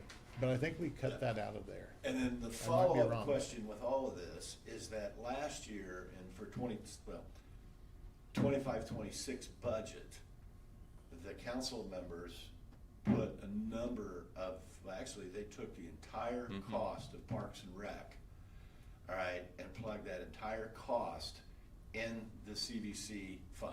Right. Okay, remember that? Yeah. And then we did that, and then all of a sudden, we had the auditor, and we had the commissioner's administrative assistant breathing down our throat and telling us that that was illegal, that we couldn't do it, so on and so forth. And then, for whatever reason, the council body decided, okay, we can't do it, and so then they took those line items, stuck them back into the general fund. Now, what I'd like to understand is what's changed. Well, You know, what changed from 26, and now all of a sudden we said. Well, I think what's changed is the fact that the council took basically the entire budget and threw it under Parks and Rec, and not the entire budget qualifies for tourism dollar. Right. So now we've looked at that budget and chosen things that qualify and taken percentages of those that said, okay, 25% of this person's job. Do we have that, your process that you used to determine the 41%? Is that documented in writing in the event that the State Board of Accounts comes in and pushes back? Because we better have your process in writing, documented, filed at the recorder's office. So if the State Board of Accounts comes in and says, we can't do this, right? Then we can say, well, yes, we Yeah. can, and here's how we did it. Okay, so I was the one that called the State Boards of Accounts when that came down, and I explained to them the process that the council was looking at, or whoever put that all budget in there, and they said no, okay? And they described a process exactly like what we're doing now, where we're identifying within the Parks and Rec budget what percentage can be applicable towards the tourism. I don't have a problem with it, I just wanna make sure we CYA. That's Right, it. I mean, agree. We gotta I totally agree, CYA, yeah. and, you know, and really to protect you, the board members. Yeah. This is really- And Jim, that's why I asked if they had mechanisms in place to show that that it really is tourists that are using the Right. Well, facility. the process has to be documented, the Yeah. methodology has to be Right. documented of how Yeah. we wanna approach it, because Jim, I had my blood pressure goes up through the ceiling on this subject. Yeah. Okay, it does. I just to be completely forthright with you. Yeah. And it's not what I resent, because I resent it, is that this innkeeper's tax is generated by the private sector in this county. Mhm. That's who generates this, Mhm. it's the private sector. Mhm. So we generate this 8% revenue each and every year, you know, what, 30 million approximately in hospitality fees, right? Staying less than 30 days. Mhm. And the state of Indiana, you know, it's to their benefit because they created, which was brilliant, they created the innkeeper's tax to take this money and have that money recycled back into tourism. And it's the state of Indiana's best interest because the state of Indiana, don't forget, is collecting 7% sales tax on every dollar I spend. Mhm. Not only that, they take 3.5%, okay, in income tax. Mhm. Yeah, I think it's 3.5 or 3.05. So the state of Indiana is the one that's really profiting off of tourism. Mhm. There's big money. I totally agree. Big money. Now, for the state of Indiana to come back and tell the Brown County what we can and cannot do with this private sector innkeeper's tax is crap. I get on the phone, and I'm serious, it's a heart attack, and this is where I get sideways. I got on the phone and I called Lori Rogers, I think it was Lori Rogers from the State Board of Accounts, and probably had a 40-minute phone call with her. And I asked her point blank on the phone, I want to take $650,000 out of the innkeeper's tax, and I want to pay the ambulance fee. Just because I just did it to be, Mhm. just to be me, Yeah. to see what she would say. Right. And she immediately comes back, I knew she would. She comes back and goes, well, you can't do that. And I said, why? Well, you just can't. Mhm. And then I went back to her and I said, well, that's fine. I want you to send me a document that specifically states that I can't do that. Matter of fact, do you have a document that is a list of prohibitive transactions for all 92 counties? And guess what? They don't have anything in writing that says, here are the prohibitive transactions. Right. Okay, so they're up there in their little box. You know, I love what they do because they keep, everybody try to keep everybody honest. But on this subject, I mean, it's so vague, right? And and that was just so that you all know. Last year at this time, when I look at your budget, okay, I don't have any way as a council member to determine whether it's good or bad. Mhm. What do I have to measure it against? I have absolutely nothing. So, hey, you guys want to blow this? Whatever, it's no skin off my back. I just got to make sure I don't stay at a short-term stay at Brown County Inn or the Seasons. So I end up paying innkeeper's tax. My point is that that was the reason I stepped up, and the council, every one of you guys passed it and voted for it to get the governing document. And I've been a broken record with this, and I'm sure it's driving you nuts. But to get a governing document in place that speaks specifically of how you're going to allocate these resources each and every year, right? Because what I honestly would like to do is I'd like to have the State Board of Accounts come in, and I'd like to take the State Board of Accounts to court. Okay? Because the State Board of Accounts, there's both at the legislative level. It is. I had a 90-minute conversation with Eric Cook on this subject. All right, I sent a 2-page document with questions to the Legislative Association, the lawyers at the General Assembly. That statute is so poorly written. It is so broad. It is so vague. Okay. And the reality is the General Assembly, they need to get their act together, and they need to look at this, and they need to really do a better job defining how these resources can be used. You're exactly right. So, I mean, thank you. I had to vent. Yeah. I don't agree with that at all. Well, you don't have to. I've read a lot of statutes. That we have a statute that controls this, and it says you have to spend it on tourism-related stuff. That is not a vague How do you statute compared define to any other, tourism? any How other do you statute I've define read. tourism? How do you define economic development? That's You what, could that's go- the way I- the legal I system can works. argue, and I can argue all day long, and I'm gonna take the argument, Yeah. the side of the argument is you get into the definition of how do you define tourism? They How do you didn't put a definition define in there, economic that's correct. development? Okay, But- those two terms are not They're defined. They're common terms. You Whoa, can look it up in the dictionary as to Your what it assumption means. is that we all believe they have the same definition, and I'm, quite frankly with you, I could pull up all sorts of words, and words will have multiple definitions. I'm just disagreeing that this is And an you're welcome ambiguous to statute. disagree. It's no more ambiguous than any other statute So, out there in my mind. yeah, well, you can disagree all you want, Yeah. okay? Well, I am but I've been- disagreeing. And that's fine, you're entitled to do that, and my back to you is you get into the definition of how do you define tourism? I don't Right? think it's that. Because hard when to we do. look at public safety, if you're gonna get into the promotion of tourism, now you get into the argument about public safety. Are you telling me people wanna come to Brown County and not feel safe? Because we're sitting over here right now under the gun because we've got a really difficult situation within our law enforcement center. And the turnover that's going on with 17 law enforcement officers, right? Because the state, anyway, I've said enough. Thank you for your time. Yeah, thank you. All right, so, and kind of to Jim's point, we need to define what's a tourism eligible expense.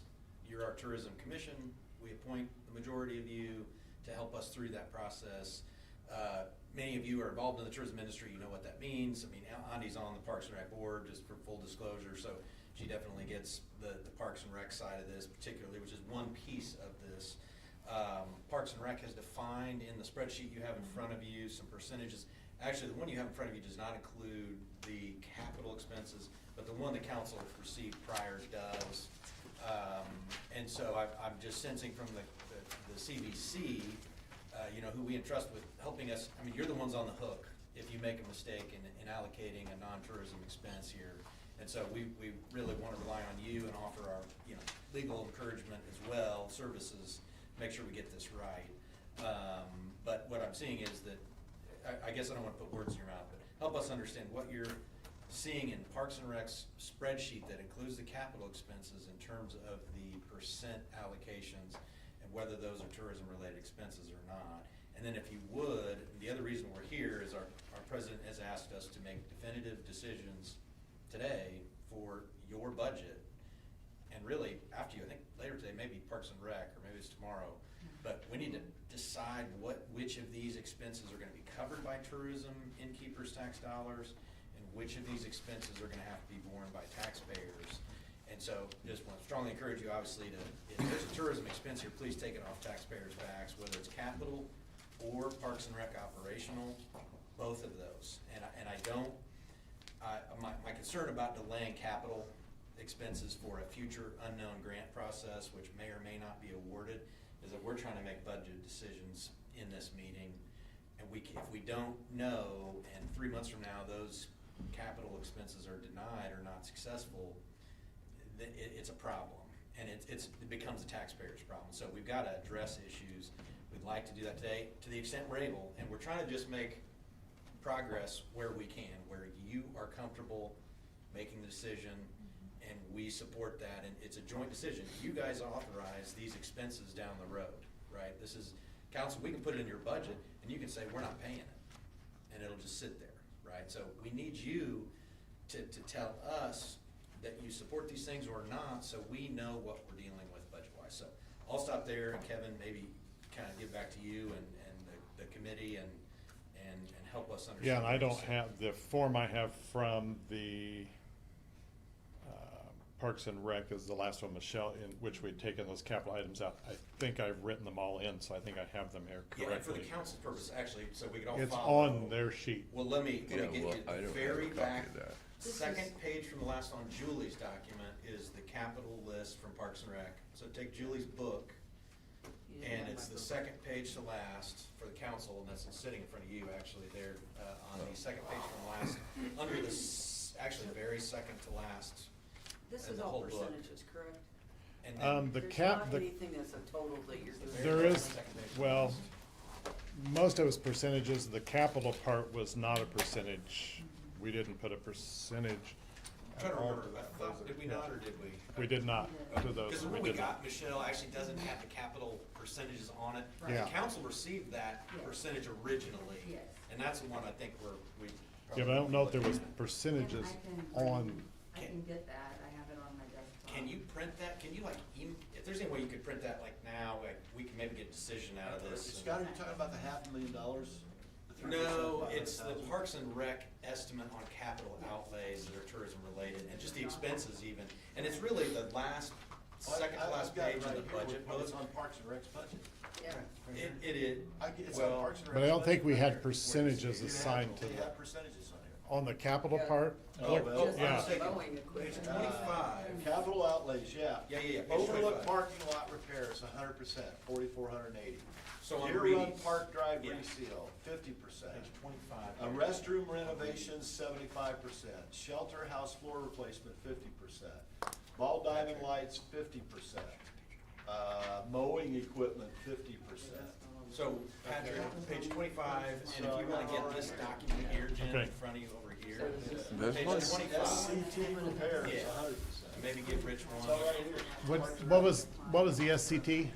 100%? Yeah, what do you want, the SCT? Yeah. Page 25. Yeah, 100%. Okay. 14,729. Yeah, I got the dollar amount, I just didn't have the Yeah, they got percentages of 100% it. there. Right. Okay, yeah, so Yeah, this so is the reading. total, because what they've got is the total capital outlays, is 161,504. Yep. And they're covering 90, the CBC will cover 94,482. So divide that out, whatever percentage that is. So it's over half. Now, so Kevin, okay, I think we're all on the same page. Page 25 in the Reedy document. Patrick shows those capital outlays of Parks and Rec budget. Page 25, you guys are there. Jim's there on Form 1. Yeah, I got it. Darren's there. Okay, we're all there. Now back, let's hand it to the CBC because you guys need a chance to tell us what you're thinking. And basically, we're asking you to cover the Parks and Rec operational Are you guys willing to do expenses, that? the 60,000 and the capital. Park and Rec stuff? Are you guys gonna pay for that? Well, I'm hoping that we're gonna pay for a portion of it that's tourism related. The percentages in there? Yeah. Is that what you're saying? Well, that's the question. mean, Yeah, I let's think hear that's from the you. question, yeah. Yeah, let's hear from I you. think there's what you two think. questions. Yeah. Are we gonna do that, and are we gonna do this? Because they're two different things, right? The capital improvements, The $500,000? Yeah. are different No, from not the their- $500,000, No. that's just the Parks and Rec part of it right here. Yeah, yeah.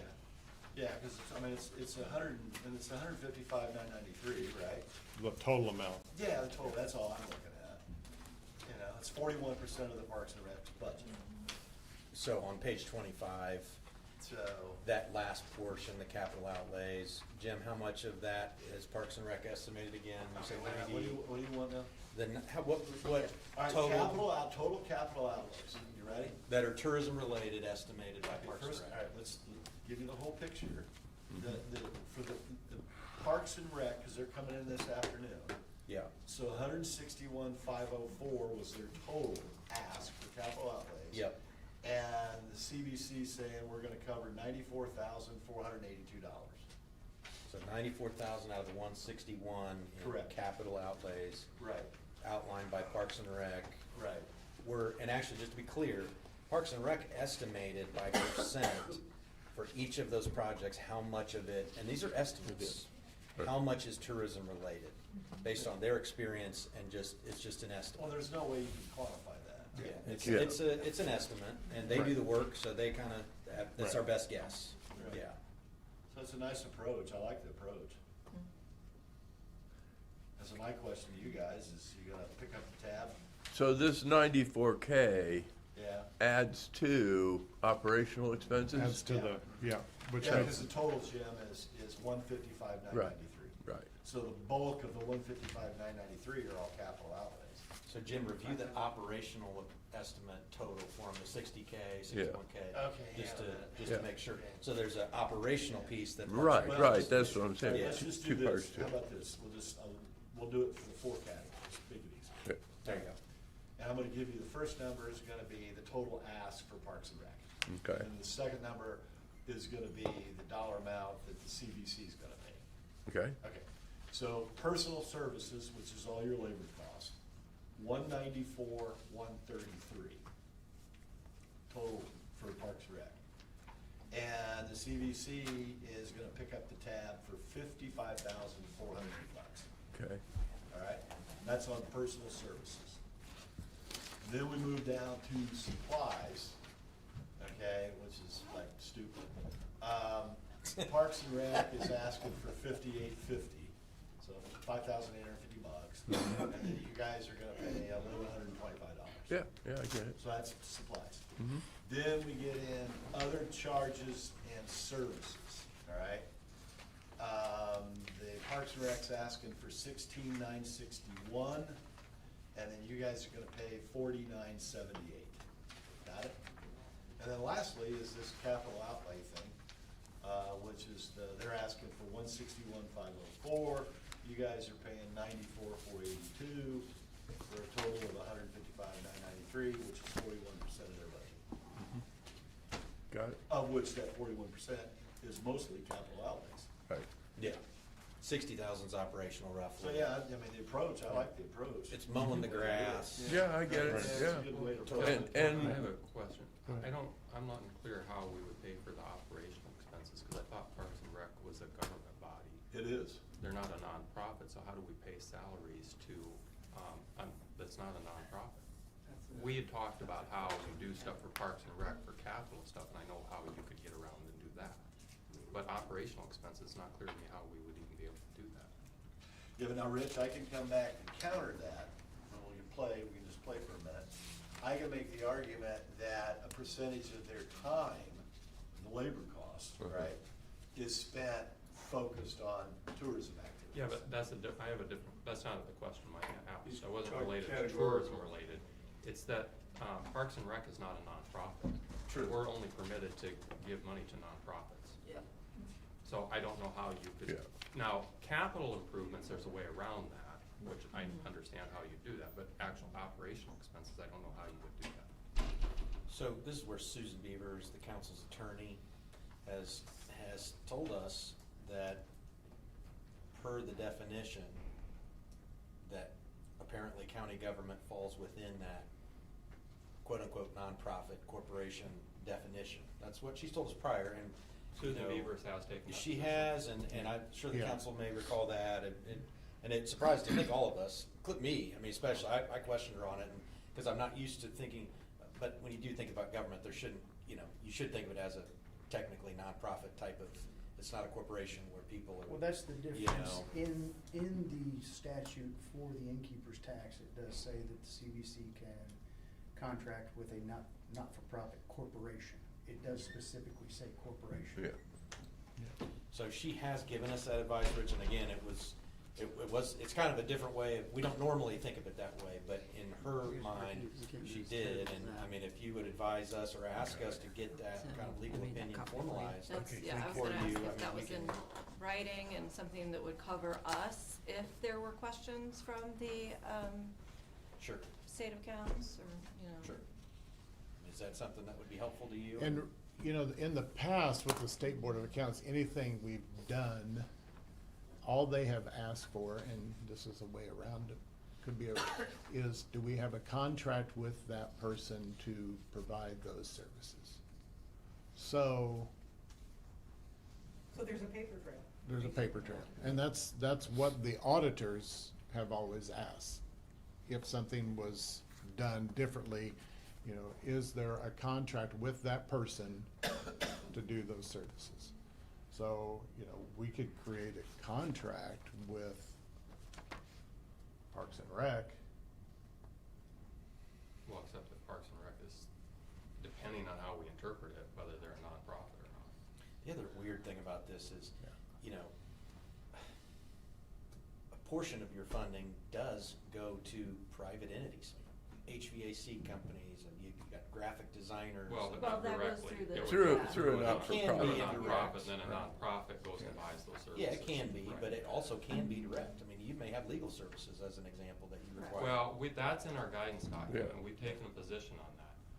Our position is that we can spend money directly if it's for our internal administrative matters. Right. But only for that. So if it's for, like, if we had to hire a lawyer, we think we're not for other things. So we can ask, we can get with Susan, if you support that, we can get her, she's already mentioned this to us and didn't back down or change her mind, but we can get that in a letter to you and to us to help give you cover if that's what is helpful. Yeah. Hey, Scott, why couldn't you just give the $155,000 to the CVB and let the CVB pay Parks and Rec? Well, and that's the way things have worked. Let's just get this right from the beginning, right? Well, we Let's could get create- No, this right. I mean, That's that certainly an thought's option. there, and that's an option, Jim. It's an Because option. you don't have to worry about the line item thing anymore. Well, but it's also, let's just get it right, and this isn't a short-term project, this is something ongoing that we wanna continue, let's get it right from the beginning.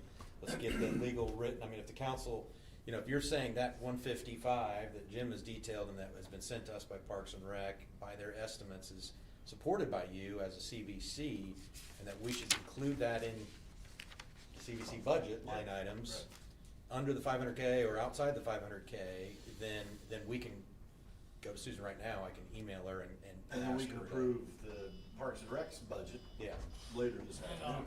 yeah, and we pull it out of the taxpayer-funded portion. Right, Yeah. right. I don't think anybody on this board is opposed to absolutely supporting these things. I think we just wanna make sure that, we're covered and we're following, whatever the State Board of Accounts wants us to do and all of that. I'm new to this board, to this commission, and I know last year there was a lot of back and forth on the board with multiple lawyers involved and multiple opinions, just, like you're talking about. So it's kind of a scary area to get it wrong. I would love to be able to do all of the things you guys wanna do, but we have to make sure that we're protected as well. Well, let's do this. Well, Let's. I want oh, to sorry, add go ahead. on to what you said. I feel like I'm kind of on the fence on this because this is all new. This just came up a couple days ago. Yeah. I don't really even know what kind of expenses we're talking about. And what I would want to know more about is how this is tourist related, if this is really, because we have a whole bunch of other projects we potentially could be funding. And those projects are gonna come at the expense of this. And I'd kinda like to have an idea of how tourist related this is, how many people out of the county are coming to benefit from this versus other projects we could be funding instead. And I just don't really even know what this is about at this point, so it's kinda hard for me to take a position on it. So Kevin, did you send the spreadsheet out of the line item expenses and? Yeah, I didn't have the On I only Parks and sent Rec. the last one that Michelle sent, the updated, so I didn't, after we'd taken the capital out, so, I have it written on there, they're looking at, I think Jim has a copy of it Yeah, here, we so. We've not really had a chance to talk So, about it am I as a hearing you commission. guys too correctly that you've not had an opportunity to look at the Parks and Rec Form 1? All I know is I got an email No. 2 An days email ago. through an So email. you've Yeah. not seen the With Parks and Rec no Form real 1? explanation. Not till- You've no idea what's not till going the- on. Yeah, So this okay. is the first 3 or time 4 I'm days learning ago. really about Yeah. any of this Yeah. stuff. Yeah. Yeah, we need to table I this don't know what it's conversation. about, and Yeah. it might be something we might wanna do, but I just don't know very much about it. Nah, we need to table the Yeah, conversation. 'cause if two you're need not more all aware, I opportunity. agree. And I'd like to add one more comment here.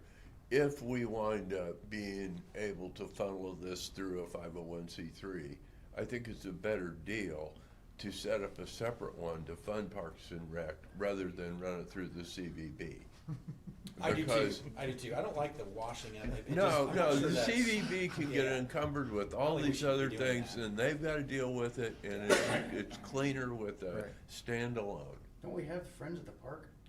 We do, and we Well, got but Linda that's- Hobbs, president of the board, back That's here, different. and Michelle Baldwin, the office manager, and here's the thing, it would be cleaner, but what would be less costly and less time versus creating a new nonprofit, all the administration that comes with that, new board, everything, is to, if it's legally viable, just send it to the board of Parks and Rec, which is appointed by multiple bodies, as it is, with no additional administrative and tax If you reporting. can get legalese to support that, then Yeah. that's great. Yeah. But without legalese, Yeah. this board's in jeopardy.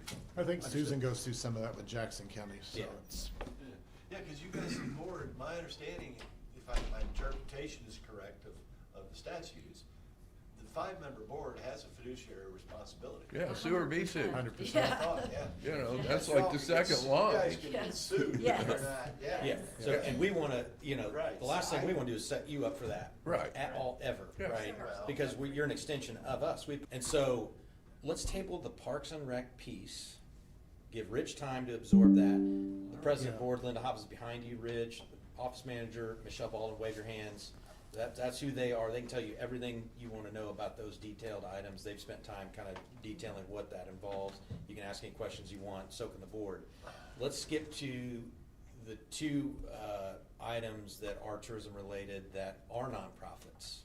And that's the County Fair Board for $35,000 a year and the Brown County Historical Society for, they've given me a $10,000 annual operating request just to operate and maintain It's not, Pioneer I Village. don't think that's in there, so. And so the Pioneer Village is a county property, but operated and maintained by the Brown County Historical Society, which is a nonprofit.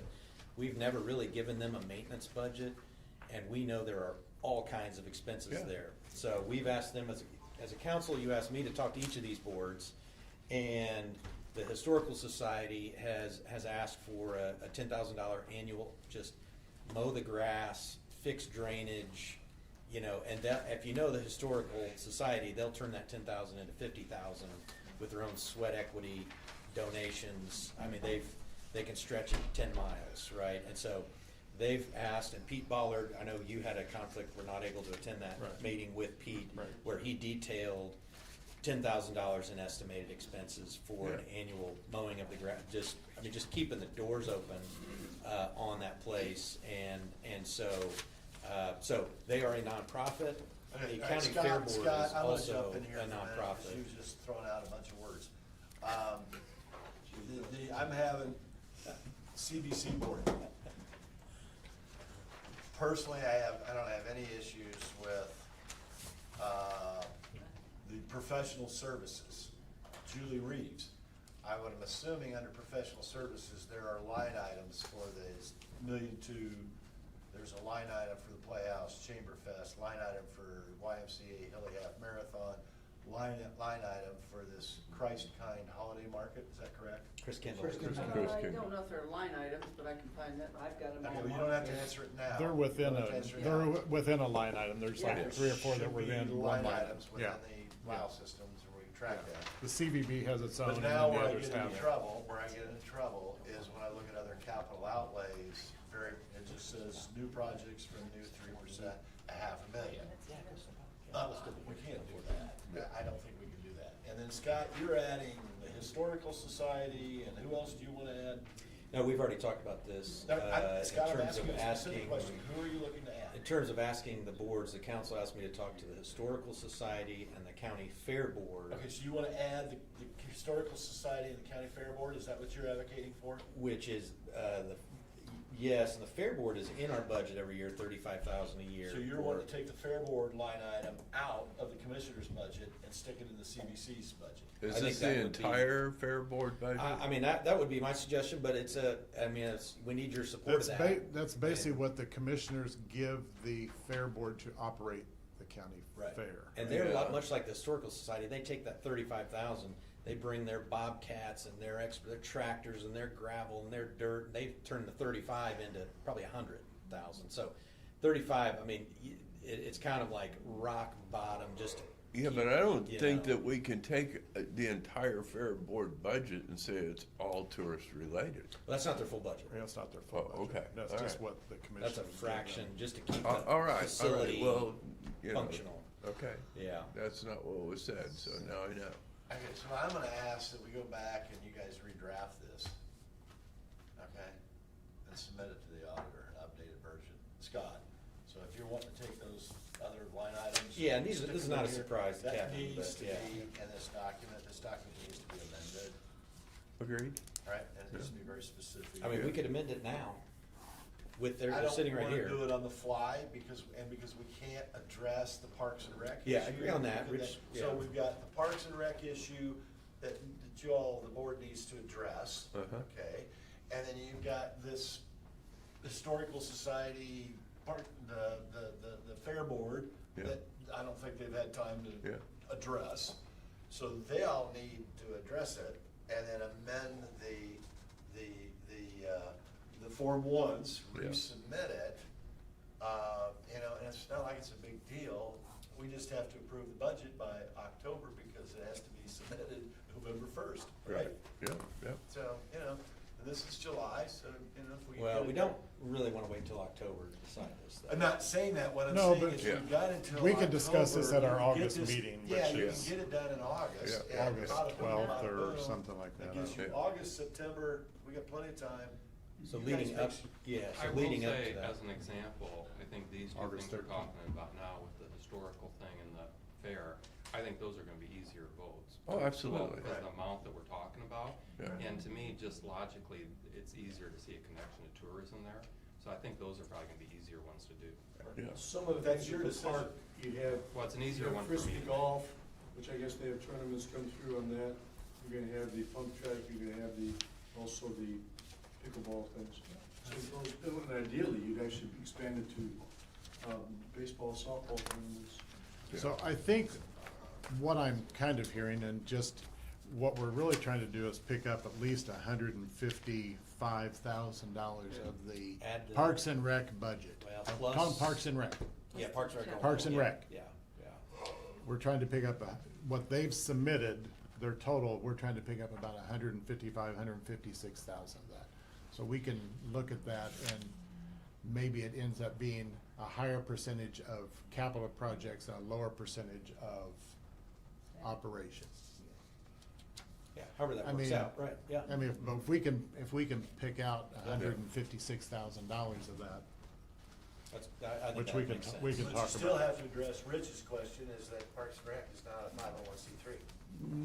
Well, it We'll does take sound that. like in view of things we talked about, there might be ways to make it. Yeah, and with capital projects, it's easier to do. Can be, there's an avenue. So in the meantime, we wanna, so your August 12th meeting is sooner, it's that's like 13th or 2 weeks whatever. out. Yeah. And so do you need, Kevin, you know all these people, you know Pete, you know the Fair Board, you Right. know the Parks and Rec, you've had these conversations, so I would suggest if the board wants to hear directly from them, you guys set that up here in the next couple weeks and have those conversations. And with that, I think you still want maybe, I mean, I'm hearing consensus that there's a potential to fund some of these projects at some level. Right.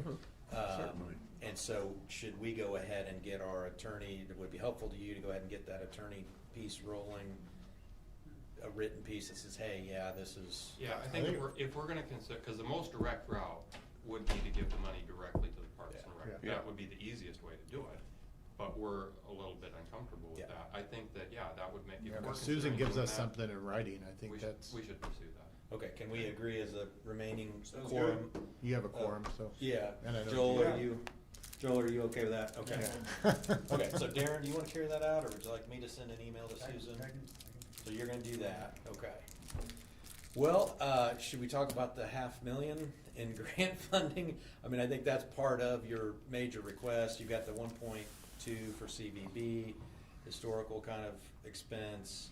You've got the 3 for events that have you voted on those events for next year already, or is that? What we presented on our Form 1, we approved in a meeting. You voted Yes, to yes. approve those, and so, okay, is there anything you want to tell us about the $500,000 request, or? Well, I mean, I think just in the $500,000, there's not really any project assigned to that yet. That was just dollars we would have available to save us from having to go through the additional appropriation portion of this. Right. Once we get the grant process going, which we're really close to having that done, and I know that some of those things could come and need quicker action than coming to the council for a 60 or 90-day Yeah. additional appropriation window. I know that one of them that's gonna come to us probably pretty quick, once we open the grant process, is the roof at the Pioneer Village. And I don't have the number for that yet. They're working on getting a number for that. But, you know, that's not something we wanna wait 90 days for. I mean, it's already leaking, it's already in bad shape, so. And some of these other things, you know, that, you know, we'll address in the Parks and Rec budget, but, parking and those kind of things too, so. But I don't think we have any real projects at this point, because I'm sure that once we open that grant process, there's gonna be a lot of things come up, so. And that's really exciting to see, because we don't know what's coming, and there might We be don't. some really good ideas. And the there. 500 is a low amount. We chose a number because what we're Yeah. collecting is probably closer to $850,000 to $900,000 of that additional 3%. So Yeah. there will be a point we'll have to come back to the council based on what we take on this year. And there's a lot of things that we as a county are gonna take on this year from the Sustain Hoosier Communities and you know, the foundation is, you know, in their Gift 9 process, so there's lots of things that could come before us as the CBC and as the county that we're gonna wanna make sure that some funding is available and not spend all that and roll some of that over for something that could be bigger. So let's do this. Your meeting is August 12th. Yeah, 13th. 13th. Yeah. And then the council's next meeting after that would be Would be almost the 17th? Monday the 7th. Yeah, let's say it's right after us, so. Yeah. The council meeting, yeah. It says budget needs to be published on my notes for that August 17th, so we'll need to finalize it then. 7th at least. Did you say? 6th. 6th of, August is one of your meetings. Oh, we get it August, well, that's yeah, before but you meet. that's before us, so. Oh. Well, and if we're published, so, Should we try to do a work session? I can't do anything next week, so, yeah. what about that first week? Oh, I guess that is next week. Yeah, it's next week. I'm totally, Okay, understood. I tell you what, if you meet, so you meet on 12th, 13th. or I'm sorry, 13th. We meet on the 17th, so we really need to get this hammered out. This is our,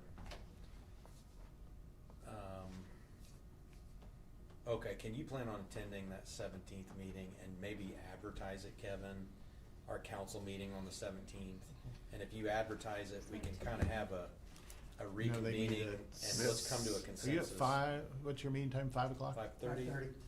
5:30 on August 17th, Monday, and if you could advertise, bring your board, hopefully you have a quorum, and then we can come to a consensus on what that is in that meeting, and Julie, we're gonna, unfortunately, need you to be on point and make some edits to that Parks and Rec budget, the Commissioners Fair Board budget, and then adding, hopefully, Historical Society's annual request of 10,000 and some change. Does that work for everybody?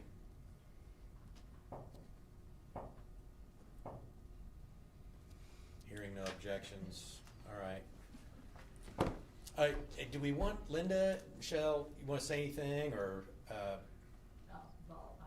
you know, it's been enlightening, and Andy's part of our board, and, I think that, the way we view Parks and Rec is very much part of tourism in our county.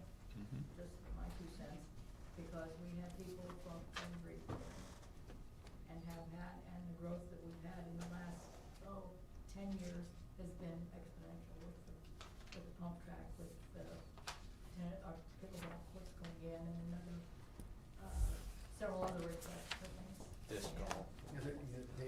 Yeah, the tournaments that come from disc golf, they Yeah. make a difference. Exactly. Yeah. And the disc golfers are, it's a big deal. I never get to see them, but I know it's a big deal. Yeah. All right, well, thank you we're a little bit beyond your time slot, but we needed that, and One more point, and that is, if you guys wanna fix how you can distribute the money out of the innkeeper's tax, you need to get a legislative action going to change the language. Yeah. And that's on government. well, that That's would be not for on- public safety directly, but I mean, as it is, let's find a way to make it work. I'm just saying, long Yeah. term, you wanna fix it, fix the statute. That's what I think it was part of. But what if we tried can to do. control that ourselves. Yeah. We'd rather control that ourselves Well, than as long as have we them- can do it legally. Because what will happen Yeah. is they will dictate it, you don't want them Yeah. to dictate. Yeah. Because there's some It's- counties that it is very Yeah. tough Yeah, And I it's agree. dictated. And Eric Cook told me specifically that the reason the General Assembly, they draft that language in a very broad way is because of all 92 counties want to retain their own autonomy. It comes to local control. Yeah, but, Local Correct, control. it's local And control. nobody knows our and there's county. some counties that do not have that control. It's dictated. Right. Yeah, we don't wanna give up. And the assumption that we operate under is that, the State Board of Accounts is the king, and we've got to, no. You guys are an Indiana department, okay? So there's, it's leadership, Yeah. so. Well, but we, yeah. we got to do our homework, and we have to be very methodical with how we There's being define. Okay. economic- Well, if I you think get it's been that very in- productive. yeah, Thank you. If you can Appreciate get it. that information from Susan So, ASAP. Before the 12th. Yes. Or Before our sooner. meeting. Or sooner. Or sooner. Yeah. Yeah. I mean, because we're all gonna be working on this in our own minds as to Yeah. what As it soon as is, so. possible or sooner? Yeah, Sooner. and remind everybody, when is your meeting, what time, what location? August 13th, Seasons Lodge Event Center, 8:30 a.m. practice, sir. No. BYOB. BYOC. Whatever that last B is. Well, thank you for being here. Thank Bagels, you guys. We'll probably grab breakfast. some lunch and get back here quickly. Yeah, let's Can I keep this? Can I take this? You can if you really, you probably need it. In fact, but if you could leave extra copies, Jim, maybe take one, cause I all of our- scribbled all over mine. Oh, you Okay. did? Well, take I'll- Jim's. It's and all right. All the department heads are kinda trying to rely on those copies. I think they're our last I got a copies. couple more. You got a couple more. It doesn't say anything.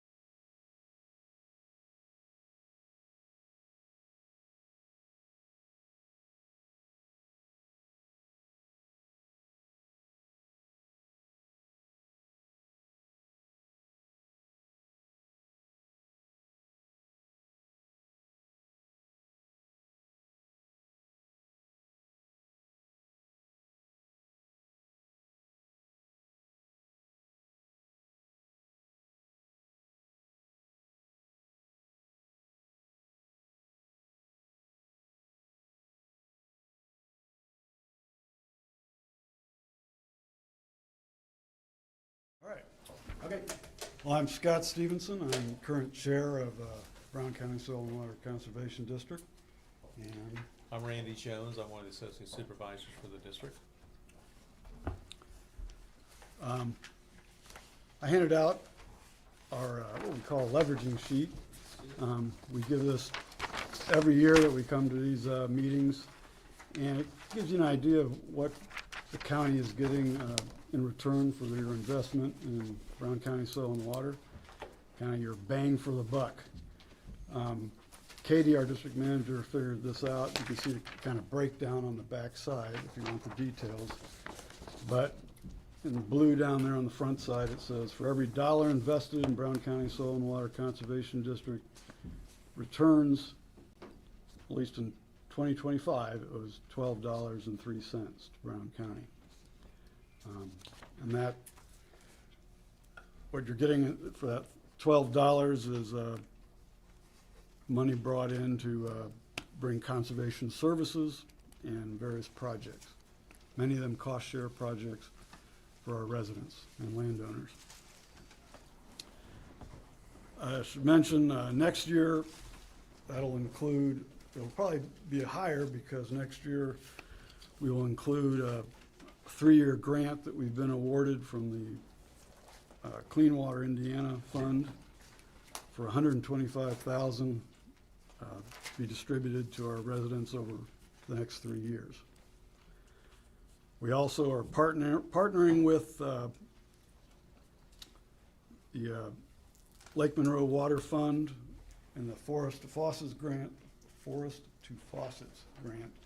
they have, and that's funding an extra technician position we have for our office, which I don't know if you've heard of the RETREE program here in Nashville. Nick Garza, our technician, kind of spearheaded that program. He'll also be, he's a botanist. He's going to be out with landowners doing various invasive management plans for their properties. When you say Nick yeah. Garza, that name sounds familiar, but you said so when you say he's a statewide soil and water resource? Or? No, he's a individual we hired locally. He has a part-time job for IU, with IU. He's a knowledgeable botanist. We hired him. This particular grant, the Forest to Faucets grant, came with I think $80,000 to hire a technician for 2 to 3 year period. Okay. Again, it's part-time, but he's considered one of our staff right now because our district manager is responsible for supervising him and He's coordinating the work. Yeah. Contract. Gotcha. Basically, yeah. Right. Funded through a grant. Thank you. Now, we currently have an educator, roughly 20 hours a week, educator, technical position. And then we got Nick's position too. So we have, including the district manager, we have three on our staff. And Katie would have been here today, but all of the staff is right now down at a wetland conference down in the southern part of the state.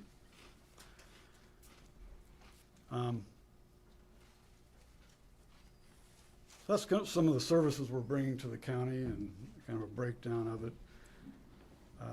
If we look at the budget, we submitted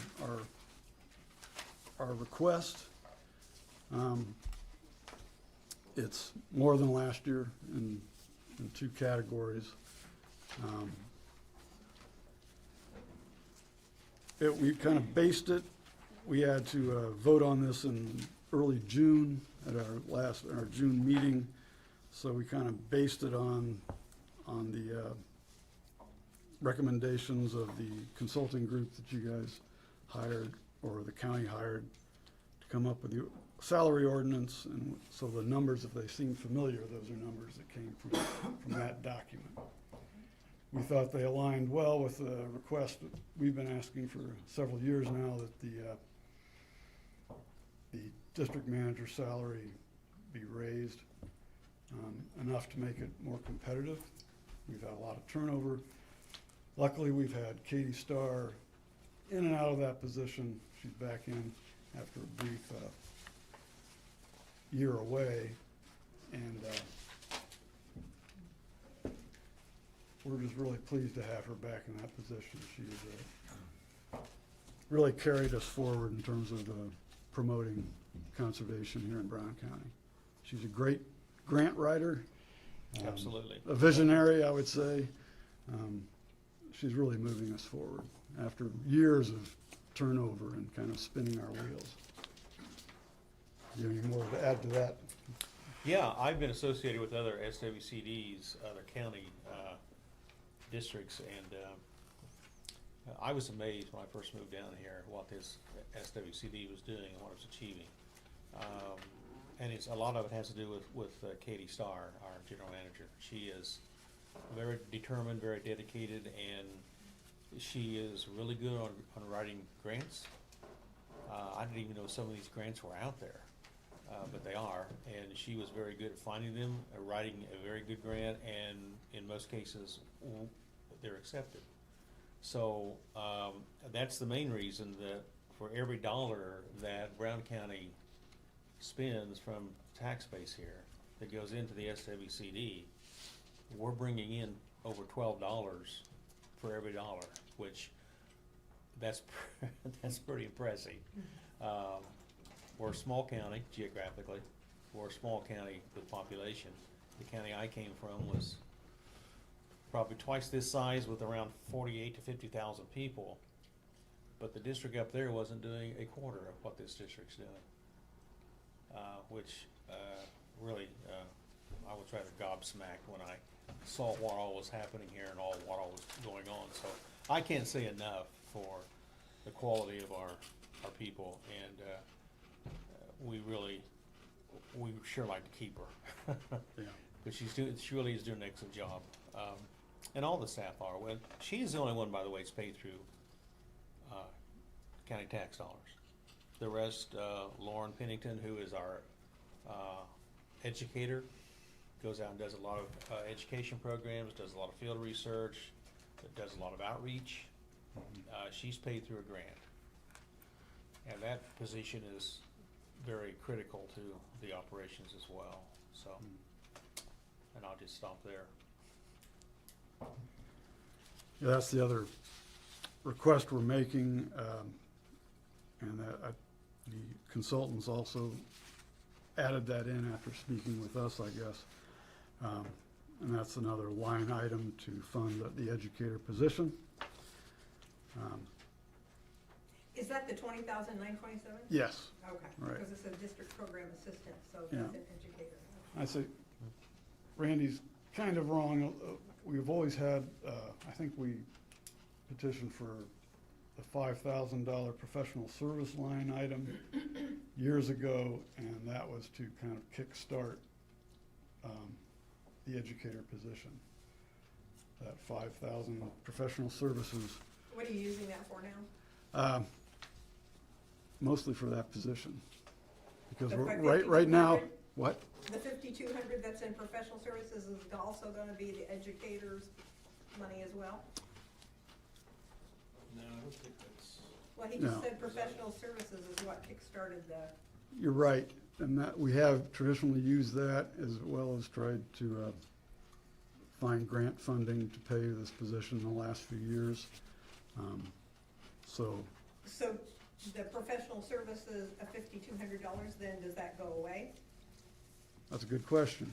I think it could, if you wanted to bump that line item of professional services, up to 20,000, I think that would cover that position. Well, That's a good point, I hadn't thought of well, that. you're asking for 20,927 currently.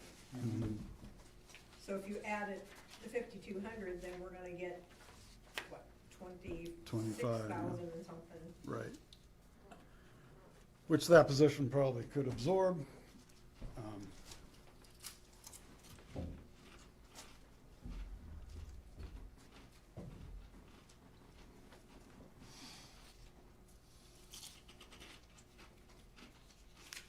right. Guess that's up to you if you wanna just keep that line item as professional services and bump that up to 20,000. That would work. It's already 20,000. Oh, no, I mean, the professional services is a line item currently. Right. I was thinking, But if you're gonna have personnel, then we wouldn't want that called necessarily professional services, wouldn't we actually want it to be called what it is? we could, yeah, Do we have a job description for this person? we do. Okay. And has it been before WIS yet? WIS. Okay, because it really would need to go before WIS. Our consultant. Our consultant. Okay. Who does Yeah. that. 'Cause Oh, you meant- we don't make the decision on Your job classification people? the job Right, classification, okay. yeah. All right, So you'll need to get with Julie to get the questionnaire, the form, all that, okay, okay? They could send one to Katie. Yeah, and send, and, yeah. that'd be great, thank you.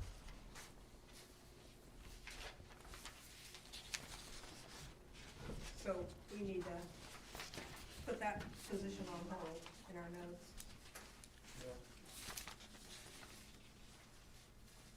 The professional services and the educator, so we get all that information back.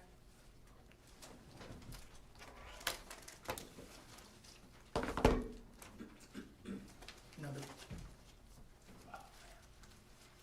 the bump in the district coordinator, was that from our increase in the FEC, or is that something you added in there? What's the FEC? Our new factor valuation system for From WIS. salaries. Yeah, sorry. Yes.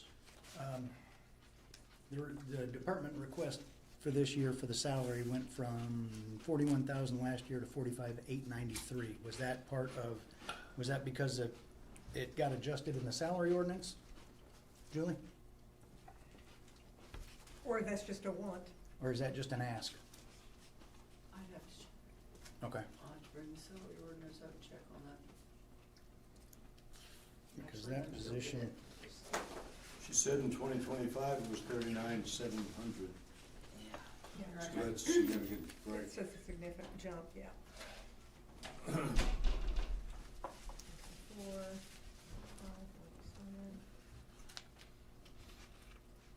And I'm not sure about that number, because when I asked the auditors for the salary last fall when we were rehiring Katie and opening up the position, I had a feeling it was a little over 40,000 at that time. yeah, That would've been- 41,307. Okay, But if you look at 25, it was more, it was 47,437. Then it went down to, for 2026, 41,307.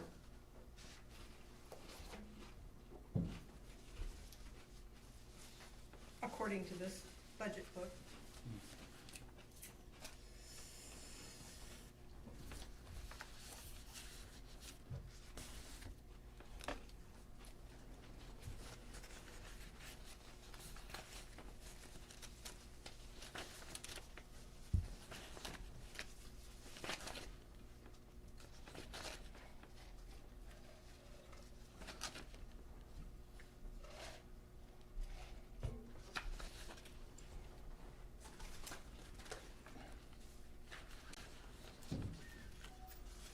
I had lost their sheets in my Bible.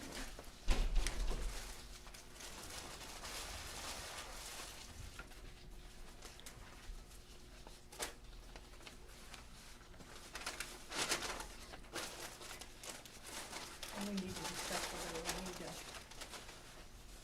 we're gonna grow government.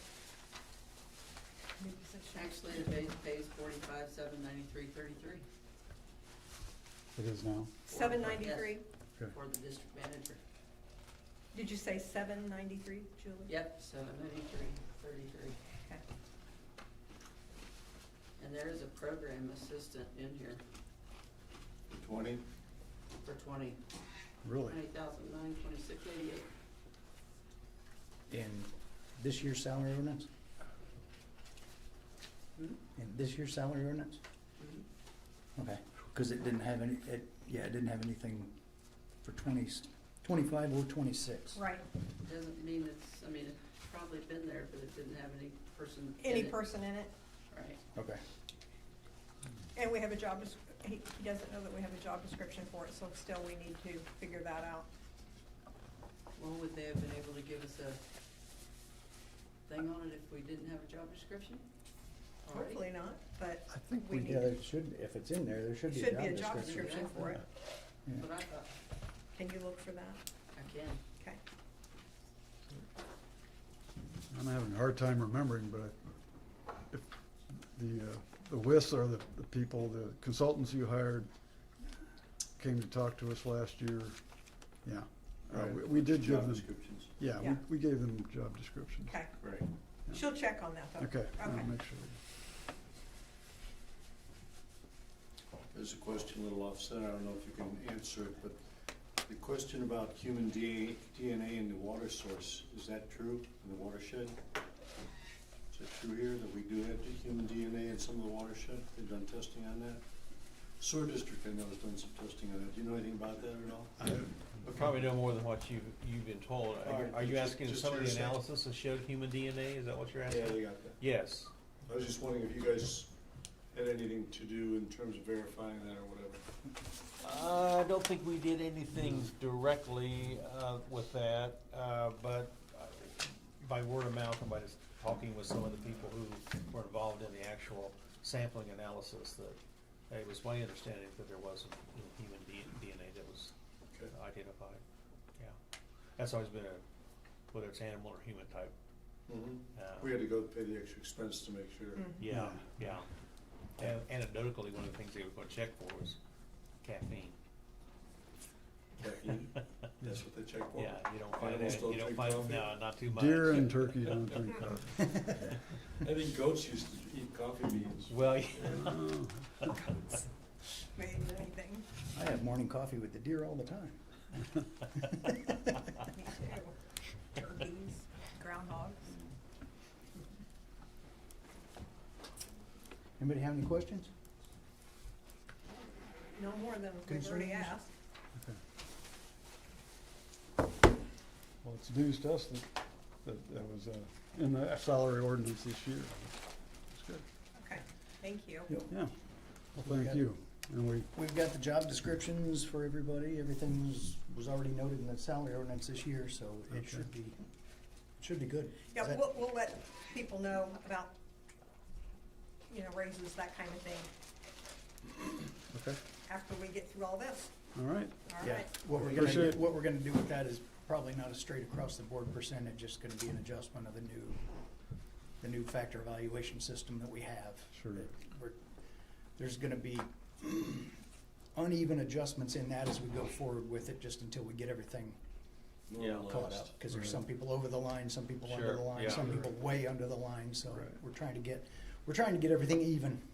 You're not starting at zero. Yeah, Yeah. yeah.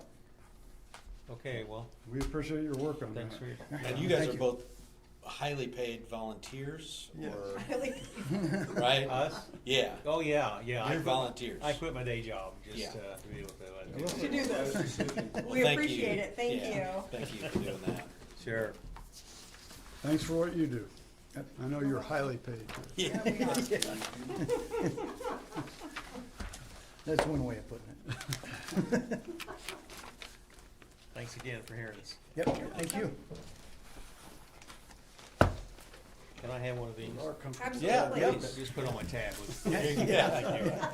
Take it out of your check. Yeah, we'll deduct it from your pay.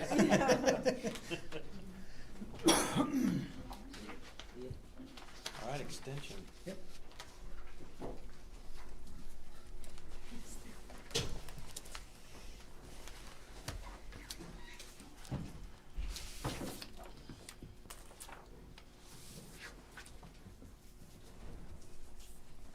Afternoon, Council. I have handouts for you. Only I'll start down here. Thank you. Thank you.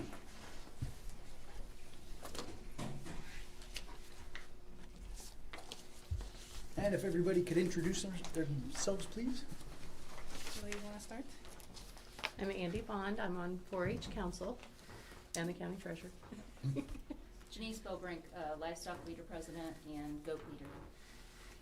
An Extension Board member. No. P-Carrot member. I guess I'm an extension. P-Carrot? P-Carrot. Do a lot of things with Purdue extension. Agriculture, wait, P-Carrot, I always mess this up. Purdue Council for Agriculture, Research, Education, Teaching. So, There you go. it's, P-Carrot. it's the group of people that go and advocate for Purdue Extension. Awesome. So you guys don't give many grants from the Community Foundation, do you? Nope, I'm not wearing that hat right now. I know. Nope. Nor the school conflict. board.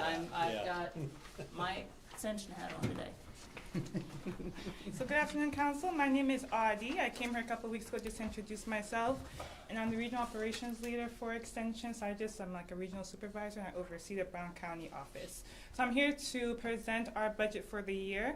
And I'd like to draw your attention, which I think we'll have the most conversation on, is our contractual services. So just a little bit about Extension. I'm not sure how familiar the Council is with Extension. Extension is in every state throughout the whole country.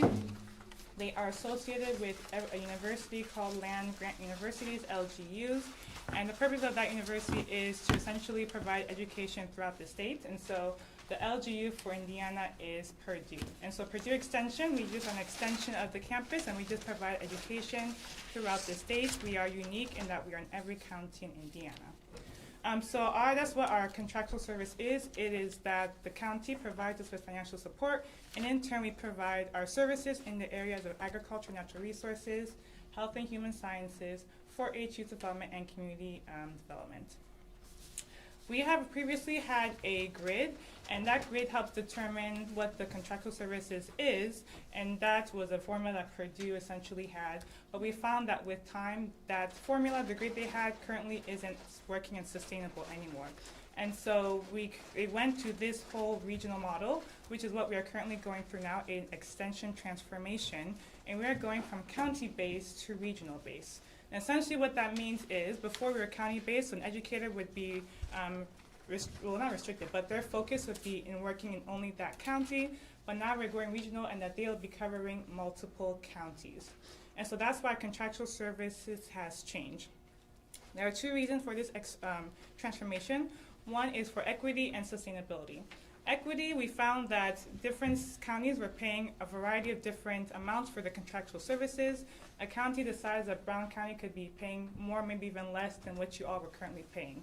And so the handout that has a Purdue transformation on it that I gave you all, there is a grid, and that grid is what determines what our contractual services will be.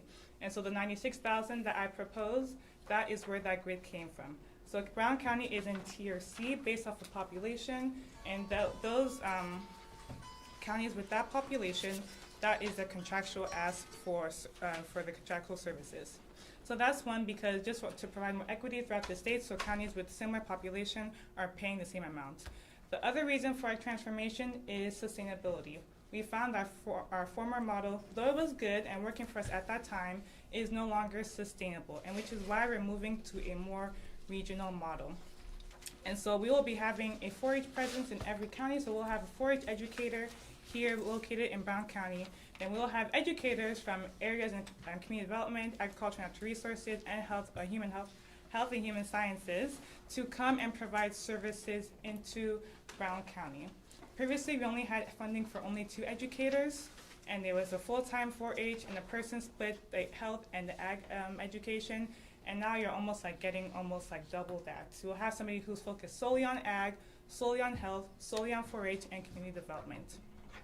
And so that essentially is our ask. The ask also includes mileage for the educators and computer for educators, program supplies, and any professional development for conferences, dues to be paid, etc. So it is a bigger ask, but it encompasses a lot more. Any line item that is left on the budget is meant to cover county staff. So the computer line item left, that is to cover the county computer for the county staff. And then the mileage is left to cover is for the county staff as well. Sometimes we have a program assistant who goes into schools and does programming. Sometimes we've had county staff take our project up to State Fair in Indianapolis. And so the leftover mileage there is used to cover their expenses.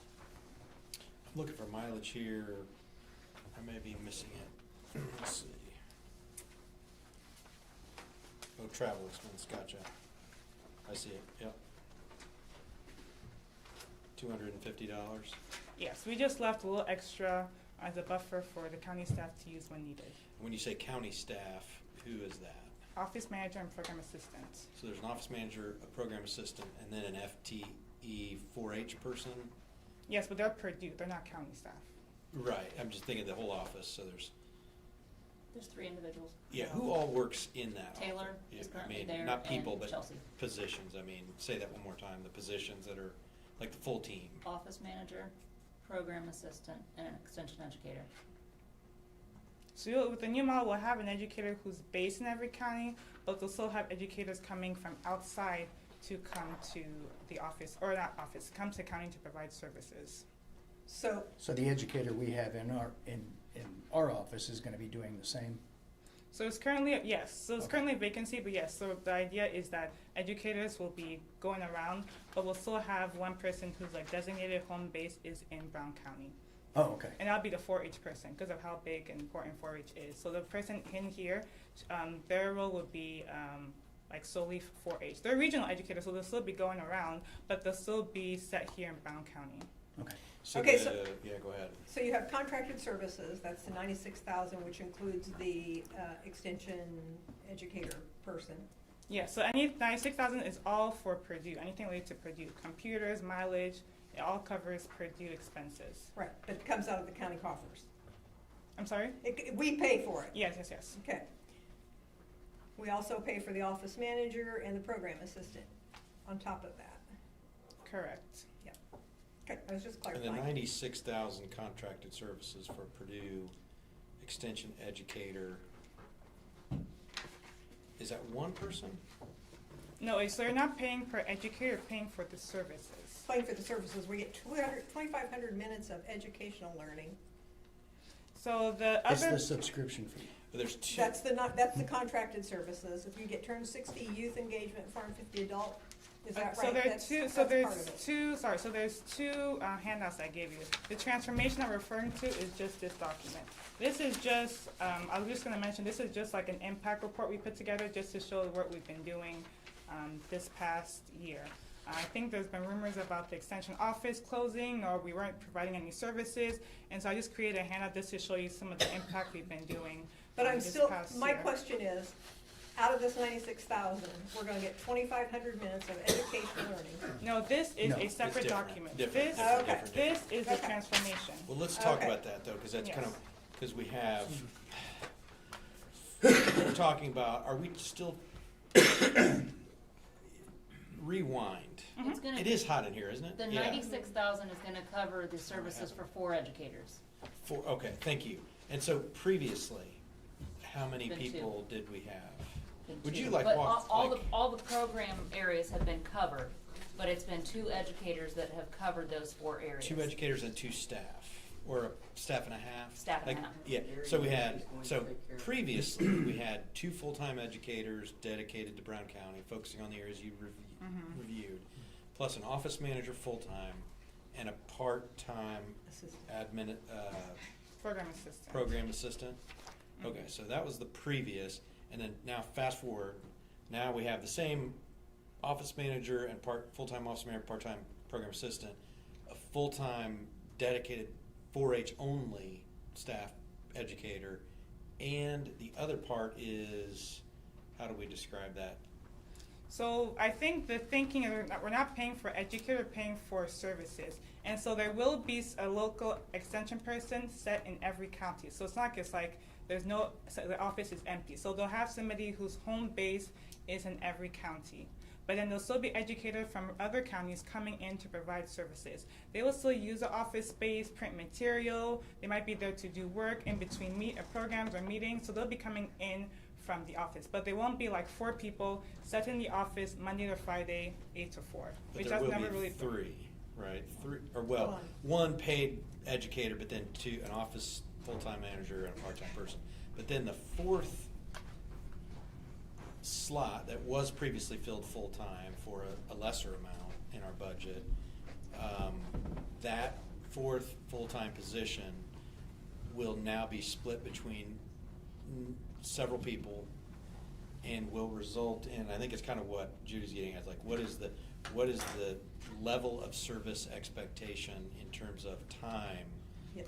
that will at least compensate for a previous budget, but actually the budget has gone up fairly significantly, like 30% or more. That's what I'm getting at. We're getting minutes. And so what is that? It's the educational fourth learning. position that we're Okay, so just I asking think for this clarification. one, maybe we can put this aside. I think it's Yeah, confusing. that's a different one. This That's is just not, a this is not previous- related. This is not related. Yeah.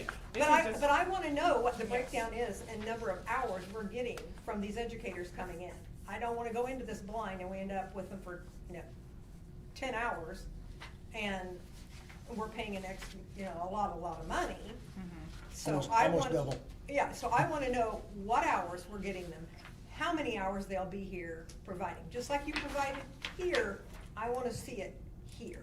The other, and that's For the now, difficult. for the now. I agree, but I think also it's, you mentioned, we've noticed, I think that just, gosh, the sustainability of the previous model in terms of keeping a staff person here or two, it's not working, right? We were vacant right now, as an example, right? And so, I could understand going to the regional model to fix that problem, because it's a problem, and we pay that bill regardless of whether we have a person in that position or not. Like right now, there's nobody there, but we're still paying the full price, right? And so we have been through people, Yeah, but ever we're since still, Janice left, it's providing just the been. services.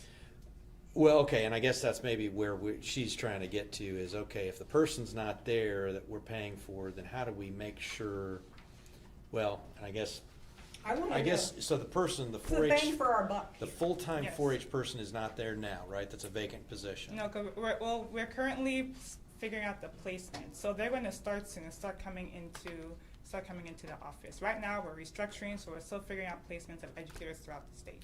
Sure, and I guess the point is if we're gonna pay for a full-time role, and it's actually, is it really, it's not double, is it? It's more, it's like. It's almost double, went from 53 to 96. Almost. So, and we were already kind of paying, and we saw just This is vacancy after piecemealing, vacancy. in my opinion, and I'm not into Well, and I don't piecemealing. know, I'm just trying to understand it, but I mean, yeah, I think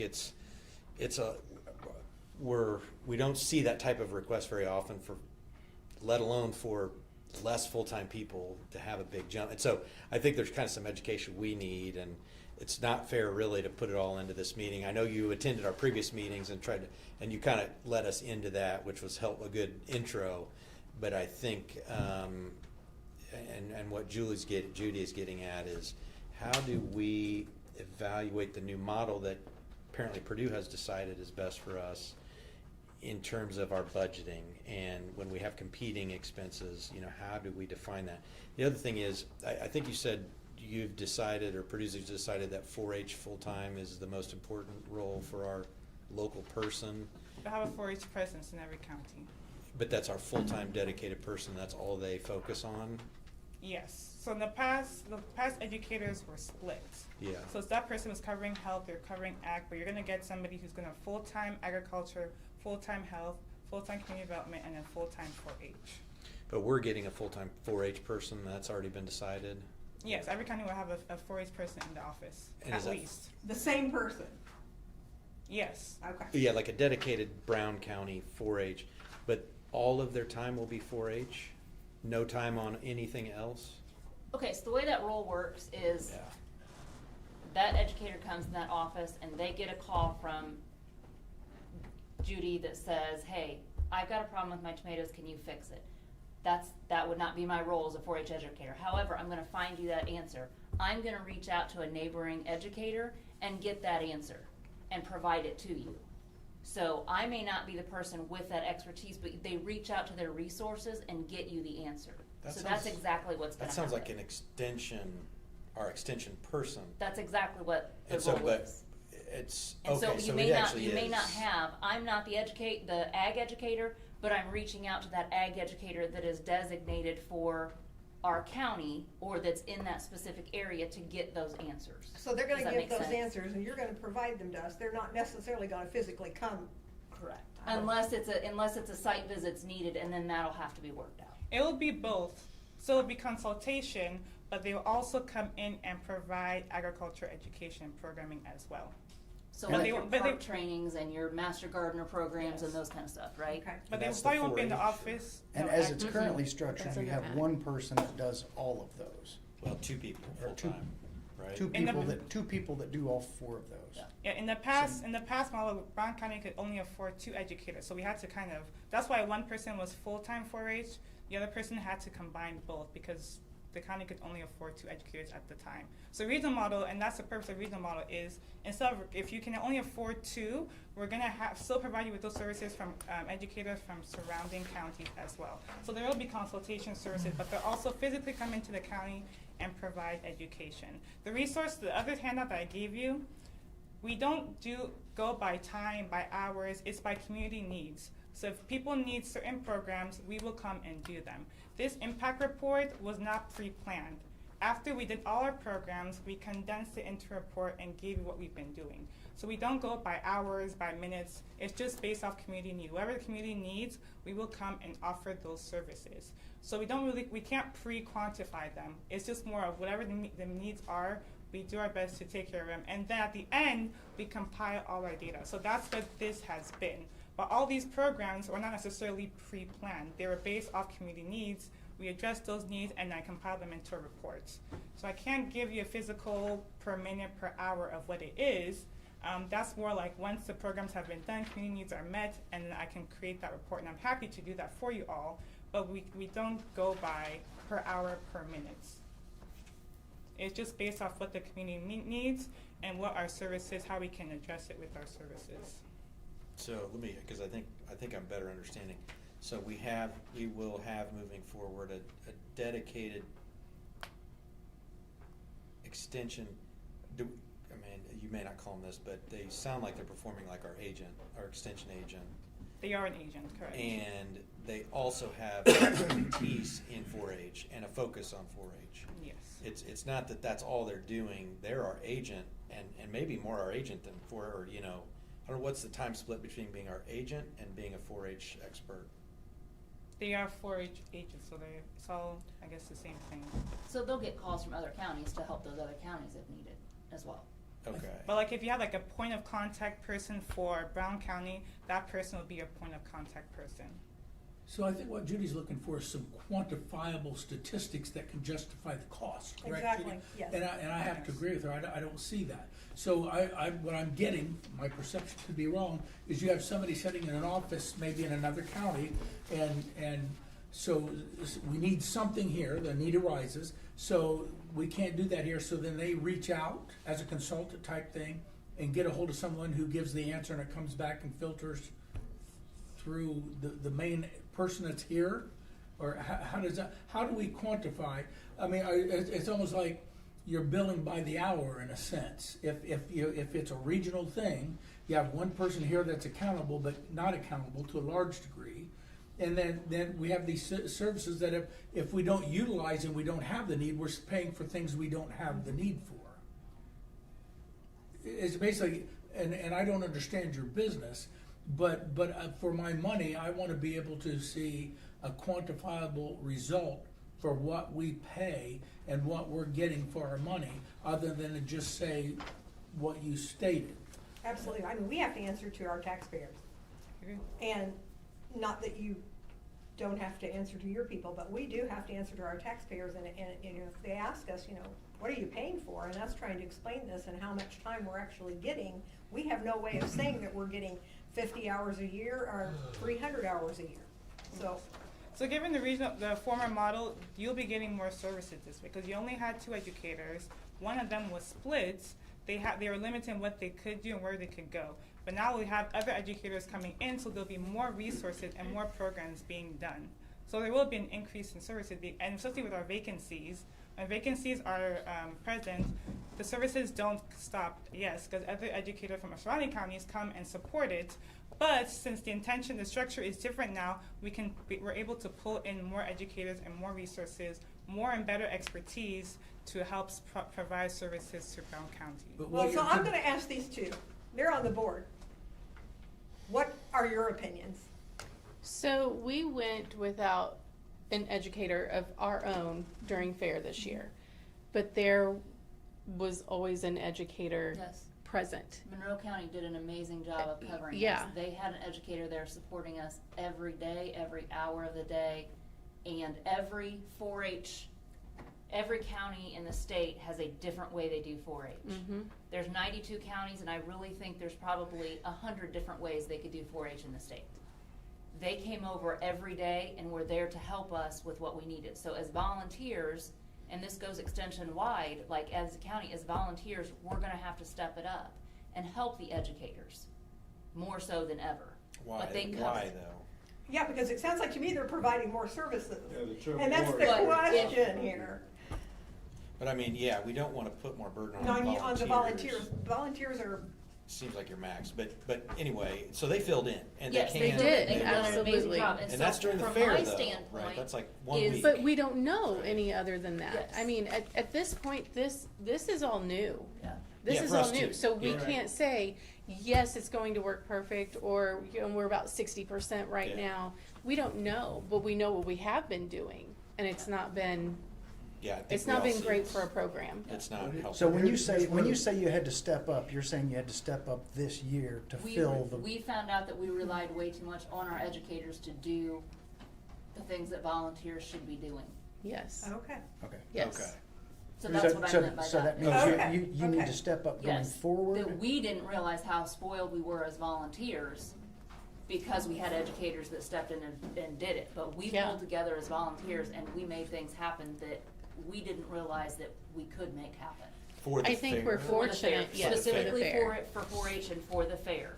I think we were very fortunate because we Yes. do have past educators. Janice and then Katie were both past educators, so Yeah. that was very helpful, I think, in our volunteer basis. And I mean, But I think, like Andy said, this is brand new statewide.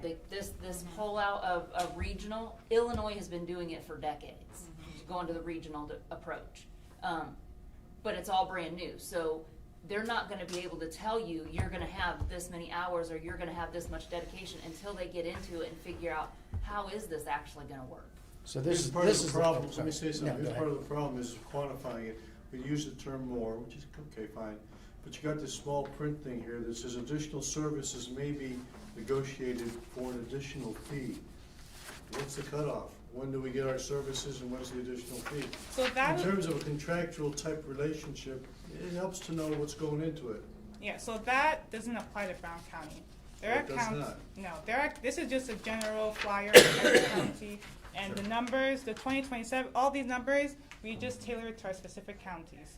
So there are some counties that their ask is lower than what they've had in the past. So we're offering them a buy-up service. If they usually pay $200,000 for the contractual services, but with the new model, their tier puts them at $140,000. They have an extra $60 that they are not spending, so we can offer them additional services. But that is not the case for Brown County, and so that does not apply to this situation. And we ask less than what we used to get? I'm sorry? You're saying they asked for less than what they were getting.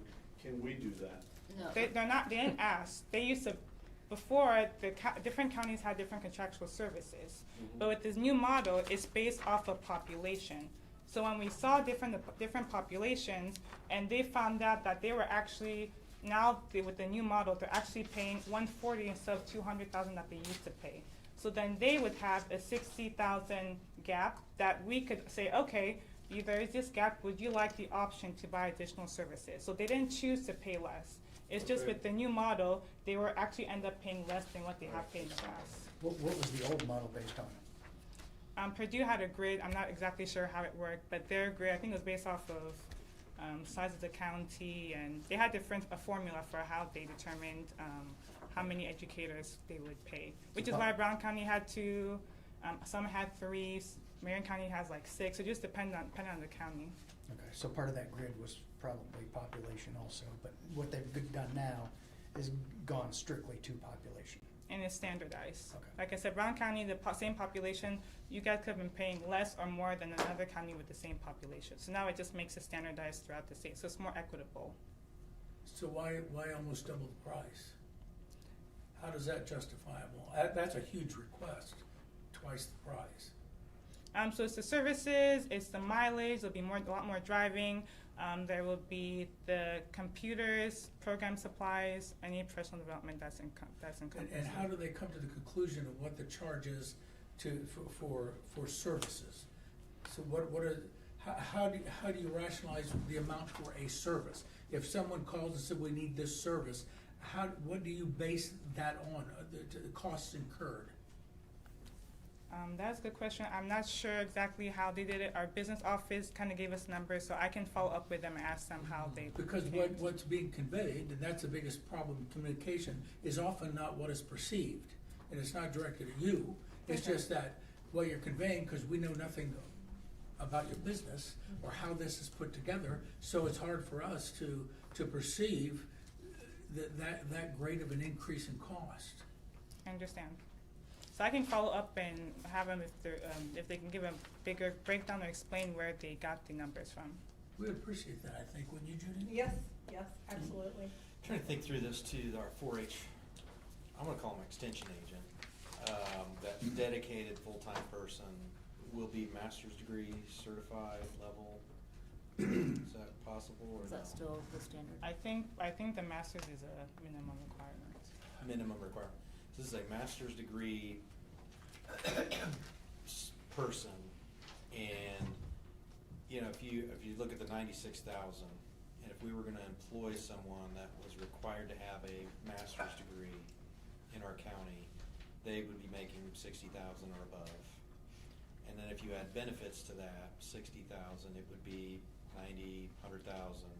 That's for one person with no equipment, no vehicle, no insurance, no retirement. Well, no, that would include retirement.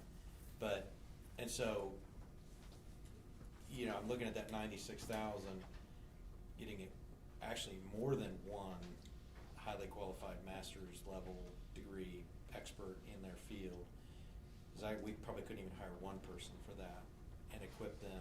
Now, we provide the office space, right, the dedicated office space and building, but when you think of it that way, and we're getting two, and that's the question. The real value lies in that other position which we perceive we're losing.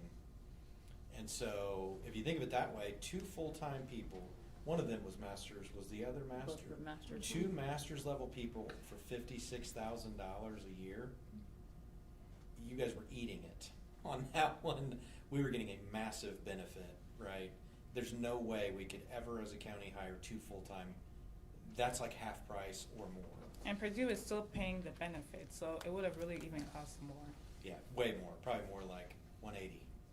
And we're paying 56 for years. And so now it's gone to 96,000 for not one full-time master's level person dedicated to us, but the full-time person plus, and now I'm starting to see where the value starts to come in, but I think you could help us a lot by, and I think that's what Judy's going for, is okay, I can start to see where that higher value comes in now. Even though we were getting a screaming deal, that's not realistic, right? What we were paying for was not a realistic price, it sounds like, now that I'm doing the math. For 50, you couldn't even, that's like a one part-time master's person, including benefits, for 56. We're just using real-world numbers here. So anyway, that may be kind of our path to success there, is just how do we just quantify that second? Can we say full-time, just not present here full-time, or? I just think we're getting away from, it's about services. There won't be they won't be physically always here in the county, Right. but they'll still be coming around. So if that helps you to understand, that's fine. But I don't want to make it seem like we're going to have only 2 educators or. Right. So we're trying to use the word services because that's what it is, instead of just a county-based educator. So it's more a services rather than just a physical person. But if you want to use the word, if you want to use an educator and that helps you quantify it better, by all means. If anything, you're getting 4 instead of 2. You had 2 educators before. Now you have a full HHS, a full ag, full 4-H community development.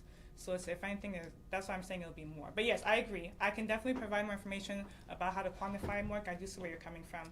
I'm just trying to let you, understand we are trying, understand that there's a vacancy, and you probably haven't seen all of that work that's been going with extension, but please believe that we have been still providing services even amidst a vacancy. So we're just trying to make sure there's no more vacancies and try to keep more consistent and better programming for services for Brown County. I have a simple question. Are we contractually, what if we don't wanna pay the 96 grand?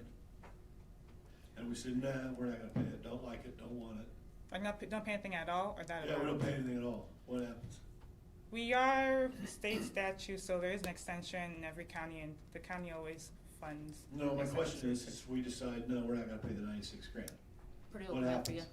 Huh? Purdue will come after you. Yeah, we'll- because we'll- it's What do you mean state- Purdue's gonna come in? Purdue's gonna come state's- after the county? It's a state State statute. Statute-wise, statute. they have authority, To is do what what? you're saying? And do what? Statute-wise, they have authority to come after. To us. do what? Who has the authority to do what? Purdue would, because it's a land-grant university. Okay, It is- so it's Purdue, I don't care, what are they gonna come after Brown County for? What are they gonna sue us for? Yeah, what are they gonna sue So you're us? saying What the are they gonna- statute says we have to have 4-H? You have to, therefore provide we have- extension services And in you are the the county. provider, therefore we have Correct. to facilitate that. Correct. It's That's- not tied that's to leverage they theoretically would have, I believe. It's not necessarily Purdue, it's an extension of some kind, and Purdue is filling that. Yes, correct. Okay. Kind of like the mental health. No, it's an assumption that I don't have any, I know nothing about the subject, I know nothing about, I don't even know what I don't know, I'm just asking the question, that's all. I mean, Okay. it's like every state, Okay, personally, for me personally, I'm just talking about myself, right? because you do a lot. Well, I can do ChatGPT and I'll just get the information I need on my own. Oh, because that's gonna be factual. So, excuse me? I said, because that's always gonna be factual. I don't, ChatGPT is not my thing. Okay, so I'll go do the research on my own and figure it out on my own, I'm used to doing that. So to me, and of course it's just me, and, I don't understand the value of the extension. So I'm just asking the question, it's 96 grand, it's not a generator or a revenue generator, because if you use an average of 140 grand, 92 counties, and that's a boatload of new revenue coming in, yeah. And so I can see what they're doing, why they're doing it. Any further questions, council? I think we probably asked you. Are the other Yes, sir. questions like this? Yeah, so what we're wanting is just a better breakdown of the services provided and what that does. No, we're getting, Yeah. Better On breakdown the of what we're getting. four And then, person, and right? then this is, I guess to put a different word on this is the program that we're getting, and this is the year-end summary of what happened last year. Yes, So next year, we're gonna get another one of these about this. So my goal is for us to do more, like maybe quarterly or 3 times a year, updates to the council. I just think, I understand you probably don't understand or know much about extension, what we do, and so I think that's on us to be better about educating the council community about what we do, and so my goal is that we'll do more quarterly or 3 times a year, just come and provide updates on what we've been doing. So I just provided this because I think I heard that people thought that since there was a vacancy that we weren't providing services, so I just provided this resource just to show we were doing programs and these are the things that we've been doing. But the hope is that quarterly we'll provide updates to you all so you understand or are aware of what's going on in the county. That's good, we appreciate Yeah. that, and stepping in for the void that we've had, it's good. 'cause there I'm was here to no- help. I'm here to help. So anything that I can do, please just let me know. Okay. And my Yeah, those updates I think will be helpful. Yeah, There's absolutely. spots Yeah. open on 4-H Council too, if Yes. you'd like to volunteer. Fair board as well. Yeah, We Absolutely. could always use more livestock leaders. yeah.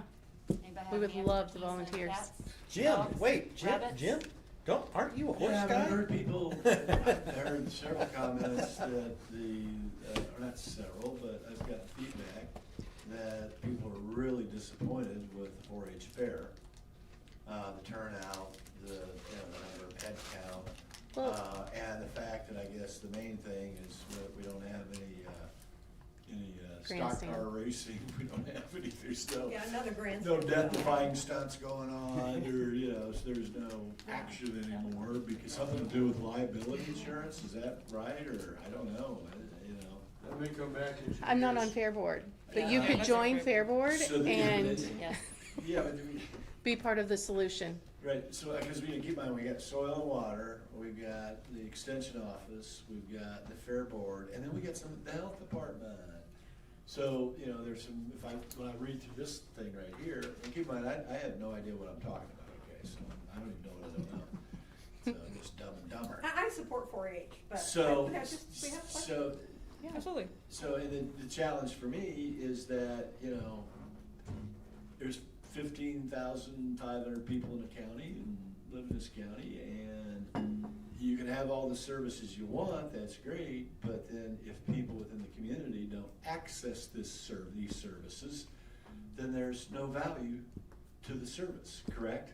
Yes, and As you said earlier, I think I heard you paraphrase, I mean, it's a need-based type program, right? So you pay the 96 grand, hey, we're here if you need any help, right? But if nobody really wants any help and they They're don't need any. actively doing programming now. I was Yeah. gonna say, I think you would be They're actively surprised. doing programming, like What does Master that mean? I Gardeners. don't know what programming is. Master Gardener program, they have a small ruminant farming Okay, what about a workshop. 66-year-old guy living on the south end of the county? What do you like to do? Show horse. What are your He's a interests? show horse guy. Motorcycles.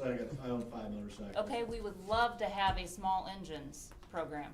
Ooh, We like could that. pull you into small engines if you like motorcycles and you like those kinds of engines. We'd love to have you teach the kids about engines. Yeah, well, I don't know, maybe I need to get more involved in what you Yeah. guys do. Yes, We would I like to think have you you do. I don't involved. know anything about what Yeah. you do, so. Yeah. If you have a question, extension is where you Sounds can like go. we're getting blackmailed, so we'll have to pay the 96. Education is key. And also, Education's key. yeah, and we're not the only ones, like you mentioned, health programming. So we work with other, community organizations. We work with the health department, YMCA, the farmers market. So we don't do anything on our own. We understand that community needs you can't be siloed. So we do work with community partners. So we're not here to monopolize Brown County. We will work with community partners. That's what Extension does. But the idea is there are community needs, so you work with each other to help address those needs in the county. So it's just more of a partnership. We'll have other Well, thank you for what you do, okay? And I think the regular updates will help too. I know before I get involved on council, I had no idea you were there or that service even existed. So, I mean. They offer yeah. all kinds of things, canning and. Yeah, I had no Pottery idea. pies. I did. nutrition education, financial literacy, Yeah. gardening. Yeah. So it's a good start. I think regular updates will help us get the word out too. Yes, sir, we can do that. All right, thank Do you. your services cross over with the health department? Is that a duplication of services? No, they don't duplicate, but they No, we just enhance each we just other. work together. Like, what do you do for the health end? Like Health First Indiana, for example, that was a big statewide funding for public health. A lot of health departments and extension, they provide the funds, we provide the education. So it's just Like more of a education collaboration. for, It could be like dying with diabetes, so addressing diabetes. It could be fall prevention for older adults. Brown County has a lot of seniors, so fall prevention for older adults. We have a Be Heart Smart, so cardiovascular education so are these programming. because I happen to be a nurse and x-ray tech. So there are these one-on-one encounters, or are you trying to get a group together in a building somewhere to try to educate them? We do group programming. So you do program. So how do you facilitate getting a group of people, like Jim's talking about, 60, 70 year olds that are type 2 diabetes? How do you get them to utilize this service? How do you do that? And what would be a number that would be worth your while to do that and worth the county to do that? You mean just because you offer it, see, we're trying to get at the value, not to criticize, but how do you get how do we ensure we're getting value of that? Yes. How do we do that? So before I took my current role, I was a health educator in Monroe County. So whenever you start, they tell you your first thing is to know your community. So we do community needs assessments. We talk to community organizations, we go in the community, and we learn what does the county need. We find other organizations who work alongside us, who also have similar needs, and we work together to address it. So that helps with outreach. So if we have a program, we work with the health department. We have this program, can you help us to advertise? Get into schools, advertise to the parents, advertise to families.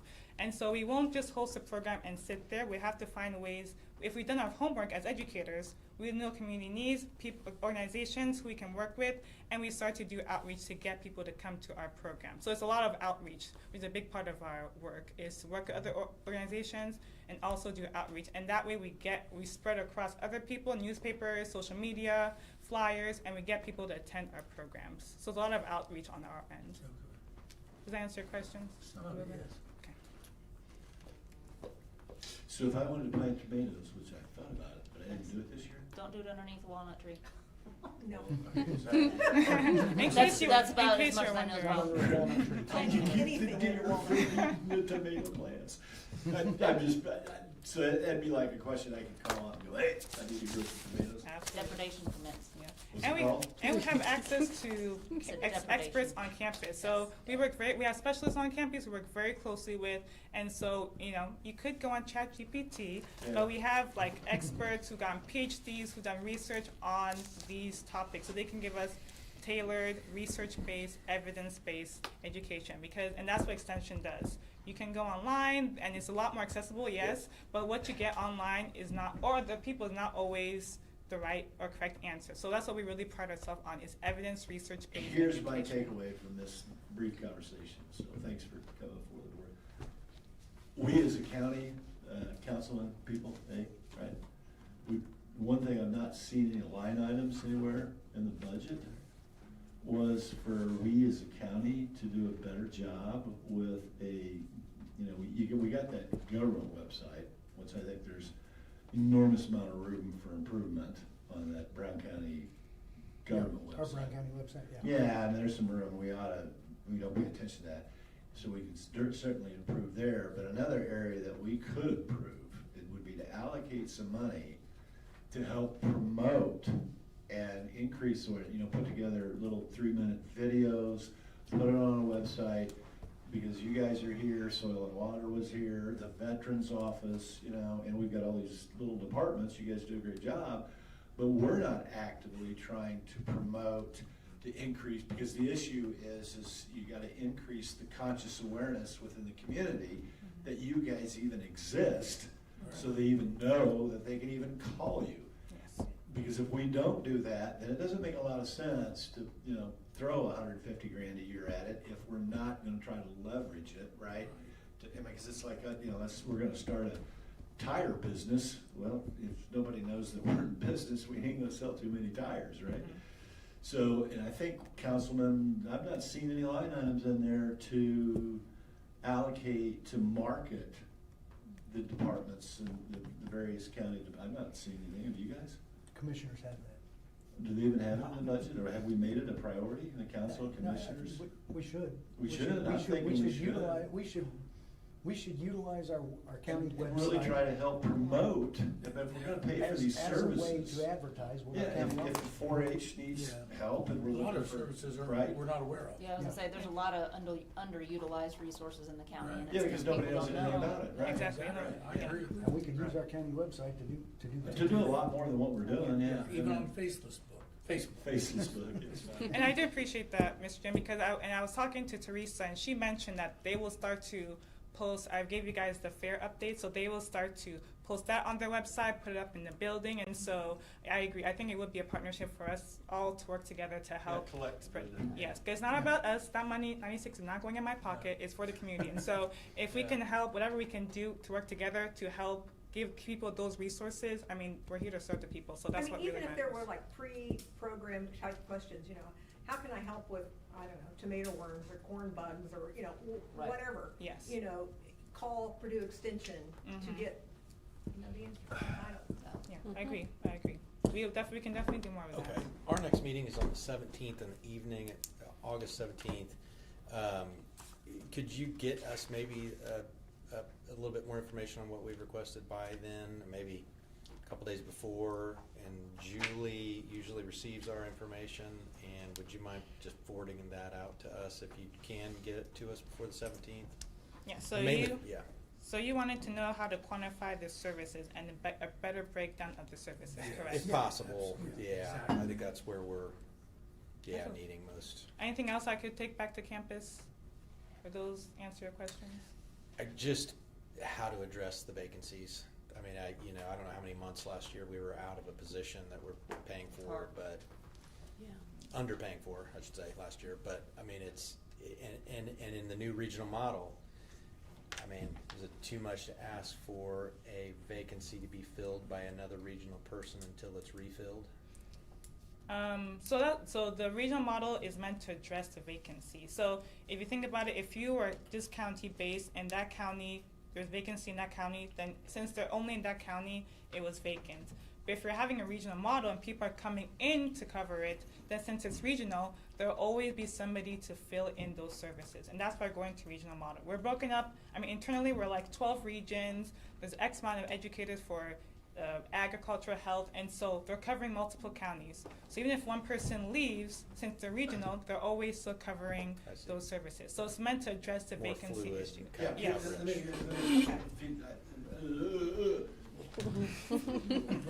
Everything okay with it? Do we have a health expert on staff? Oh my God, please, can someone check him out, please? He needs some attention. I think it's more of a mental health. Prior No. to the new model, did every county have a Purdue Extension person in it?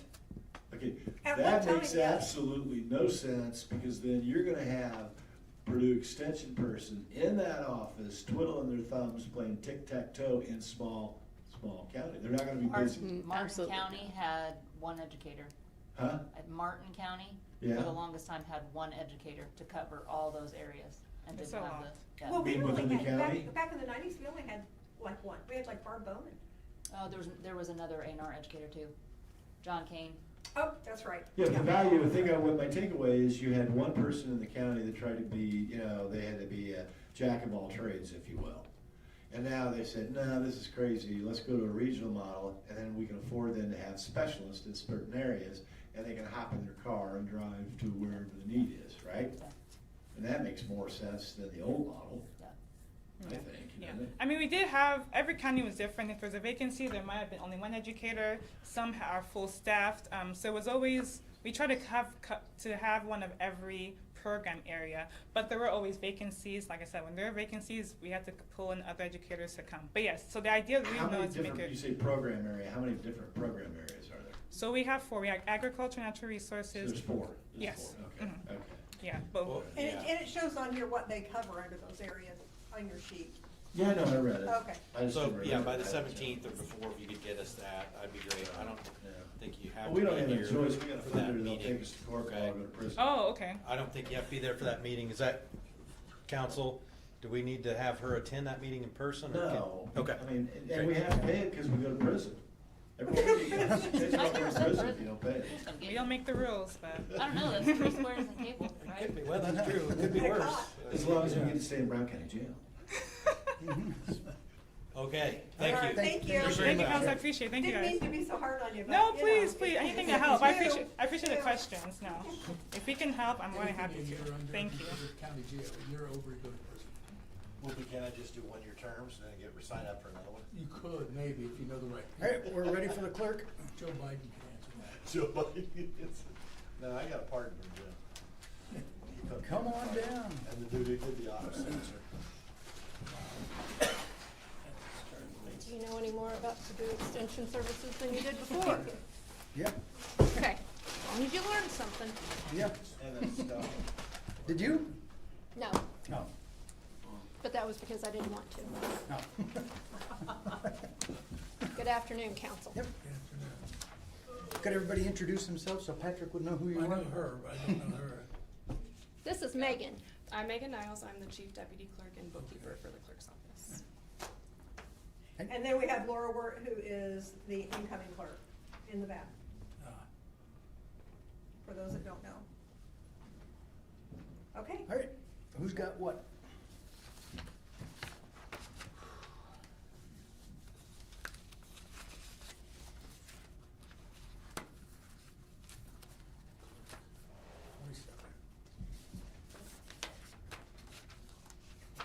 So, I'll ask the question.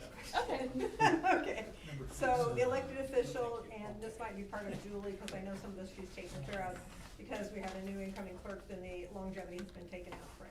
Okay, just clarifying, okay. Yes, Thank I took all the base pays from the information that Julie had sent out. Sent out, yes, okay. For all right, this. Thank you.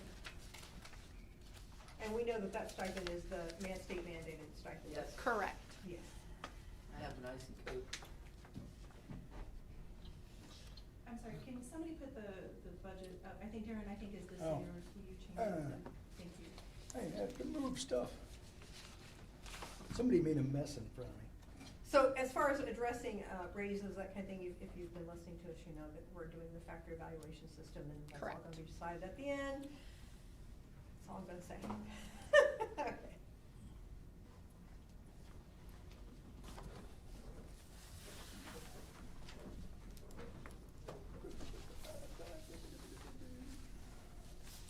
I see that you've decreased some things.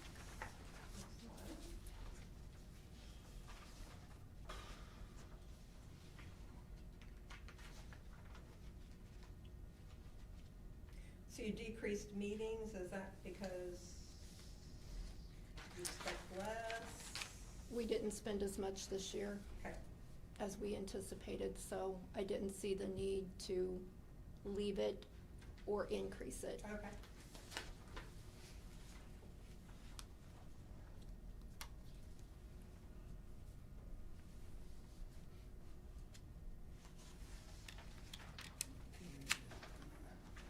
What about the overall digitization process?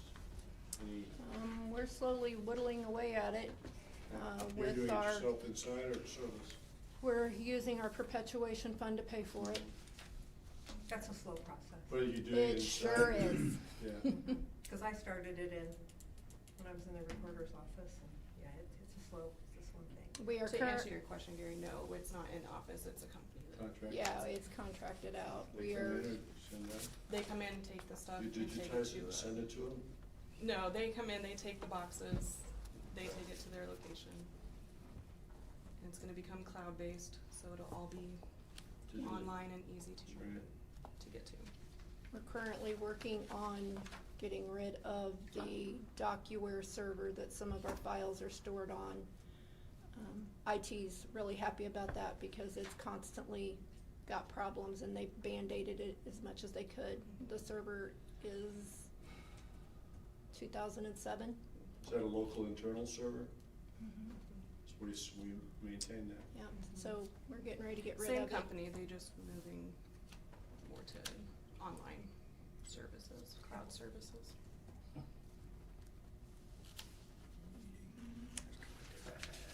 All the questions I have at this point.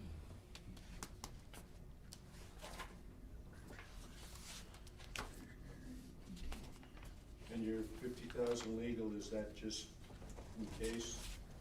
No, we're spending it faster than we're getting it. I know this year we are, and is that just similar momentum going over? The 50,000 that I just came before you for, Right. I've already spent it. Okay, so this is just a carryover into what's probably gonna happen next For year? next year? Yes. Okay. Oh, wait a minute, you already spent it. Oh, you can bet it's gonna be spent. I just got notification that, the Seventh Circuit has set a date for oral arguments in person. That means the legal team has to go to Chicago. Oh, that's portal to portal. Yeah, cause we gave you 50 grand, but of the 50 grand, you owed 11 grand, you had $11,000 in billable hours, Mhm. which gives us about $39,000 left. But then. I'll see you again before December, I'm sure. You're thinking we're gonna, cause we're $300 an hour, is that what it's costing us? or? $350, I believe, $350 an hour? $375. $375, yeah, okay, so we're gonna burn through that. And then Julie, let's say this case gets, whatever it is. And, we get to the end of the year and, that we've burned through the 50 grand, but we don't know anymore, right? And then we move into 2027, and then we put this 50 grand in the clerk's budget for 2027, but we don't really need it anymore because the lawsuits have gone away. So let's say we need to leave 10 grand here, can we reach in and grab that 40 and yank it out, or is that 50 gotta stay in there? We would have to You can do unappropriate it. It's election related. Huh? You It's can do a election more than reduction. clerk, isn't it? Okay, hang on a minute, let's have one conversation at a time. You can do a reduction. Okay, but that's kind of a process, isn't it? A hassle? Okay, so wouldn't it be okay if, you just throw the flag up and, for next year, we put 10 grand in there for next year, right? Knowing, we all know that if we get into next year, which next year it appears that maybe Laura Wert's problem. So Laura, if that happens next year, we just know that y'all gonna have to come back in and go, hey, I need more money, gotta go court. right? Okay, so we're gonna reduce the 50 to 10. Yeah, put 10 in there for right now. That way, if, and I'm gonna. And that's in the election budget, for those of you that No, are this is following just the- along? Yeah, clerk's Yeah. budget, right? This was No, election.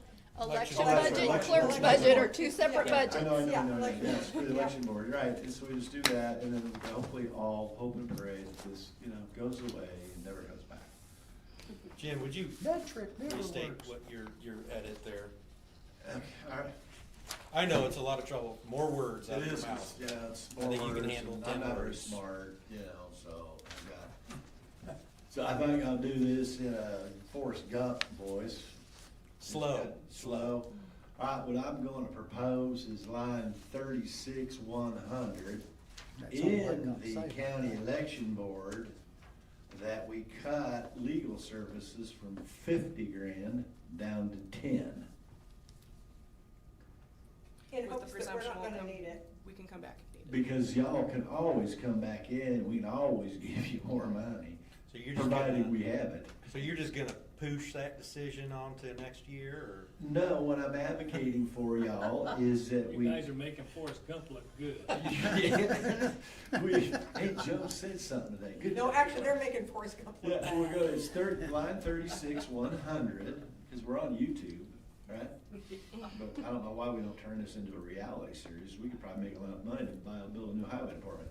36-100 legal services, we're gonna reduce that from 50 down to 40 in the election board for 2027. No, you said you No. were gonna reduce it to 10,000. You said What you did I were- say, just say? You said you were gonna reduce it down to 40. 40, yeah. Oh, no, you're right, we're gonna reduce it from 50 down to 10, $10,000. You're gonna reduce it by 40. We're gonna reduce it by 40 down to $10,000. And then that way y'all got 10 grand in your budget for the election board for legal services, cause I think last year we put in like 7 grand before all the other uproar occurred. So that way you got 10, and then Lord, if you need more money, you come in and go, hey, we need more money. Cause we got some more people suing us. And that is 36-100 legal services you're talking about, correct? Yeah, There you correct, go. in the election. Thank you very much. How many lawyers do we send up there for the Court of Appeals? I mean. However many the legal team decides to send. So they have an actual team, Mhm. so therefore, Correct. we're paying all their Legal expenses. services, Portal to 2,500. portal. Correct. Wow. So we're dropping the 50 down to 10, right? Yeah, so once again, from 50 down to 10. And that's all I got to say about that. That's all I'm gonna say about Jeez, that. here we go. We've had too much sugar. Hey, it's 2:30 in the afternoon. Okay, question up on the board, you see the clerk stipend up there? Stipend. Clerk That's a election mandated stipend? stipend. It's a mandated stipend Every year or just an election year? every year. And that is for because it is not, It's for being the administrator of voter registration. and how much is that? 15 something. But then I also show, no, never mind. No, there's hold on, nothing in I the want to get that 27. number in here. How much is that? 1566 it says in the book. Yes. Where'd the 66 come from? And 92 cents. Huh? Well, they don't do cents, they just. Because round my up. book shows, I don't have anything on the stipend clerk election. 1100, 1100? Julie, do you have No, it? 11024. On the election board, not the Oh, clerk. no, the election board. I got Huh? a stipend clerk, it's been zeroed out. Initially in 26, they had 5,000. What budget are you Election talking board, about? election board. You talking It's about been this zeroed out. $2,500 that we're right here? No, What Clerk- line are you talking about? Well, election What line? board, line There- well, it's all one. 11024 on the election It's board. zeroed out for 27. There's nothing there. Oh, it's zeroed out. There's nothing there. There's Okay, that's what I was asking, because we had That's only something- during election years. That's what I was asking. Okay, well, ask it correctly. I did, it's exactly what I asked. Roll the tape. So that's election year only. Election board members, Election that's years only. zero. But the Yes. 1566 is your. But the 1566 in, on the clerk Is yearly. budget is yearly. Yes. After I ate my footlong. Absentee workers is zero. Oh, man, that's too much. She packed that thing full. No, this is Training, their, zero. their pay for being on the election board.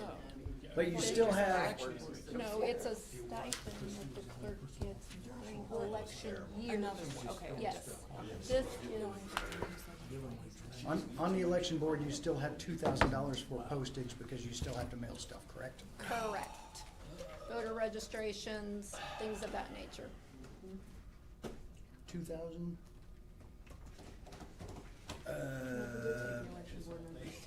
MiFi contract, oh yeah, MiFi contract, that's annual. Hey. Has to- Hey, Darren. Hey, Election board members don't change. That is paid every year. Just the Oh, stipend. it is for on, the sorry, clerk, yeah. I got two, I was like, wait a minute. I got slap happy with the zeros. Election board. gotta watch you guys. Yeah, you better watch them, because this is our, yeah. That's why I've got it up here, so everybody can see what I'm doing. And down to, What are you doing? MiFi contract, filling in the Filling out numbers. no clue. Just sign it.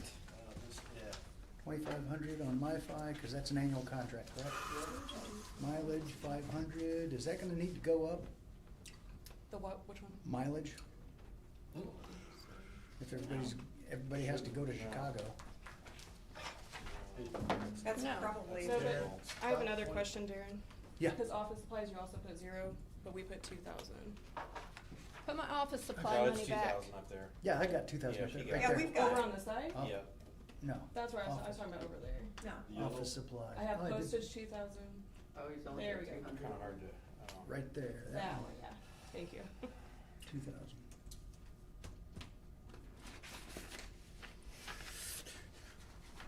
Okay, mileage, Sorry about 500, travel expenses, 3,500? 25. Yeah, you have. Is that 3,500 correct? Mhm. Cause that's what we had for this year. Cause you go There's in still gonna be, there's still December gonna next be year is the. conferences and stuff. Okay. Travel expenses, 35. Publication legal notices, 300. Repair equipment, 800. Legal services, we dropped to 10,000.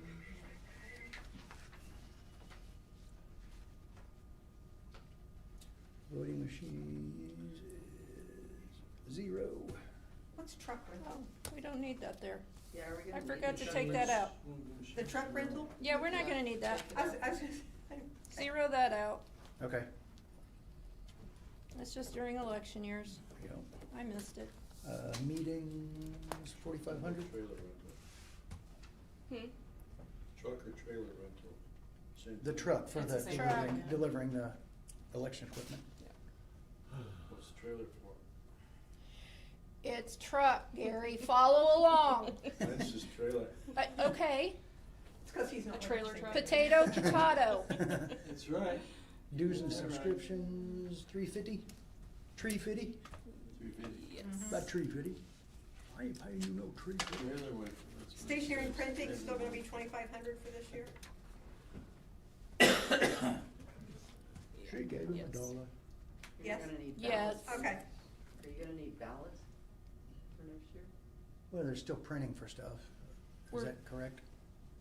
Or is that, And for town. Well, 3702. to prep for the 2028 election, she's gonna have to have envelopes for absentee mail-in ballots, those, Just curious. yeah, I was so yes, we will. just asking. still need the 7,200 in the That's your. lease? Or Yes, 72,000? that's every single year, Okay. What's that lease for? 24,000 the also? election equipment. Thank you. And 16,000 also? And VR systems, 7,000? Now, just to prepare you, because I imagine she's gonna have to come before you when she has to go find new poll book vendors. Because the rumor on the street is VR Systems is not seeking recertification in the state of Indiana after this year. So that means the poll books that we currently have on hand will be obsolete and non-functional in the state of Indiana because we won't have anybody here to support them. Is that what was rumored last time I worked with you on Yes, that? Okay. but because there was such short notice then, the decided to Secretary, extend it yeah, They kept it the going, so they Secretary of had some State's continuity. office talked them into staying. Okay. But they're only, I've been told by my rep that after the general election this year, they are not seeking their recertification, so she'll have a year. And they'll notify her directly, so that she knows. That'll give her a year to find a new poll book vendor before the next election. Wasn't there some kind of compatibility issue with that too? Or is it- Compatibility. A new You're poll, talking a about new poll some, book is gonna be compatible. there was like a poll, that when they switched to the electronic, systems, right? There was a rumor that they could only use certain poll books. Well, that Yeah. was rumored. That was to rumored. scare people. Oh, okay. To scare people, which is why I think VR is leaving. Are they located in Okay. Indiana? No, Okay. they are in Florida. Okay, so that's what I remember, something about compatibility. So But that was just a the- scare thing. The Okay. print-on-demand printers that I purchased with the grant money, those will be compatible with any poll book that she decides to go with, so we're good there. Okay. Good to know. What, are those HPs? I think so. HP? I think so. I'm pretty sure they are. I can't remember. I think they are. I'm pretty, Yeah, okay. like 98% sure. Yeah. Okay, are we done with the election budget? I do believe so. Where did it go? No, where did I put it? Yep, election went from 291 to 2. Now we're back to the clerk.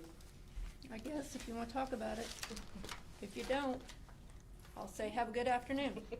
Anybody have anything to talk about? No. Because we've What? already discussed the state mandate, we've talked about the FES system. There's nothing to talk about, unless you're gonna cut something. If you're gonna cut something, cut it. What do you wanna cut, Jim? There's nothing in there to cut. Well, I mean, she did some cutting on we her cut own. some. I already Yeah. did some cutting. This is nickel and dime stuff, so. Yeah, you know, so most- I it's think all- we're done. The clerk's budget, it's all labor costs, you know, it's nickel and dime stuff in there. And it's all necessary, so. Right, so there's I nothing to think talk it's about. done. Okay. If we're gonna cut something, find something that's $800,000. Sorry, I can't Not in help that you. budget. You're not gonna find the Turner. Duh. All right, well, thank you. Thank you. Thank you for very being much. patient. Thank you. Have a wonderful afternoon. Huh? Now you get to do your I know now we get to add line items in ours. Sit down over there. We wanna take a break before we start arguing Yes, about ours? yes, real quick. One last break. Thank you, everyone. Yes, you. thank You you. wanna slide down to the subway, Jim? Thank you, just love it. Well, I can get out of this chair, man. I need to. Thank you for being patient and waiting. Yeah, thank you for tolerating our overrun. I don't think the young lady was thrilled with this. And Laura, where aren't you running? You're unopposed, right? Yeah, so you're it. I think at first You sit next to you you. and then once you I realize got to we look got at, through some it's questions. funny because I helped Okay, bring in I'm just the answering old poll questions. books and now I get to help and bring in new books. Cool, cool. Yay. They're, I Cool. know, thank you, I appreciate it, cause yeah, it's, So they're you not, got a they are not copy, cheap. you have a copy of all the forms, ones and everything? No, I didn't. You ought to have those. She ought to get a copy of Yeah, the no, election they board. are not gonna be cheap, and I They're hate nothing's that. cheap. I really hate that, cause I'm looking at $72,000, I'm like, you've gotta be kidding me. All right. No, we're gonna go out and, We're gonna take some more dressing, because we got plenty more word salad. More word salad? More Oh, word I'm salad hungry. coming, plenty of Whew, dressing. I'm hungry, yeah. I think the Purdue lady thought it felt attacked. I'll trade you. She's probably used to that, because if it's She getting, does that job surely, she's used to that. well, when you're bumping We are rates. recessed for a couple minutes. Can we go out and play? Just reminding everyone that actually the BZA meeting starts at 5 instead of 6. Oh, I don't know if Okay. we're gonna be able to finish by 5. Oh, so we gotta leave earlier. I don't know if we're gonna make it. I've heard.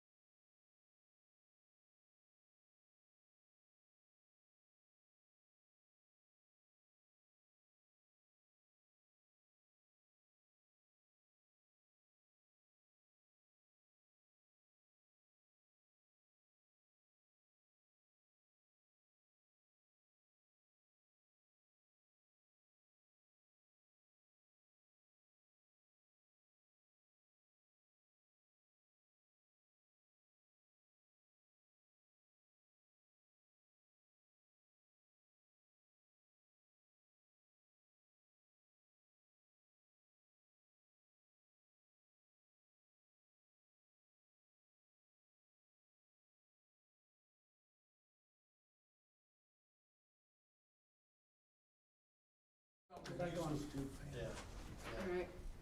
let's get it done. Let's Who get it are we done. arguing with now? Ourselves. We're arguing amongst ourselves. Oh, well, that's not a switch. Oh, no, we're gonna grill Darren. We gotta grill Darren. Yeah, okay, Judy Swift, I have a question for you. Okay. How comes the FES system doesn't have a 50% external midpoint for council members? It does somewhere. Well, you know, we did discuss that, and we thought we probably need to discuss it amongst ourselves here. I don't think it was something that we, you Yeah, know. I think we're in candid camera. And I don't think that we can really go up that much, but I think we do need an increase, because it seems like that I spend my life in meetings, and I'm not talking about just our county council meetings. I'm talking about PAC meetings, salary meetings, meetings with departments, meetings, you know, beyond that. And initially, back in the day, those things were not, you know, when we got these salaries, it was like one meeting a month, and now we're 2 meetings a month, plus all of these other committees that we really need to be sitting on. I'm not saying that we shouldn't, but our involvement is in greater need, and I do think that we do need a raise. I'm sorry, constituents, but, you know, for us to do our jobs, we've got to see the bigger picture, and us attending meetings with commissioners and department heads, et cetera, is giving us the bigger picture. So I think we do need to increase an amount. With you and Darren been here a while, in the last 3 to 4 years, hasn't the council been more active than what it previously was? Absolutely, and Yes, I it has. served from It 10. used to be just yes men pretty much for the most part. Pretty Now much, it's we been came really- in- it's came like in a- for It's a- like a cabinet of people who we. keep Right, pretty I active. served from 10 to 14. That's because I was such an incompetent leader, I needed you all. Well, I served from 10 to 14, and then Darren came in and took the district that I was in, because I could no longer be a dual office holder. And back in those days, it was 1 meeting a month, pretty much. I'd like to propose we get an auto pen. Get a what? An auto pen. Oh, yeah. The other thing that I think that we need to address is, I think it was 22 or 23, we decided that we would not take any mileage. But back then, gas was not $3.59 a mile. And this isn't coming to our meetings, you know, from our homes here. It's not that type of thing. It's going to a conference where it's now, you know, $45 or $50 to fill up your gas tank to go to a meeting, depending on where it is. Now, we don't go to tons of those, fortunately. And, I mean, I've gone to one this year, which is the mandatory state meeting, which was up in Carmel. I will probably not be going to the fall conference. Sometimes I do, sometimes I don't, but it's in Fort Wayne. They're never local to us, it seems like, so. Yeah, they haven't held them in Shelbyville in a long time. So we, I think, should have, as long as gas prices are at the prices they are, I think we need to have some mileage reimbursement for our travel. Darren, don't we have a lot of master's level people that don't make $50,000 a year here? I heard someone say that most, or maybe that was Scott that said that the master's person in the county should make around 61 on our. Oh, that'd be, anybody with a master's, if they're On making this that count, low, they're. I thought that one the water and soil person, they had a master's making 40-some thousand. So how much would you put into? They're not a mileage? minimum required masters, though, I mean. How much have we had in the past? We're not, pardon me, we're discussing council, Oh. cash. I Not just not thought we were other just outfits. rambling, No, actually. no, That's no, what we no. were No, this is talking our usually. budget. This is our budget. How much have we had in the I past? actually haven't had, for the last 3 years, nothing. Yeah. I've never submitted anything. Yeah, I mean, we haven't, Yeah, you because haven't we had any- opted not to help Dave save the Redding's county the money. one that got rid of it. Well, yeah, Yeah, but we all voted to do Yeah. that, but gas was not $3.39, No, it was not. $3.59 a gallon, Exactly. which is now. And if it goes back down, then I'm happy to take that back out, but right now, it hurts. For the if you record, have I to. did not vote to remove that. And you did not, I agree, you did not. So, what, $1,000? What did we, yeah, I don't even know if we had 1,000, I think we had 500 like maybe? 500 or something in there. You're talking Per about council budget? member? For our budget? For travel, Yeah, it- to Oh, my, for travel, for my- Just have $1,000. it's 7 people at what, let's say $40 to, a tank to go somewhere, so. 40 to 50. Doesn't the county go by the federal Yes, Mileage thirty- rate like the mileage. 57 cents a We don't go mile. by the federal, we have. We go by the have- state. yeah, And it we was, have used to be Yeah. 38 cents, have they Oh, yeah, it's increased it? 40 something. Is it 40 now. something now? I think it's 40 42. Oh, 42. It's 75 federal reimbursement. Federal, Yeah, we yeah, don't get that's federal. what we don't go by. We're not So- going by that though. But we have to go by the state. Yeah, we go We're by the state. mandated We go by by the the state. state. So whatever the state mileage is Right. for 7 people, I mean, what? I $3,500 $700? miles, $3,500 $700, $100 a person? 30, and let's do this, Judy, 35, you get 7 people, so I would 7 say 2,500. in 7 there. times 5 is 35, okay? So 3,500 miles times whatever the state's reimbursement rate is, that's how much we allocate the budget. 0.42. Huh? 24.2, I said 0.42. so 42 cents? Yeah. So take 3,500, right? It's not gonna be very much, 3,500 times 0.42, About it's 1,400. $1,500. Okay, Do that, yeah, $1,500. 1,500. And that'll be more than we won't use. And if you that. don't wanna turn it in, you don't have to turn it in, We'll but, vote on it you know. No? in our, I mean, we're discussing it. So where's that go? What, Goes into what- travel expenses. Yeah, travel expenses?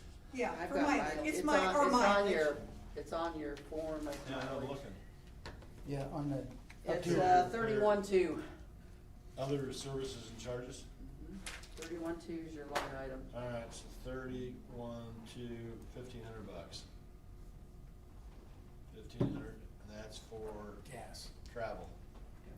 Mileage, You yeah, don't have it mileage on the, reimbursement. you don't have it Not on to the, go to the you don't post have it on the office. spreadsheet. You have to add them. Right, because we didn't, she did our budget for us, she didn't. And then as far as our wages, I think we should, round it up to $12 a person, make it even $6,000. Yeah, I just asked what counties under 20,000 make, and they say, I think to be fair, you 10 should actually send it to WISC and find out what that would be. Yeah, I think it's that's just 10, correct. in Indiana, this is in Indiana, 10 to 20,000 is $3,000 to $8,000 for council members. How much?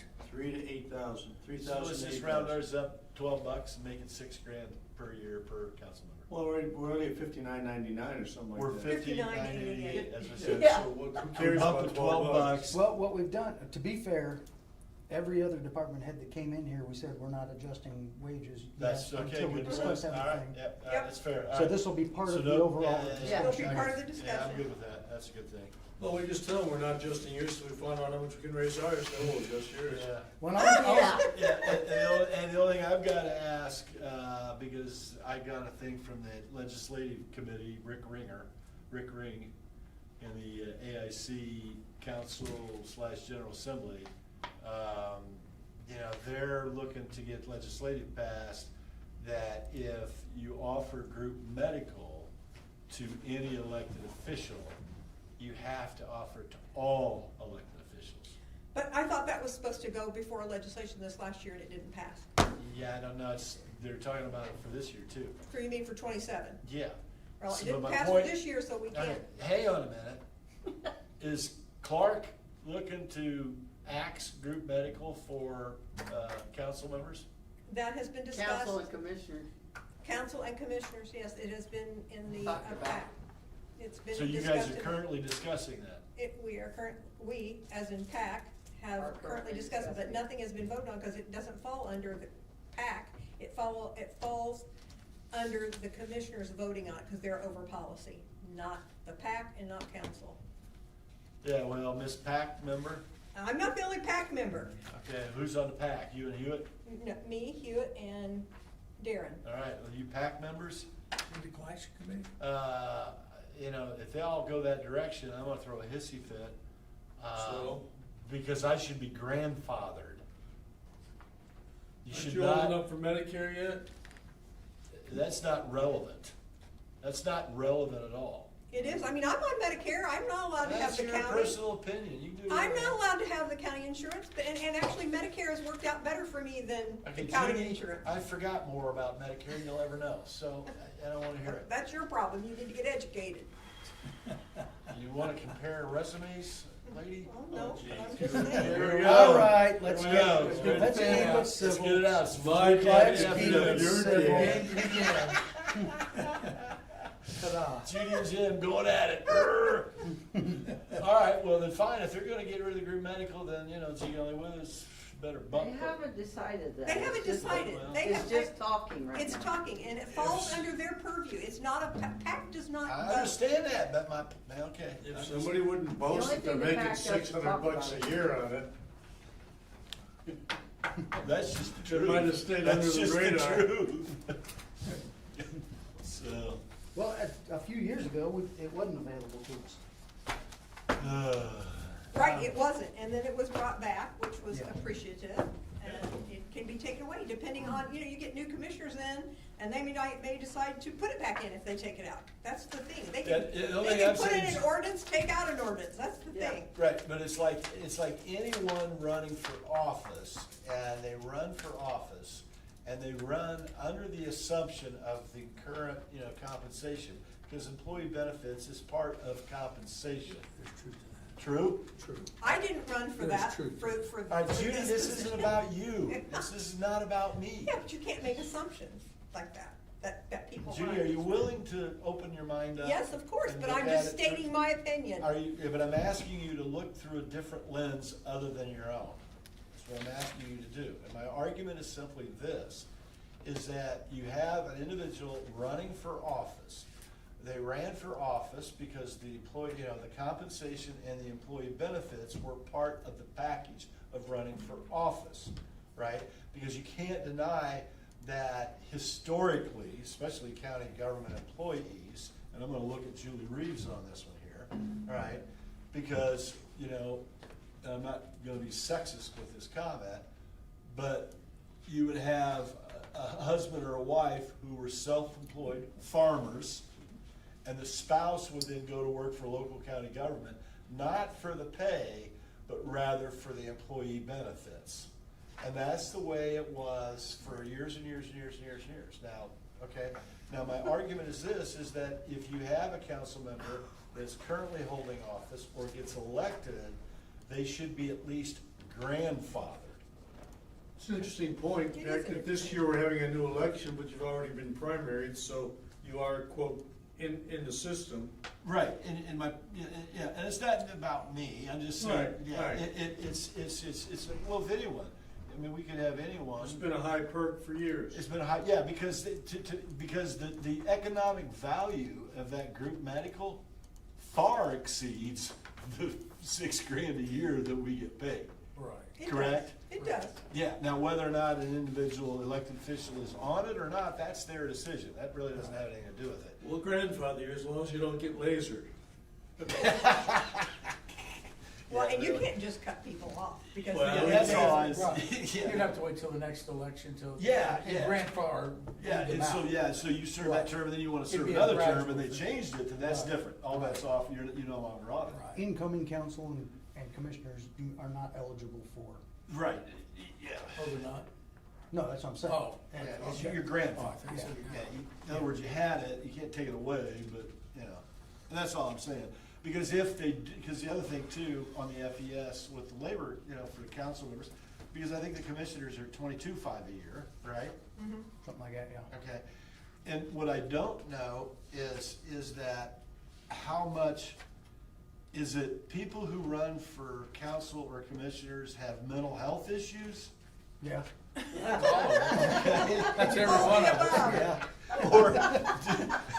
We like to be If beat you up. didn't, you do now. You do now, right, I have mental health issues now, right, or how much of a factor, you know, clearly people wanna be public servants, and, you know, and I'm assuming that weighs heavily on a person's decision to run for public office.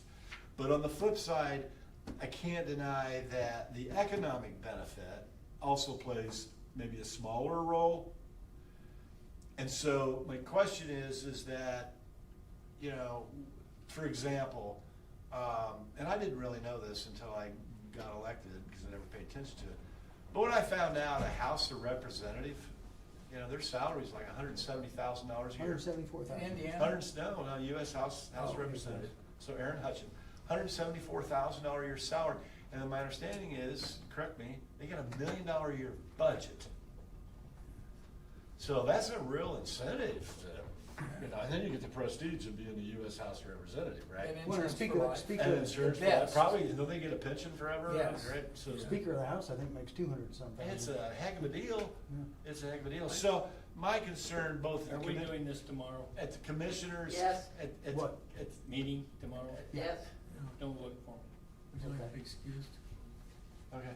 Commissioners and council, you know, I think with FES, of what that number really ought to be, so that we do have a competitive number, so we can attract new blood, new people in that wanna get, you know what I mean? We can certainly have, and probably should have it looked at, Yeah. whether we can afford it or not, of Well, course, yeah, as we we may not said be to able to. everybody. We may not be able to afford it, but at least we ought to be Yeah. aware of what that number ought to be. Well, a few years ago, the commissioner's salary was adjusted because at one point, because they were at like 12,000. Yeah, I was gonna say 12,500 or 12,000 something. a year. Yeah. And Yeah. now they've been adjusted. to Yeah, the that. only thing that bothers me. Well, hold on, I know at least twice in my earlier years on council, it might have been 3 times, we removed ourselves from any COLA We adjustment. have, Yeah, we haven't given any coal since I've been here. no. Well, we have, if you Huh? look at last year, Yeah, well, we've been last year we forewent any COLA adjustment. 24, we were at 58.14, and that's what's up there on the screen. Yeah, 888. And then we took the 3% Yeah. that next year. Last year, we decided not to. So that's the 3rd time I know of that we have exempted ourselves Right. from the COLA, and we need to stop doing that. Right. Because we're just putting council further into the hole that Yeah, you're but talking 3% of about. nothing's nothing, so. Yeah, Yeah. but, So and I anyway, think we should submit it to we ought to look at it. We ought to WIS just look at it and along with investigate the it. other ones that are being submitted, we'll make an official. And then You've got Julie, the forms on that, right? what have we spent on? Send us a form. What have we Send us a spent form. with, Laura Ingram, or, no, who's our attorney? Susan Beavers. What we spent, I'm getting tired, man. Mental health issues, right? Right here, I'm getting worn out, getting, you know. He was right, man, it is taking a toll on I you. am, I'm just getting kinda burned out. legal. I mean, we're not, are we at 15 grand Finan- year to date with her? You're right now? Yeah, I don't even see legal in here. yeah, it's attorney services, 35,000. We got 30 grand. Oh, I see, professional services. 30 grand in there. Pretty Yeah, close. perfect, yeah. Are we at We're there that now- right now? We're right there now? I'd say, if not, you're right, you're probably pretty close. Really, we haven't been using her that much. You've actually used her less this year than you did last year. Well, she hadn't come to our meetings, so we haven't been No. paying for travel and all. Yeah, that. but she is gonna have to do up some ordinances, which I need to bring up too here in just a Yeah. minute. I mean, So, I'll check on that and I'll send you out. yeah, and then what's policy services, what's that? That's your WIS. WISC thing. Oh, that's the list thing, Yeah. okay. Dues and subscription. And then financial Yeah. consultants. That's for our That's paid. county, What do we do I read wrong? that out of it. What do we do now? what do we do? No, I asked her to come in earlier. Oh, Dues and subscriptions, what's that for? is that AIC? You guys have dues for, AIC? yeah. Okay. And then financial consultants, $132,000. Is that Reedy? Yeah. Is that Reedy? That's just a bogus number somebody stuck in here. I don't know where that. No, yeah, he it's says it's about big. what we're at. No. Let's take it down to 30. Huh? Let's take it down to 30. Well, now, wait a minute there, Mr. We were at Commissioner. 132 last year, Hey, we just which maintained was- it this year. That's ridiculous. It was Okay, way whoa, too whoa, high whoa. last year Well, too. We better cannot figure out why it have was that a high guy, we cannot have before a you guy decide run to the take it out of commission there. Yeah, trying to tinker with. it's too high. Because It's you too got high. Reedy, Yeah. Their commissioners mind their own You business. got a Yeah. commissioner, you get in the other room. It's kind of a conflict So of it went up to interest on your 132 part, from so- like, what was it before that? It was kind of zero as Nothing. financial consultants. yeah, it wasn't. Jumped much. up to 132. I think it's because the prior year was so high, Yeah. but it's way too high. Typically, a financial Commissioners have no consultant- say-so on council Yeah. decisions. So as a council person, the 132 is way too high. What have we spent this year? Yeah, but in 27, you're gonna be a Do you know commissioner. what we've spent this year? Yeah, really. I'll find out. I'll find out on Susan, I'll find out on Reedy. Yeah. Yeah, see, and then if we, if we wanna bump the financial services down, Do you want the yearly from Okay. last year, or you want what you spent so far this year? I wanna see This what we year. spent this year. I think what This year, Darren and maybe you we ought to could do do is the two of you ought to get with Reedy, and you ought to look at the 12-month calendar and really try to close in on how many billable hours, okay? we should expect and Yes. what we would like to limit it to. Because where we've made mistakes is We we've did, asked. we did that a little bit. We've asked, like yesterday. I barely talked to him. I get an email, okay, and we need to look at it. And you all got emails with the budget books from Jerry Pittman, or Jerry Hickman. Yeah. Yeah, Jerry Hickman, not Pittman. Yeah, okay, and then he had 3 PDF attachments. So I shot him a text and said, are you printing these off and to bring them in tomorrow morning, because it's like 5:30, Monday night. And he goes, yeah, we're printing them off now. So I did a thumbs up, right? But how are they gonna bill us? $200 an email or something. Yeah, how do they, I wanna know, They're- how are they you're gonna bill we're us probably- to print, when he came in, yes, Monday, Well- he brought You're the gonna stack of get paperwork? billed for that. Need to be Oh, printed we'll get for it. billed for it. I mean, it's yeah. gotta be printed. I mean, that's not. No, I know, Scott, I printed them too. but. Well, these though? Yeah. Oh, you. He you- sent them to me and I printed out. Oh, That's okay, what well, I you guys handed gotta you guys when I communicate. got here, and Yeah. then he come in with his own. Yeah. I'm like, okay, well, that was stupid. Yeah. Do you so have double extras? printing? Yeah. Yeah, that was. Is that all you have left though, the one, or?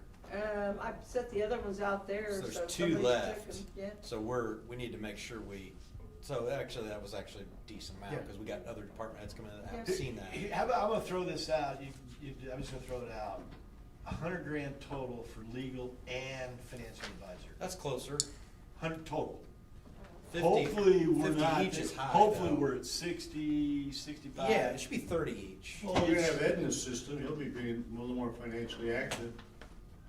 30 each He's is a already done a pretty lot of- standard. Yeah, And 30 for Done work. legal, our council shouldn't need a bunch of legal, I mean, Yeah, we should need. Yeah, we should- We're talking about council legal only. Yeah, council legal only, yeah. we shouldn't need 30 for legal. Because what she's doing, and because the other thing too that I've noticed, is just, continuous improvement kind of mindset, right? Is how comes we don't have a form for an ordinance? Or some, why do we have I think to she's have in- pay her to draft an ordinance or a resolution every time we do it?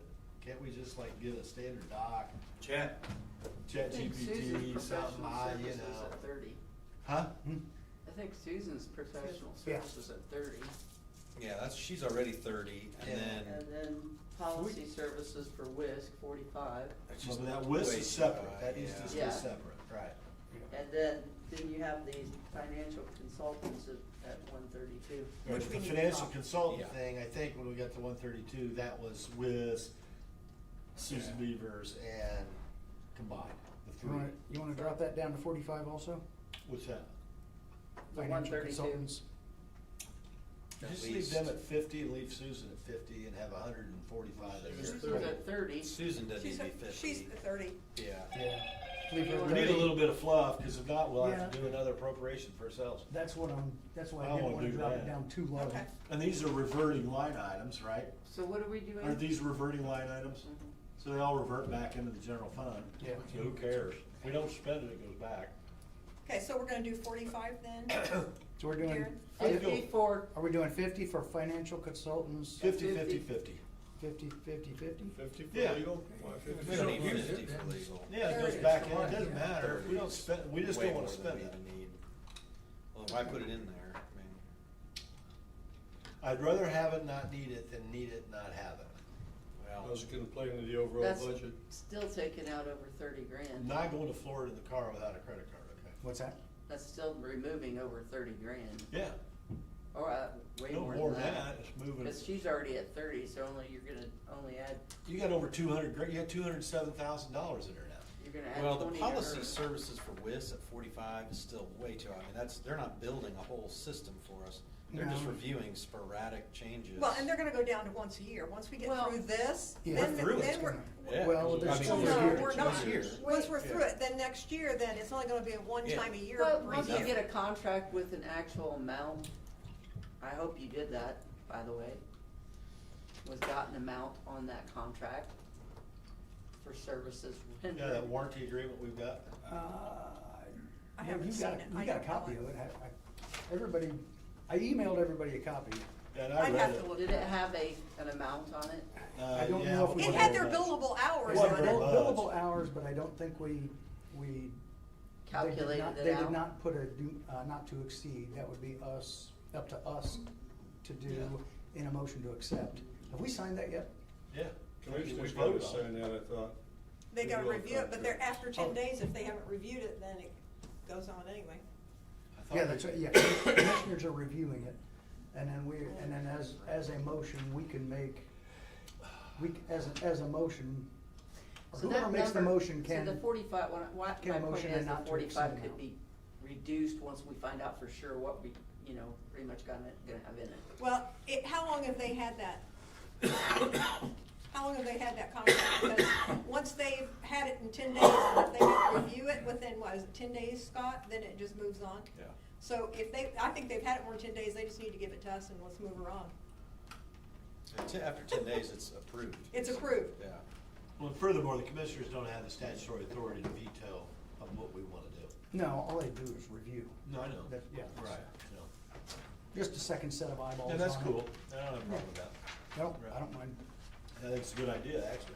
Yeah. Well, I don't have a problem with it either, but don't hold something up so that we can't move on to do what we need to do. That's why the law says after 10 days. 10 it's just days, so we need to get it automatically back approved. and get it sent off so that we can do what we need to do. You don't really need it back, we've already got a copy of it, so it doesn't have to be given back. It's after 10 days, if there's no input, that's fine, you just move on, execute it. Well, then Now, we'll- the only thing, yeah. With those changes, we drop our total down from 252, 416 to 180, And what'd you put in there 416. for the attorney? Go over it. 40. Okay. I made Put 40, financial, but 50. financial consultants 50, Yeah. professional services, legal, 40, and left WIS at 45 for Why now leave? until we find out, Okay. because All we right. don't know what That's fine. we don't know Okay. what we're at to Now- date yet. You All took right. financial 50? Yes, You all, down from Here. 132. Okay. are we done with this? 50, 40, and 45, I left Five. policy services Okay. at 45 Got it. until we know what we got going on. so we know what's going on. Ed, Mr. Ed, because I can't pronounce his last name. Wodelia. Wodelia. Wodelia. Now, maybe I can do it if I do it that way. Yeah. Wodelia.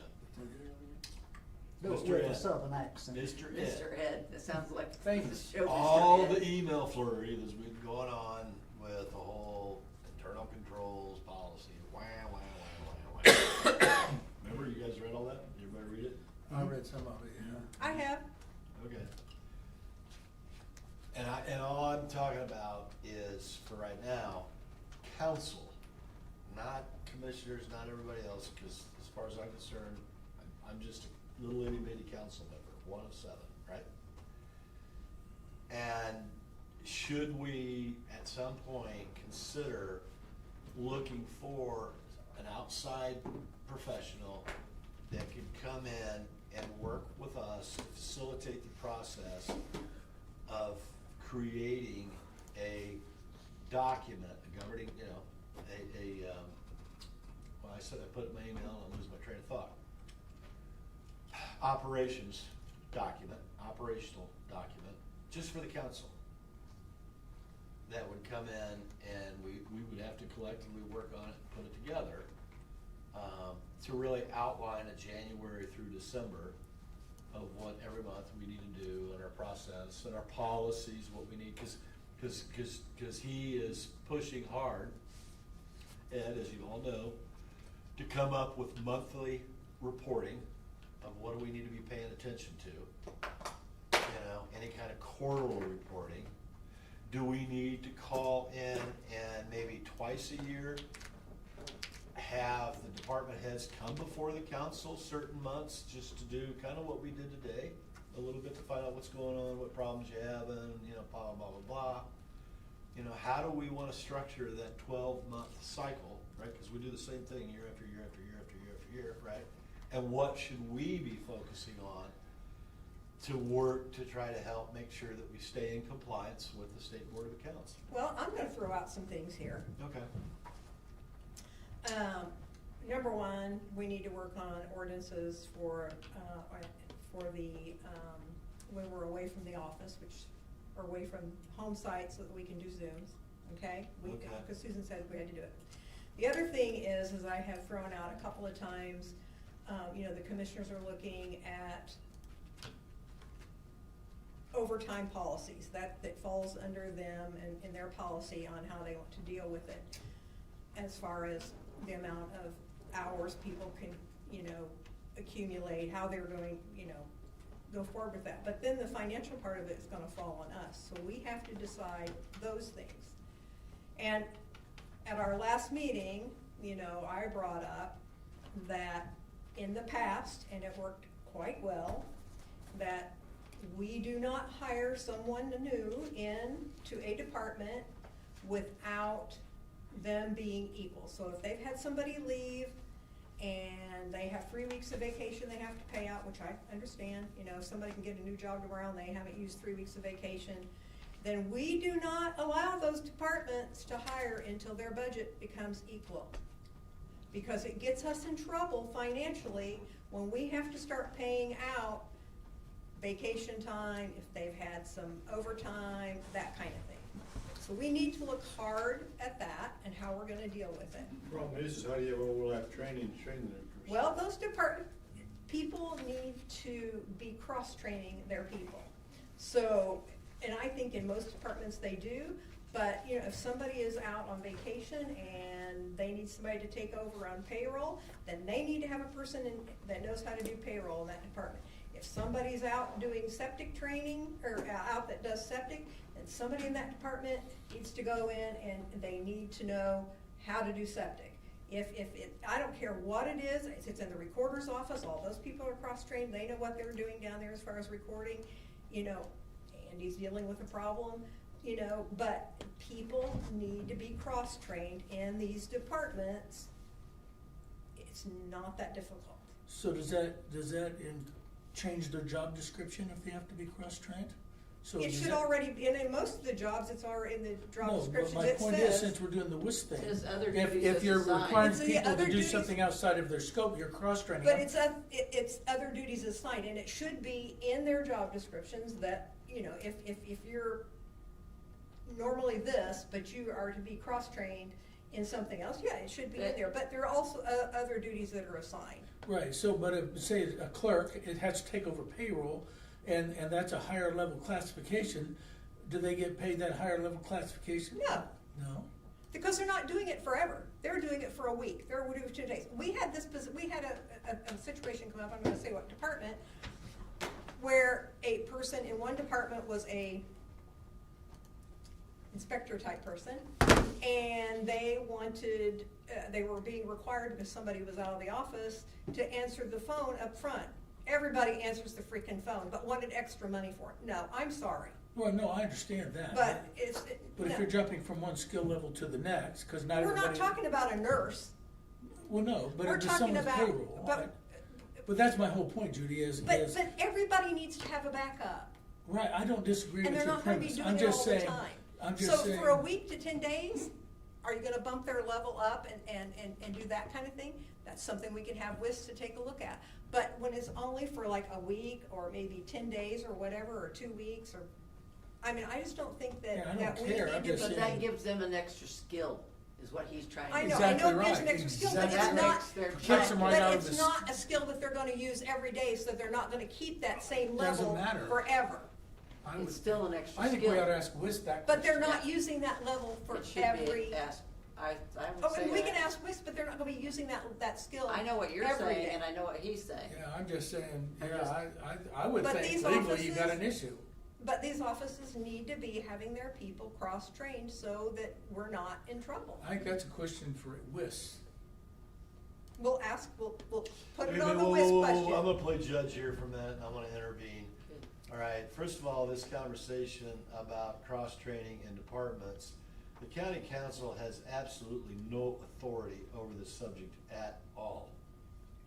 We do when it comes to the finances, and we're paying out the overtime, and we're paying out Okay, the but that's vacation different. time. Now you're getting into overtime, you're getting into comp time, okay? Yeah, You're getting you're into overstepping your vacation, you're bounds, getting free lunch. basically. We need to stay in our lane. Yep. All right, and my question, Judy, was, and I understand what you're saying, but my question was simply this: what we lack is we lack an operationals manual specifically for us, not anyone else, I understand. to keep us focused. Because you know how easy it is, because the breadth and depth of the knowledge base is very broad, and it's so easy for us to dart off one direction, dart off another direction, right? It's like herding a bunch of cats, Darren. You need to get some training on that, okay? Wow.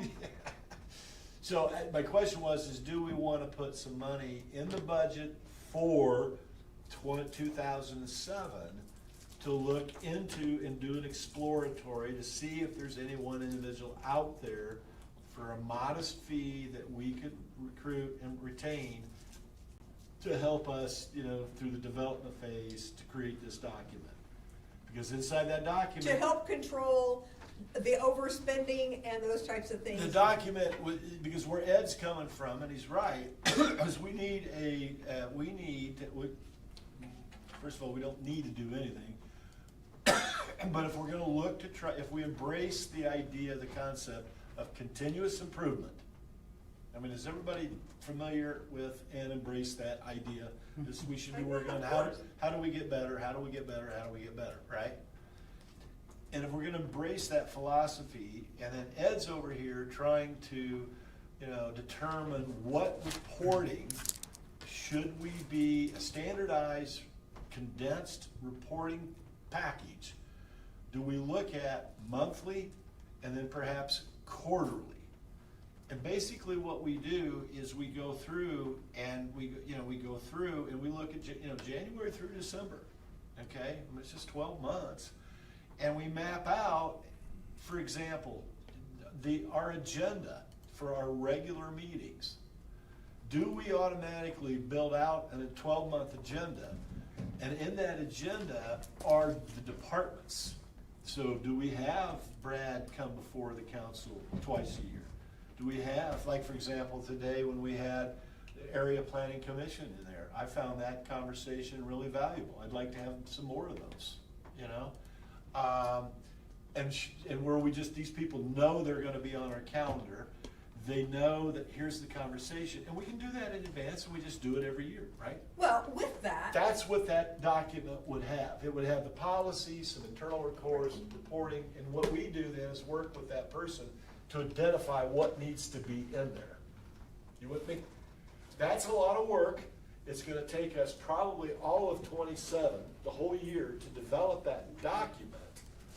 But to me, that document is just invaluable, especially when it comes to as this board membership changes.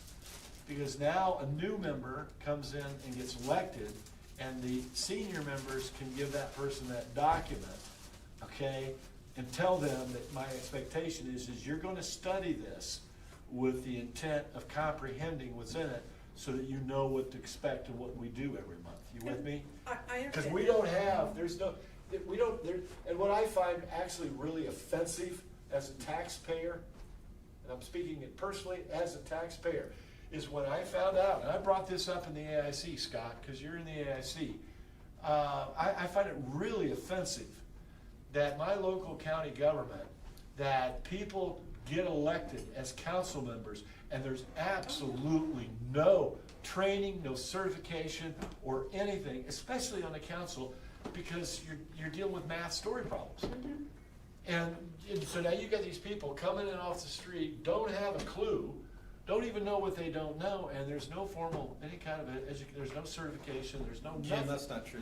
There's newly elected official training. That doesn't cover it. It doesn't cover, I've taken it 2 or 3 Don't make times, us it covers There's nothing. newly elected official training. There's a book, there's one book that I've read And like there's a 4 or book. 5 times. But yeah, from you the gotta IC. take the initiative to But there's to tackle it. there's no online. Well, the newly elected official training is, don't steal, be honest. Yeah. Yeah. Yeah, there's really. But there are no That's about- processes. Yeah, it doesn't go over. That's pretty much all it is. We'll never see that happen, Jim. Yeah. No, Because they and, wouldn't get people. It doesn't tell you wouldn't have anything. council people.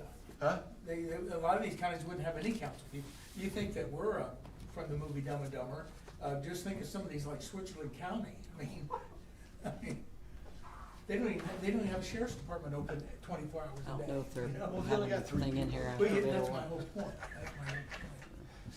6, I think you When said. you got reelected.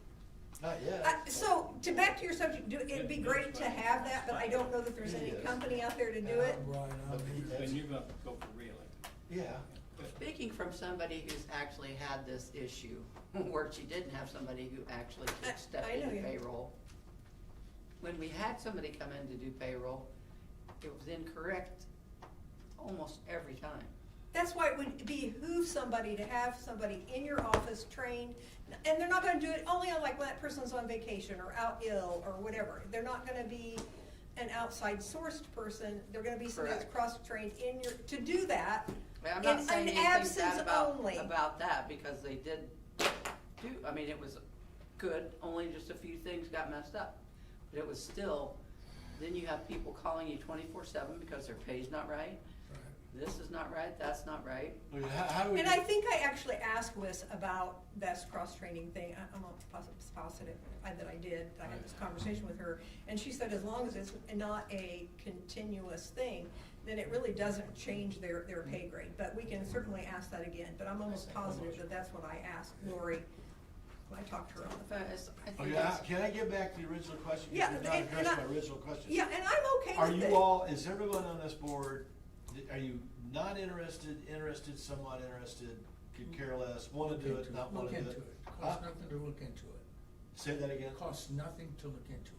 Okay, but my question is this, I'll I said restate my yes, question. costs nothing. Should we allocate some resources in our budget in the event that we research this, look into it, and we find, hey, here's a person that could come in, that we could start that project in '07, because it's gonna take several months, it's not gonna be a quick and easy deal, rather than piecemealing it, okay, because what I don't want, I don't think it's a good idea, it's not in the best interest of the county and the taxpayers. For example, we do not have a policy in place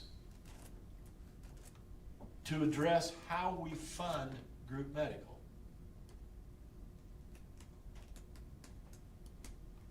Do we? Not seeing one. Neither have I. Okay, that's a huge liability. Largest liability, with the biggest risk we've got as a county is their group medical.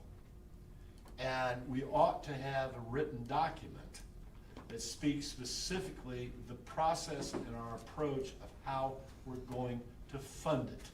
But does that fall under just us, or does it not fall under both the commissioners and us? We are fiscal. I know we're the fiscal, but when you're talking about, they deal with all those claims and entities and those kinds of things, so would it not follow under the both of us? Apex, my professional opinion, Apex is the provider for our group medical program. Apex is an independent service provider.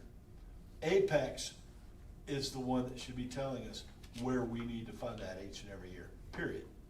And they already do, but we don't follow it. Okay? And what I'm saying is that if Apex tells us that we need to fund it at 2.4, 2.7, 3.6, whatever it is. And if you look in the budgets, it's not that far off that. Julie, I got everything in my briefcase. I got it all documented. I spent an hour and a half with Apex on the phone before we got here, so I've got my ducks covered on that subject. My point is we don't have anything in writing that speaks specifically of how we're going to fund group medical, so that there's no debate, there's no questions. This is what we're gonna fund it, and that's how we're gonna fund it, and we're gonna do the same thing every year. And I think that's extremely important. And we've done that, we spent 50 grand with WIS, why?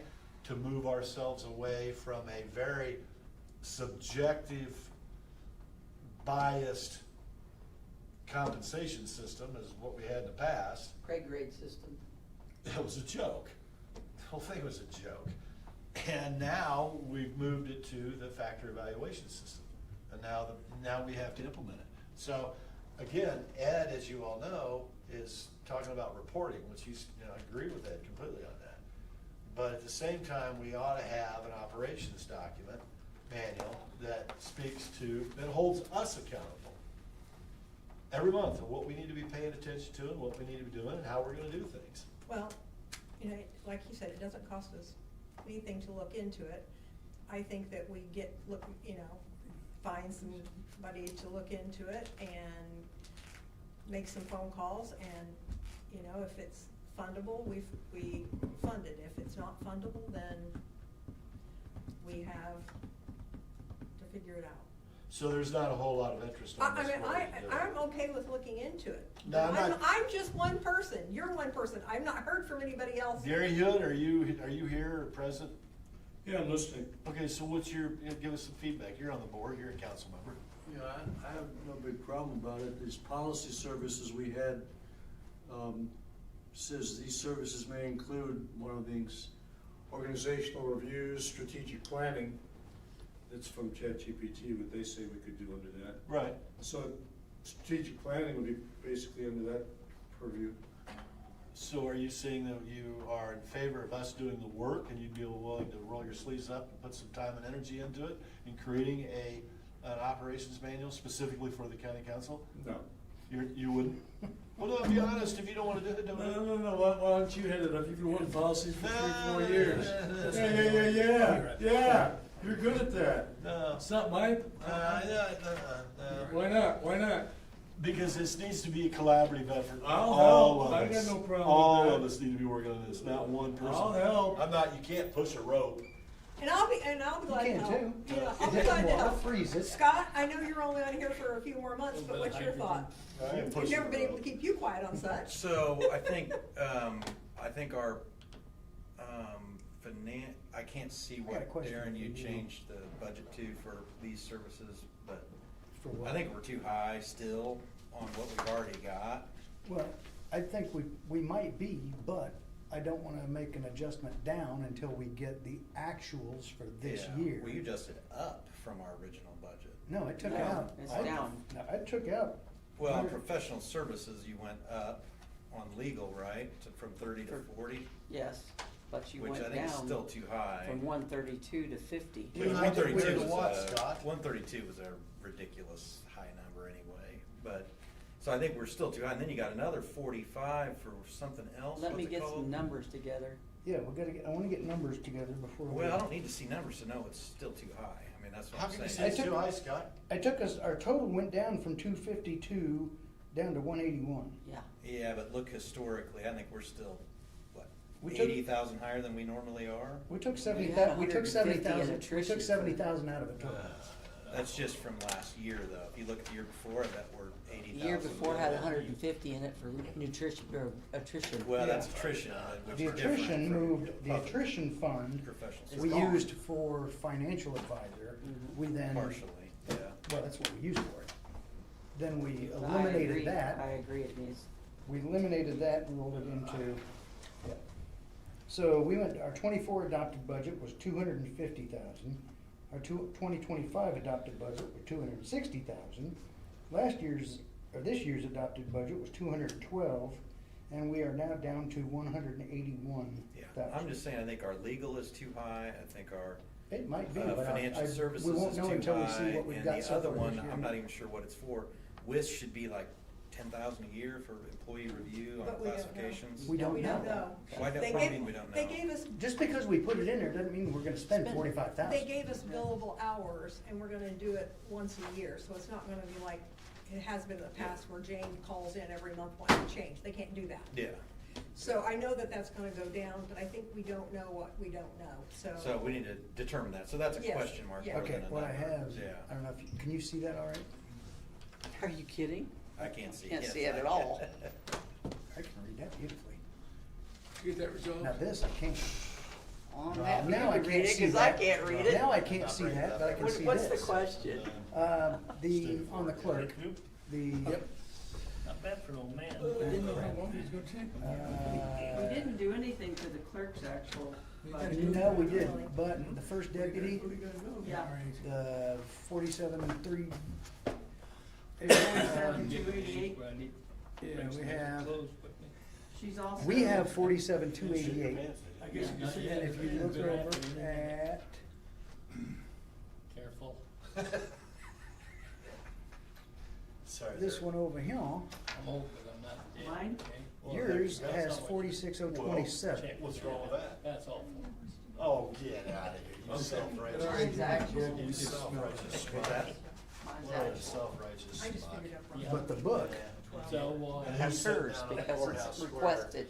You know, gawking at We go to people. work, we go to meetings. Oh. she bumped it, didn't she? Two more meetings than I did. CBC's, Okay. So this is what shows up on reading. You want me to change the reading? And there's 2 hours each. No, Well- because Reedy's requested right now. I don't have. They went with the Form 1. Right. So you're Fun to trying look to at. get 20. I'm Yeah. just gonna do about Okay. 12. No. Yeah, we haven't made a decision on any of that yet. Okay. Yeah. So let me, Trouble. I was just updating changes I've made. checking here. Yeah, but I am happy with it. And that's what- Well, He's thinking of including just phone the calls. So that's the only thing I had, so salaries, I'm just Check to gonna make sure I use. didn't think that. Besides our meetings, we have these. Just in Halloween, Okay, not so- I don't know. That's the base, for base pay would have been 45, 527, 13. Well, like, so And right then we there. add her Maybe I longevity. should say maybe. get rid of all your motorcycles. If No, he's- I don't. Mine's, No, I Yeah. can, so.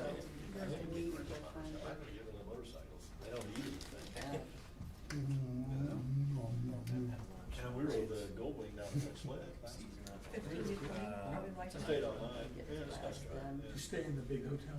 No, Like the- my sister and Ed went down and they $400. Megan, No, they got her, I went to yeah, Comfort Ed. 45, 9, 27, 13. And I don't even like that French language. That's Depends on the- with her the longevity, balcony thing, so yes, mine it is is. correct.